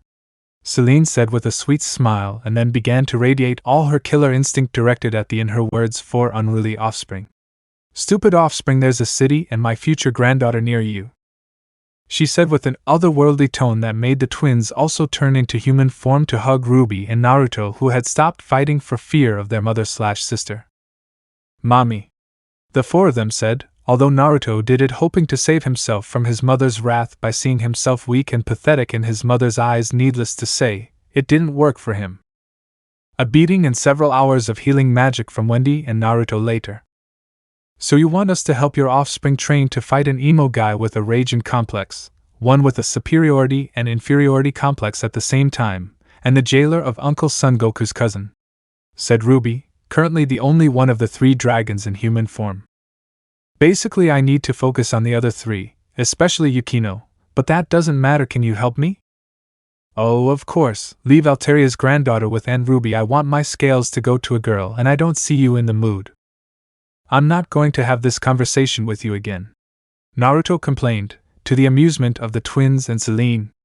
They knew what discussion they were talking about, and wow, it was both funny and worrying, at least for Celine, who didn't want her incestuous sister to become a companion to her beloved offspring. That would be weird. Even so, you have no choice. She'll face Uncle Son's jailer. My scales are the best option for her. Only you have enough power to damage them, Ruby said. She was no longer playing. Her tone was serious. I called you for some reason. I need to make Mirdi fully learn ice. I'm working on celestial body magic with Yukino Mito. I can ask you to teach Kagura the Uzumaki sword style, he said, making his daughter and Yukino excited. They would have their secret father/love to themselves for the whole month. Well, they should share him with the other, but they would manage for her part. Kagura was surprised. She knew that Mito was not a magician, but that her power was similar to that of the only woman among the magic saints. Without a doubt, she would take advantage of this to show that women were not just pretty faces. You did it when you left the dog boy who called you pretty girl in a coma and possibly died from internal organ destruction, Naruto told her, making Kagura blush, forgetting that Naruto was a busybody who read minds as a hobby. Although she wouldn't mind having killed the dog boy, he deserved to die for his arrogance. Don't worry, brother, anyone who can leave an Inuzuka male like that is worthy of our amazing sword style, Mito said as she hugged Kagura. Then I'll leave it to you, Ragin, Axes. I can trust you to train this pair, he said, looking at his brothers from light and shadows. Count on it all for my grandson, they both said, to the astonishment of Sting and Rogue. They're Logia and Skyadram's parents, the two offspring asked. They were her offspring, the same with Igneel, who is Kaiser's son, Metallicana, who is Silver's grandson, and Grandini, who is Alteria's daughter. Celine explained with a frown. Her two offspring did not turn out like her brothers. They were lunatics thirsty for human blood who allied themselves with Acnologia. They are also the reason why she is so attached to Naruto. She did not want the third to turn out like the other two. I'll take care of Scalar and Dimitri later, mother. Now I must take care of this matter, Naruto said, drawing everyone's attention except the dragons, who only growled. Those two left the clan to follow the maniac murderer of their little brother. They would never see them as family again. They were enemies that had to be dealt with. So they all have babies? Urza asked curiously. Well, almost all of them. Celine only has Naruto, but no offspring of her own. Amuri is an offspring of only 1,521 years old and hasn't had her first heat, and well, I haven't found the right male. Ruby explained, although she said the last part while looking at Naruto, to his embarrassment. Jealousy of Naruto's females and fury of Celine, her sister, still wanted to desecrate her beautiful offspring. This is awkward. Raijin said, and X's agreed that since Naruto's first heat, Ruby had tried to defile him, although Celine always stopped her. Not wanting things to get out of hand again, Naruto simply ended the conversation and took his pink-haired offspring and Yukino to train them as far away from his stupid sister as possible. Don't ask for your sanity, and ours don't ask. X said, and everyone shrugged. If Naruto's older brother said it, they would obey him. After all, they could fight as equals with Naruto, and he continued beating them without problems. Chapter 20. Fourth Fairy Master. Narrates Naruto. The month, or better said 4 years, passed as Mirdi's father. I couldn't be more proud. A couple more years and she'll be ready for a second element. I was also proud of Yukino. She wasn't Dragon Slayer material, but she would make a good Devil Slayer maybe later. Later I'll find out that Wendy had learned the crystal style. This according to Ruby, who came to see me before returning to DKI. Also said that her scales weren't as hard as I would like, but they'll easily withstand Uncle Sun's lava. I don't know how the others did, but knowing my tyrannical brothers, they'll surely have gotten much stronger. In the Wendy part of the first time, sorry, it was deleted and I didn't realize it wasn't there until after posting. Fortunately, I remembered it more or less well of what it looked like. Unfortunately, I couldn't meet up with them. I forgot the deadline. Luckily, my mom said she would take care of taking the other 4 plus a small group of magicians. At first I was very worried, then they confirmed to me that Natsu, with the help of Gray and Altair, locked Mira in her house. She wanted to fight, but she also wanted to be a mother more than anyone else, and I won't allow her to do anything that would put the girl at risk. And now here I am, an hour before the tournament starts, with 2 girls ready to fight and an eccentric with a bunny hairdo, and my mother showing no signs of showing up anytime soon. I said, currently standing next to the 2 girls and Serena, who looked offended for a minute but then dropped the subject. It wasn't time for me to punch him out of fury.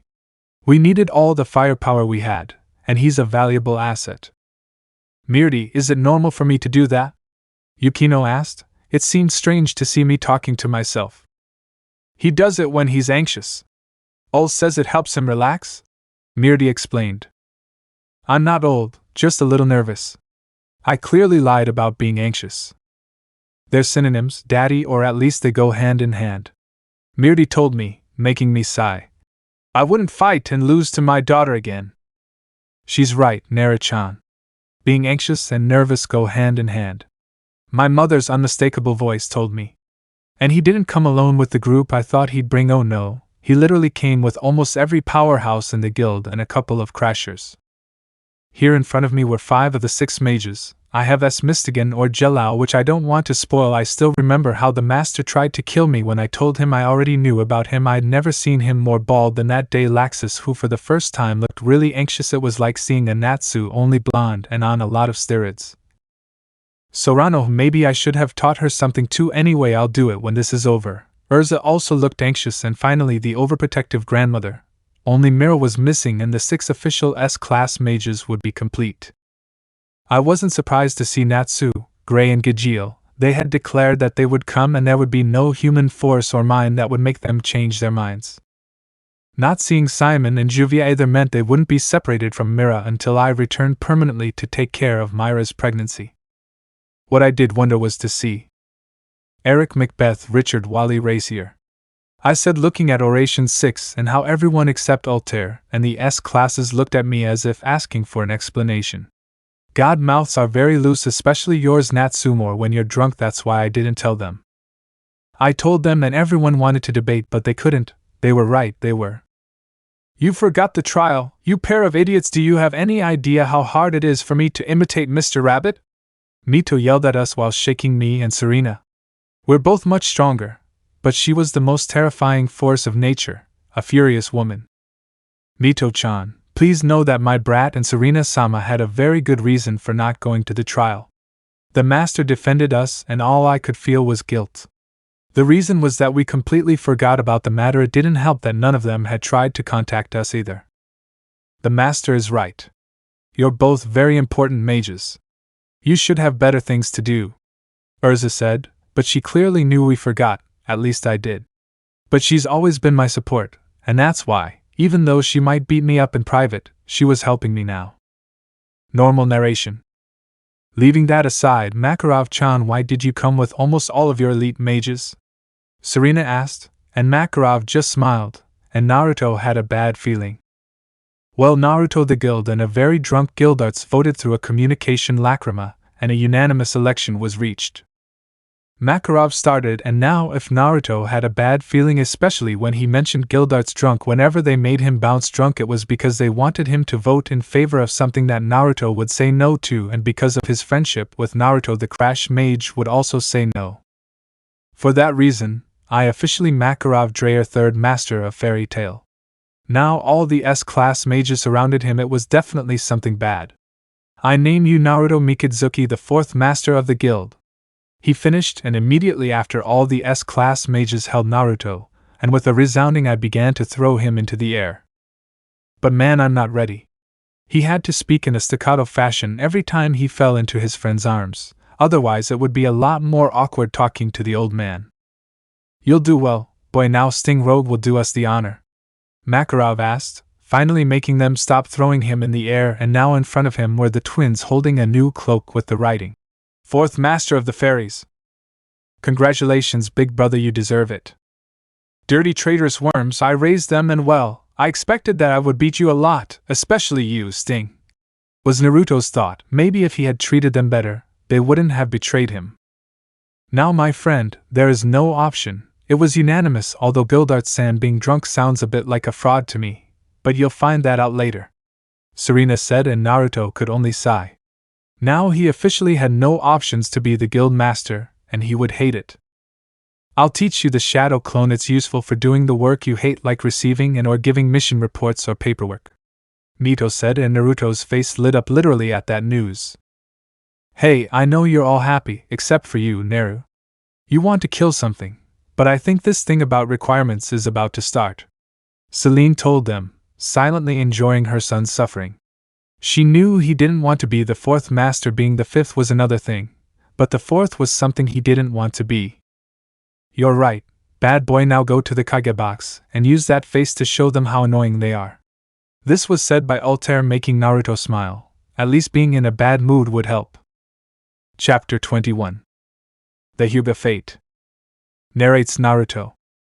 Fourth master, I couldn't appoint someone like Mikao temporarily and have him appoint me as the fifth. Well, there's nothing I can do. Well, I could kill Dialga, the time dragon, but the truth is, I don't feel like looking for him, marrying him, and learning how to use his abilities, so I'll have to accept my fate and be the guild master. Now here I am sitting with a sour face in the seat that my father had reserved in the Kage box for the old man. The only good thing about being named the master was seeing the idiot faces Minato and Kushina made when they saw me enter the box with Cobra and Macbeth covering my back. It was a shame there weren't more Kages than Minato. I would have liked to see everyone's faces when they saw me enter, flanked by two of the most powerful dark wizards in Fiori, but hey, you can't own everything in this life. Normal narration. This is getting boring, big brother. When will we see the babies kick butts? Cobra moaned. Unlike Macbeth, who had fallen asleep, he was bored. Be patient, young wizard. The other Kages and a couple of participants are yet to arrive, Jiraiya said, seeming annoyed that Naruto played with them the whole time, and if he was the leader of the sixth prayer, although he also seemed to be annoyed by the words he used to describe the fights. If you keep looking at me like that, Jiraiya-san, I'll have no choice but to take out my eyes. I hate being stared at, Naruto said, his gaze never leaving the front for a single second. It seems the Uchiha hasn't arrived yet. He commented that it wasn't important in his eyes, but Rogue wanted to fight him and his offspring if he cared. Yeah, well, I don't think it'll take much longer to get there, Minato said. Maybe letting Kakashi train him was a bad idea, but judging by his son's lack of interest, he really wasn't interested in that. In the stands, The fairy tale guild had managed to sit together, which they attributed to Minato's desperation to ally with Fiori, since as soon as they saw them they left just the right number of seats for all of them. Hey, don't I think we should have told Naruto about that other thing? Mystigan asked his companions.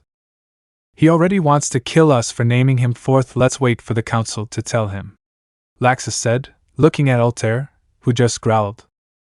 They had to send her to tell the guy who hates being on the council that due to Jalal's stupidity, who didn't want his nemesis to recover, his entire family revealed his identity, which led to his subsequent imprisonment and disbandment of the council, who were replaced by the 10 wizard saints. No one who valued their life would tell Naruto that. Well, maybe Serena would, but he's the only one who's able to withstand 1 or 2 hits from Naruto without dying. We'll have to tell him eventually, but it will be done in Fiori, where he loves everyone and his anger won't harm the innocent, Makarov said, feeling for everyone. Later narrates Naruto. It's around noon, my second favorite time of day after midnight, where I'm closest to Mom, and finally all the Kages have arrived. Minato Namike is escorted by his best Anbu, his wife and his teacher Jiraiya.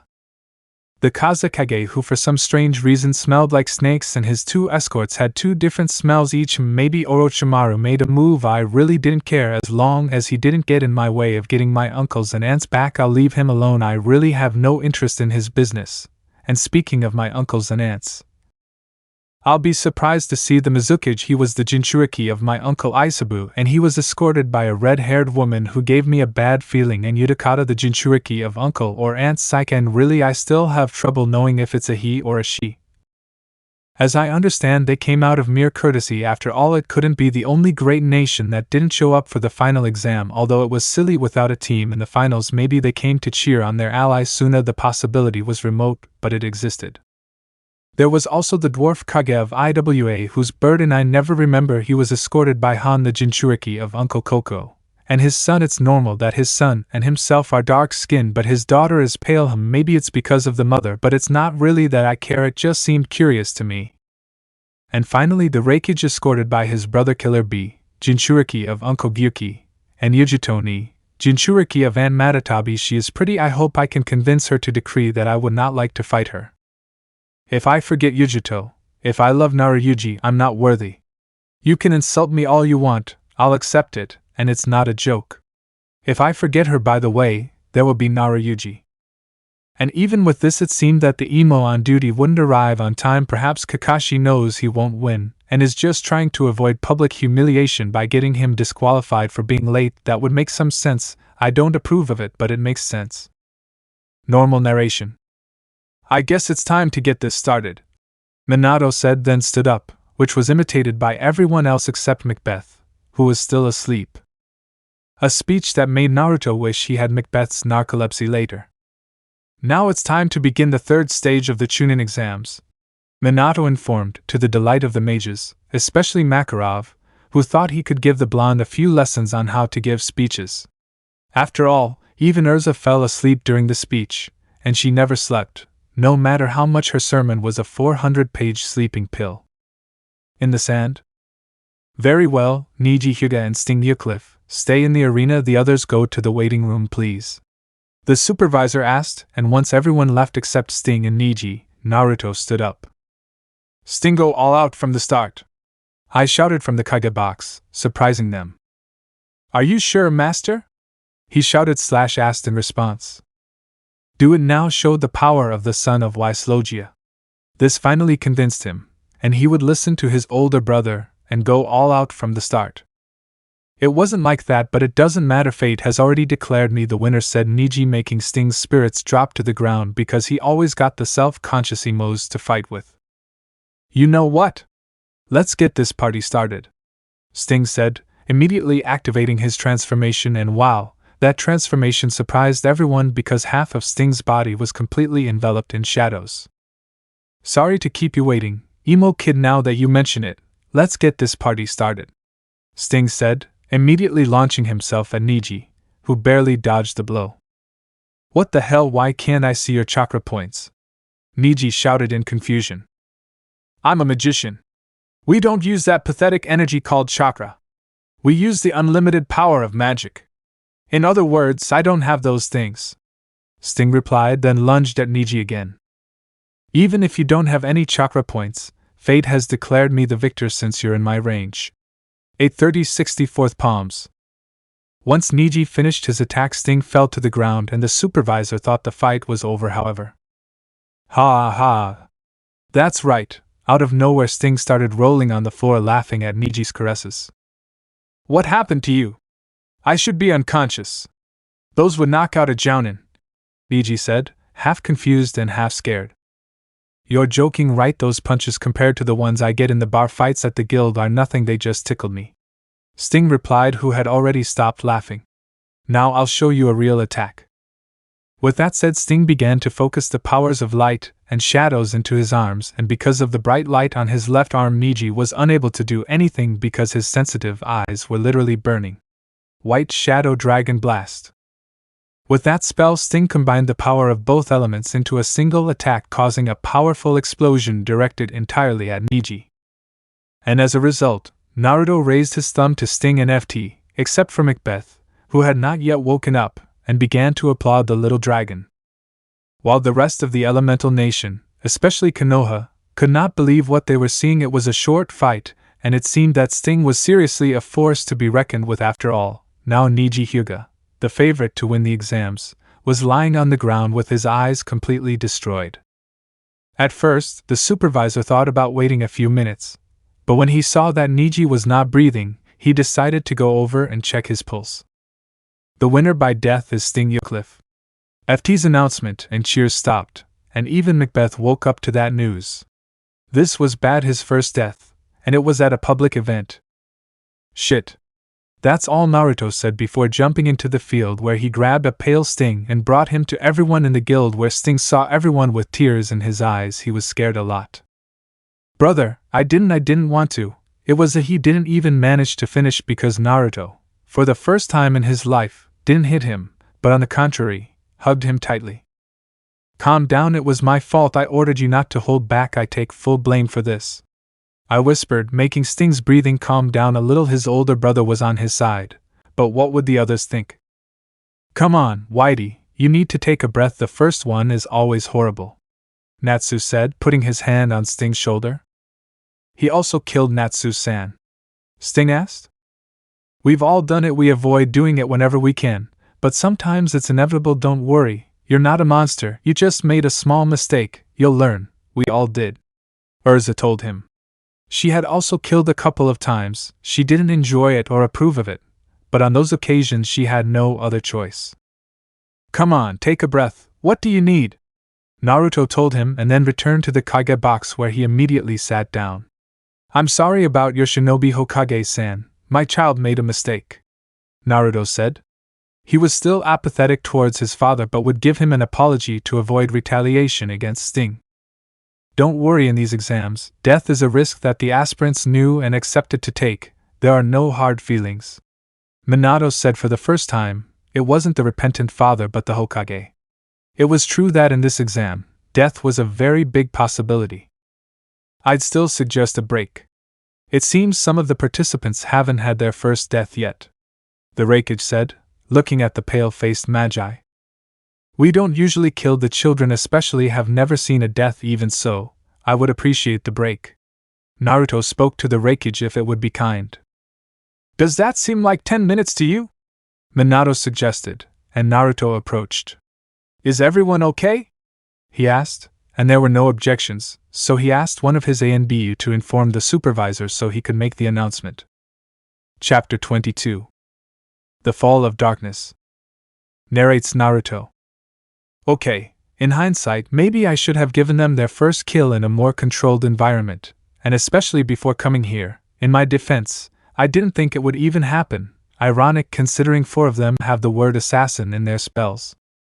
Normally I wouldn't play favorites, but Wendy is the next one to fight a Jinchuriki with the ability to use Uncle Sun's lava to a certain extent, and because of that, she's the one who needs to be in her right mind the fastest, so I focused more on her defeating him first. Doing it was difficult, especially considering that she hates hurting people. Killing was something she never thought she would do, but with a little brainwashing I managed to make her forget about the death of the child whose name I don't remember, but I think it was Nestor or something like that. Normal narration. Once Naruto played with the mind of his beloved child to make him forget the death of Neji. He created a clone with his cloning magic and sent it to the Kage box. He was sure that Cobra and Macbeth would discover it, but he needed to go see how Sting was doing. If it was true, he hit him a lot. It was only because he didn't want a second Natsu destroying everything his hands touched. Finding them wasn't too difficult, given the advantages of being a pure dragon and being able to track a field mouse in a room full of skunks. Without a doubt the worst mission of his path and the reason why he only did one mission that wasn't an S rank in his life. But leaving that aside, how he found his precious little offspring and his friend made his blood boil. Sting was terrified taking cover behind Natsu while Natsu was in front of him beating up a large group of Root A and B with Danzo hiding behind a bunch of boxes like the cowardly rat he's always been. He didn't need X's strangely useful ability to see the past to know what was going on. Danzo refused to accept that there was no alliance, and was looking for a way to blackmail him to get it. Emperor of Heaven, Dragon's Roar! As soon as Natsu heard that, he knew one thing. He had to get down on his stomach quickly, so with all the speed of his legs he jumped over Sting. Just in time to avoid being torn apart alive by his brother's powerful tornado. Unfortunately or fortunately, depending on who you ask, Danzo's A and B didn't have the same luck. Shimura Danzo, I knew you were a coward, but attacking my child while you hide like a rat is low even for you. Naruto spoke. His tone of voice was never calmer than it was right now, and Natsu knew one thing: he was angry, and so he did the smartest thing he could. He grabbed Sting and ran back to the stadium. You leave no choice, Naruto Namikaze. If you submitted and gave me all the knowledge of Fiori to make Konoha great, all this could be avoided. Danzo said, coming out of his hiding place with a dark smile, and Naruto immediately knew that he was testing the Kodoha Mitsukami. First, I am Naruto Mikazuki, not Namikaze. Second, the king does not bow to anyone. I speak calmly and then take one of the sweets that he always carries with him to use as a project, managing to hit Danzo's Sharingan eye, who roared in pain, and then see Naruto looking at him with contempt. I was surprised not to see Shursui Uchiha. Now I think I know what happened to him. One last thing, he was a great guy. The holy magician spoke while eating one of his sweets, as if for Danzo it was nothing more than a game. You've attacked a leaf shinobi. This is a declaration of war, Danzo said mockingly, thinking that would scare him. No, it's not. He clearly attacked in self-defense. Itachi Uchiha el Prodigio Uchiha. When Naruto saw the prodigy of the Talent Thieves clan for the first and only time, there was confusion in his eyes. Without a doubt the guy was a prodigy.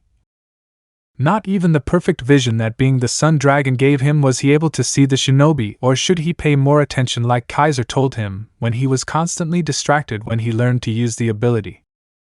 Uchiha Itami, I really don't care what you're doing here, but I'm warning you that this is my prey. It's Itachi, but I'm not going to intervene anyway.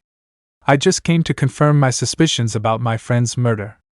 Itachi spoke, somewhat annoyed that Naruto didn't know his name. Whatever, Ignacio. Naruto spoke disinterestedly. Itachi. The Uchiha growls. I knew you were a traitor, Itachi, but I never imagined that you would let this traitor deny Konoha its. But Dando couldn't finish speaking because in a moment Naruto tore him apart with his claws. 3, 2, 1 Naruto began, then took a step to the left and raised a small crystal wall with which he stopped a bunch of shuriken powered by wind chakra. You are skilled, Namikaze. Danzo spoke, looking into Naruto's eyes with his now only good eye, seeing something that amazes him because Naruto will have a Jujutsu never before seen in Konoha. Eye of God, the eyes of the Dragon King, visual magic, unique magic. He clarified that this is not the eye with which Naruto revived Yar, that comes from his lineage of legends, and Mito could also awaken it if she trained enough. Only he has this one because he is the heir of the Dragon King, and he has it in both eyes and not just in the natural one. I'm not Namikaze, and that's a nice trick Izanagi has if I remember correctly. Tell me, how many more Sharingan do you have? Naruto asked calmly. He didn't need an answer. One of his 13 abilities had told him that he had to kill Danzo 11 times, 10 times with the Sharingan, and once for his own life. And you tell me what abilities I'll get when I take out your eyes and transplant them? Danzo asked, but to his surprise, Naruto was no longer there. None that interest you? Naruto spoke, his hand on Danzo's back, who began to freeze from the inside, to his complete confusion. Aisen's ability Icy Touch freezes everything his hands touch.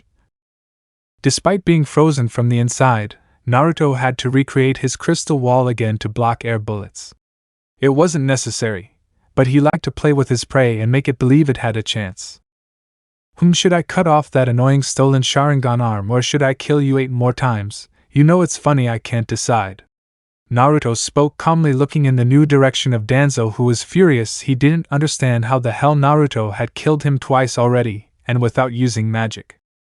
Don't think so much of yourself, brat, you're not as strong as you think. He shouted at him, and then spoke at great speed towards Naruto, who with a single movement of his hand separated Danzo's torso from his legs. I'm sure you wouldn't rather rip his arm off? Itachi asked, confused. He couldn't understand how Naruto could be so calm after killing the same guy 3 times in less than 10 minutes. Don't question my methods, Isaiah, Naruto said, kicking into the air and once again catching Danzo's head once he reappeared. Itachi. The Uchiha growled again. What see? He said calmly while dodging a kunai slash from Danzo and with a punch buried him in the ground with his head smashed. Could you be of service and tell me how many there are? I lost count after Duduaku. He spoke calmly and then sneezed so hard that he sent a draft that sent half the district flying. Sorry, then he fixed it. Naruto spoke, somewhat blushing from his slip. 6. Said the Uchiha after seeing the 6th death of Danzo at the hands of Naruto, who killed him by accident when he sneezed just when he reappeared. 10 minutes was the time it took Naruto to kill Danzo the first 10 times, and the 11th. Well, let's say he decided to use his magic to put him in an illusion where the one-eyed old man used the explosive seal on his chest to kill Naruto. The funny thing is that even if he had used it, it wouldn't have made more than a scratch on his armor. Is this really a game to you? Itachi asks. Izumi, I am the great Naruto Mikazuki, the king of dragons and the most powerful god of Ishgar. An old man with a god complex is nothing to me. Naruto spoke again, without properly pronouncing Itachi's name. It's Itachi. The frustrated Uchiha spoke. Anyway, you shouldn't go watch your students fight. Itachi asked, knowing it wasn't over yet. After all, his clone hadn't dissipated yet. I already know the result anyway. I'll be back with my friends. See you, Israel. It's Itachi! The Uchiha shouted, then grabbed Danzo's still deluded body to take to prison along with all the footage he'd gotten from the microphone and camera in his clothes. He didn't know who came up with the idea, but he was grateful. Meanwhile, at the Mito Stadium, he sneezed. Chapter 23. Empress of Heaven vs. Lava. At the same time that Naruto arrived with Danzo, Wendy was a little sad, hoping her dad would stay to watch her fight in person and not with a clone. She knew she wasn't her dad's only daughter and that he saw the Twin Dragons 2.0 as his offspring. Still, she knew that he saw her not in person, but the son was an extension of her father, so as soon as the supervisor announced that the fights would resume, she jumped onto the stage like her father did in his fight against the 10 holy wizards. That is, she jumped about 50 meters in the air with a tornado of wind and terrified on the ground with a pose identical to her father's. Of course, her father had the added bonus of showiness by being able to use fire, water, and lightning, but it was still a great entrance. Ignore the hair and feathers. Unbeknownst to her, both the clone and the original Naruto smiled at this. That's my girl. Naruto's clone spoke, drawing Minato's attention. He didn't know that Naruto had an adopted daughter or that she wasn't his granddaughter, although he was sure that Naruto would have instilled all the hatred towards him and Kushina in his children. Naruto is not like that. He despises them, but he wouldn't force his children to hate someone. You've grown up well, big brother. Cobra spoke to Naruto with a smile, and he smiled back. A formidable girl, no doubt. Not just anyone would withstand a jump like that. Orochimaru spoke, earning a look from Naruto that said it all. Come closer to my girl and I'll kill you. He wasn't the real Naruto, but he had 10% of her powers, and with just that, he could easily destroy his uncle, Son Goku.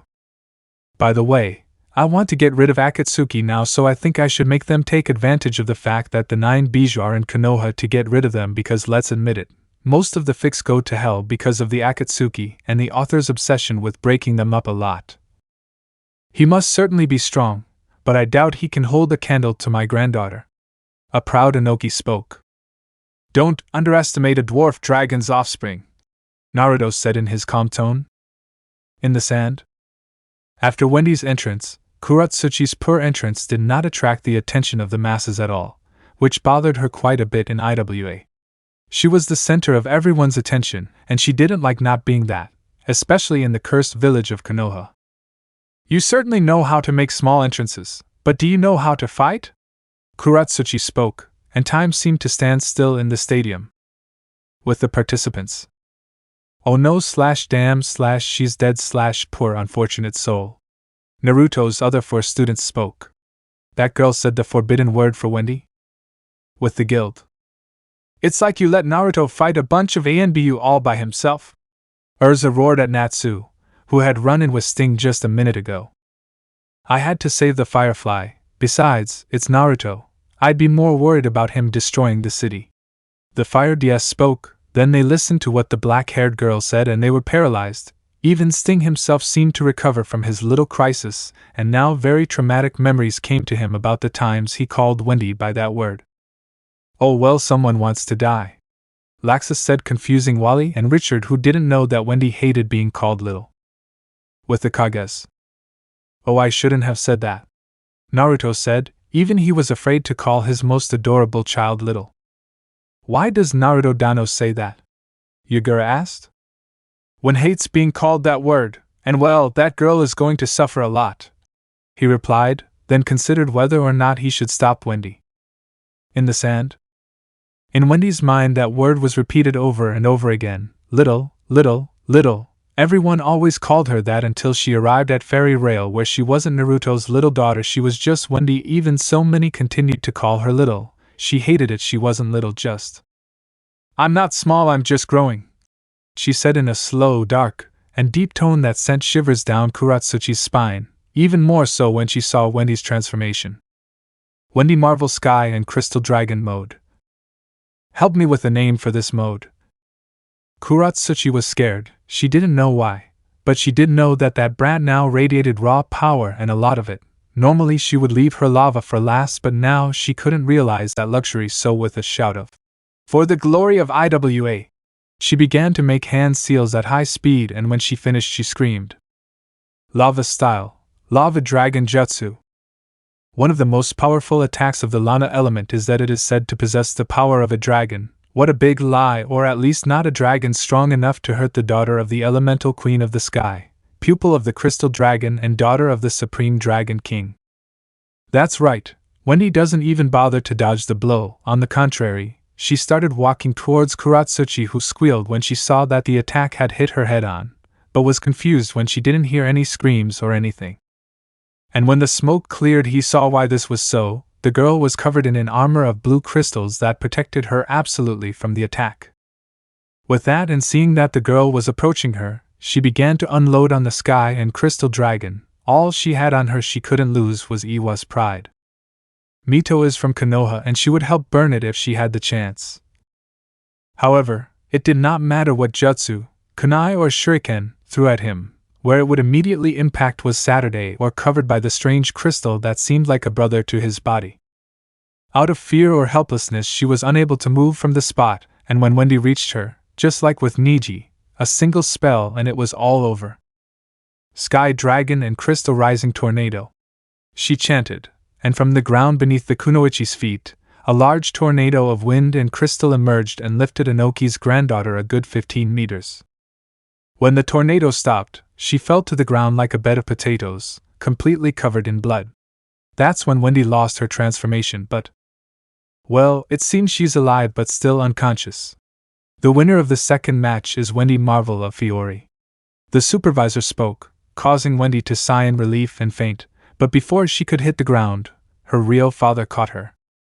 Good job, Wen, I'm proud of you, Naruto said as he carried the unconscious girl to the infirmary to recover. Although what no one knew was that he would also extract his uncle from the seal on the Tsuchiki's granddaughter.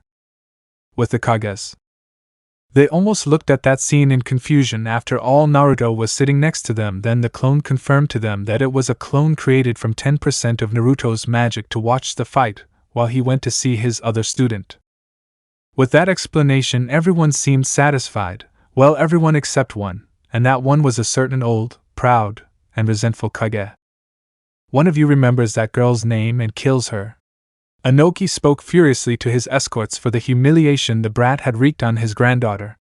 She should die, at least in his eyes, as a decrepit old man. He shouldn't say that, because when he finished speaking, an immense murderous instinct surrounded the Kage box and made him turn to look in Naruto's direction, where he saw Cobra and Macbeth surrounded by a dark aura and with their eyes glowing red. I'll assume for your sake that it's just a joke, dwarf. If you dare to touch a hair on my daughter's head, I'll kill you along with your entire village. The Naruto clone spoke. He didn't radiate the dark aura that Cobra and Macbeth did, but he didn't need it. His tone of voice alone was enough to intimidate everyone. That sounds like a threat, Naruto Dano asked Otsutsuki, raising his killer instinct that matched that of Cobra but not that of Macbeth, and to his misfortune Naruto let out his own, which was felt throughout the stadium, making the magicians pray for the poor soul. That made Naruto angry. It's not a threat, it's a fact. Naruto spoke. At no point did he look Inoki or the other Kages in the eyes, who were unable to stand up because that ki was superior to anything they had felt before. Even the Kyuubi couldn't compare to it. Chapter 24. A father's pleas. Now maybe Naruto should stop being such a jerk. Not only did he have Inoki as a possible enemy now, he also had the Raikage, the guy who smelled like seafood, as possible enemies, although he was surprised to see the blonde girl who caught his attention arguing with her Bijou about. Do they charge? Naruto began mentally, somewhat disturbed by the conversation between Bijou and Jinchuriki. Is he arguing about the best way to grate you? Yes, he is, the poison dragon replied, equally disturbed. We won't talk about this with anyone. The blonde warned him with a small shiver, something Cobra agreed with. It was disturbing even for him. Maybe Urza was right and she should stop eavesdropping on people's conversations just because she could. This was the second most disturbing thing she's ever heard. While Naruto was having an awkward moment, Urza had a strange feeling that she should stop a blonde to prevent what happened to Mira from happening again, but she put it away in the back of her mind and concentrated on watching the fight between the strange red-haired boy and the guy who looked like a mummy. Although more than a fight, it was Naruto against God Serene, because he defeated him in one hit, but it seemed that she was afraid of Naruto because she clearly saw how when the boy was going to attack to kill, he looked at Naruto for a few moments and stopped. What could have happened to make him so afraid of her? Urza thought curiously at this but then dismissed it. It was time to see the other fights where her guild would continue to dominate. In the arena, Genma seemed relieved that at least one fight was not won by those from Fiori. On the other hand, now the fourth fight between a magician and a shinobi was about to begin. Now Yukino, Agria and Kankuro from the arena, please come down, Genma asked. With that said, Kankuro calmly went under the field. His father was clear that if he fought against a magician he should not give up, and now he would face one who fortunately seemed to be the weakest of the group. Of course, even though Yukino was the weakest, that didn't mean she was useless, and because she didn't want to be left behind. Meteor! I sang, and immediately afterward a yellow aura rode around, and the next moment she had appeared in front of her rival. Can't any of you enter the arena like a normal person? Genma asked, and now Yukino could make her entrance a little better. Normal? Why would we be normal? We are Fairy Tale, the home of the weird, where dreams never end, where the eternal adventure begins. Yukino spoke, then made the fairy symbol high above her head. An act that was imitated by all of his friends, from Kagura, Mirdi and Rogue, who followed in the participants' box, passing through the magicians who were in the stands, and culminating with Naruto, Cobra and Midnight in the Kage's box. I'm just asking if you could come in normally, not all that drama, Gemma said with an expressionless face, before receiving 3 blows with a rock, one to the waist, another to the chest, and the last one, the one that knocked him out, to the head. Kage stage. Shit! Macbeth and Naruto groaned when they saw they had lost the bet. Pay me, gentlemen, I hit him on the head, Cobra boasted, before receiving 1,000 jewels from his 2 friends. I can't take it anymore. Minato has happened to you many times, this is the last straw. I roared, trying to hit Naruto, but before he could do it, Minato grabbed his son and with the Harashin no Jutsu took him to his room from when he was a child, which now had all kinds of things like the one Mito had. You don't have to pretend anymore, Naruto, I know it's you. Minato spoke to Naruto, who simply remained calm. It doesn't change anything. I didn't want any of this. I just wanted attention, to be part of your family. That you come to me after I yelled at you I hate you with a broken heart, and now you show me this head. Just it's been 20 years and I still hate you, Minato. Naruto spoke calmly, but inside he wanted to destroy his father. He would not return to this village. He had a daughter, not Nada, to see born, see her grow and protect, and she and her entire family were in fury. I know, look, I know I was a bad father, but there are no buts that are worth it. They starved me. They went on vacation, leaving me locked up here without food or water for weeks. I survived with the little that Mito could do for me. She is my only family, not you, not Kushina, and above all not this filthy village. Naruto spoke and then tried to leave the room, but out of nowhere he heard a dry noise that made him turn sideways out of curiosity, where he saw his father. I don't deserve your forgiveness, and I don't want to ask you for that. Please, for just 1 minute, turn off your justified hatred and listen to the pleas of a desperate father. I plead, head to the ground, tears streaming down my face. For a few moments, Naruto was about to send him to hell and get out of here, but before he could leave, Raijin sent him an image, a simple image that made him sigh. I'm a father too. You have 5 minutes. When the invasion starts, don't help us take your sister, the Kazekage's son, and the girl from the waterfall and get the hell out of Fiori. Don't leave, he said, trying to sound calm, but failing miserably. You need our help for your village to survive. Why are you asking me that? I asked, genuinely curious. I wasn't going to help you, but why would Minato ask me that? 28 years ago I put the village before my family, and I lost my only son because of it. I won't do the same now. Mito is my daughter and the other two are just starting their lives and don't deserve to die. Minato spoke, but Naruto couldn't understand a word he said. I'm not understanding you at all, Namikaze, Naruto replied. Akatsuki? That was all Minato said, and with that, Naruto understood everything. He knew about them, and their intentions were the main reason he wanted to take his uncles and aunts to the Dragon King's island. They're going to invade you too, aren't they? Naruto asked, gaining a feeling from Minato. They'll take advantage of the fact that all 9 of them are here. If you really love your sister, please do what I ask. With Minato's plea made, Naruto began walking towards the door of what was once his fortress of solitude, and when he got there he once again spoke. Fairy Tail does not abandon a fight for a noble cause. If I take Mito to Fiori, I will only delay them. Eventually they will get there, and the citizens of my home would be at risk for that, and only for that my children, and I will not run away. We will end Akatsuki, or we will die trying. He spoke and then finally left the room, and eventually the one he once hoped was his home. Now he and his brothers and sisters would help Konoha, not because it was a mission, not because it was the right thing to do. They would fight to protect some unofficial members of their dysfunctional family. They would fight to protect Mito Uzumaki and the 9 Bijou from the lunatics who wanted to hunt them down. End of chapter. Let me know in the comments below if you guys want the next part. Also check out my other video that has been shown in left. Thank you for watching. If you enjoyed this video, please like and share this video. And have a fantastic day. Bye.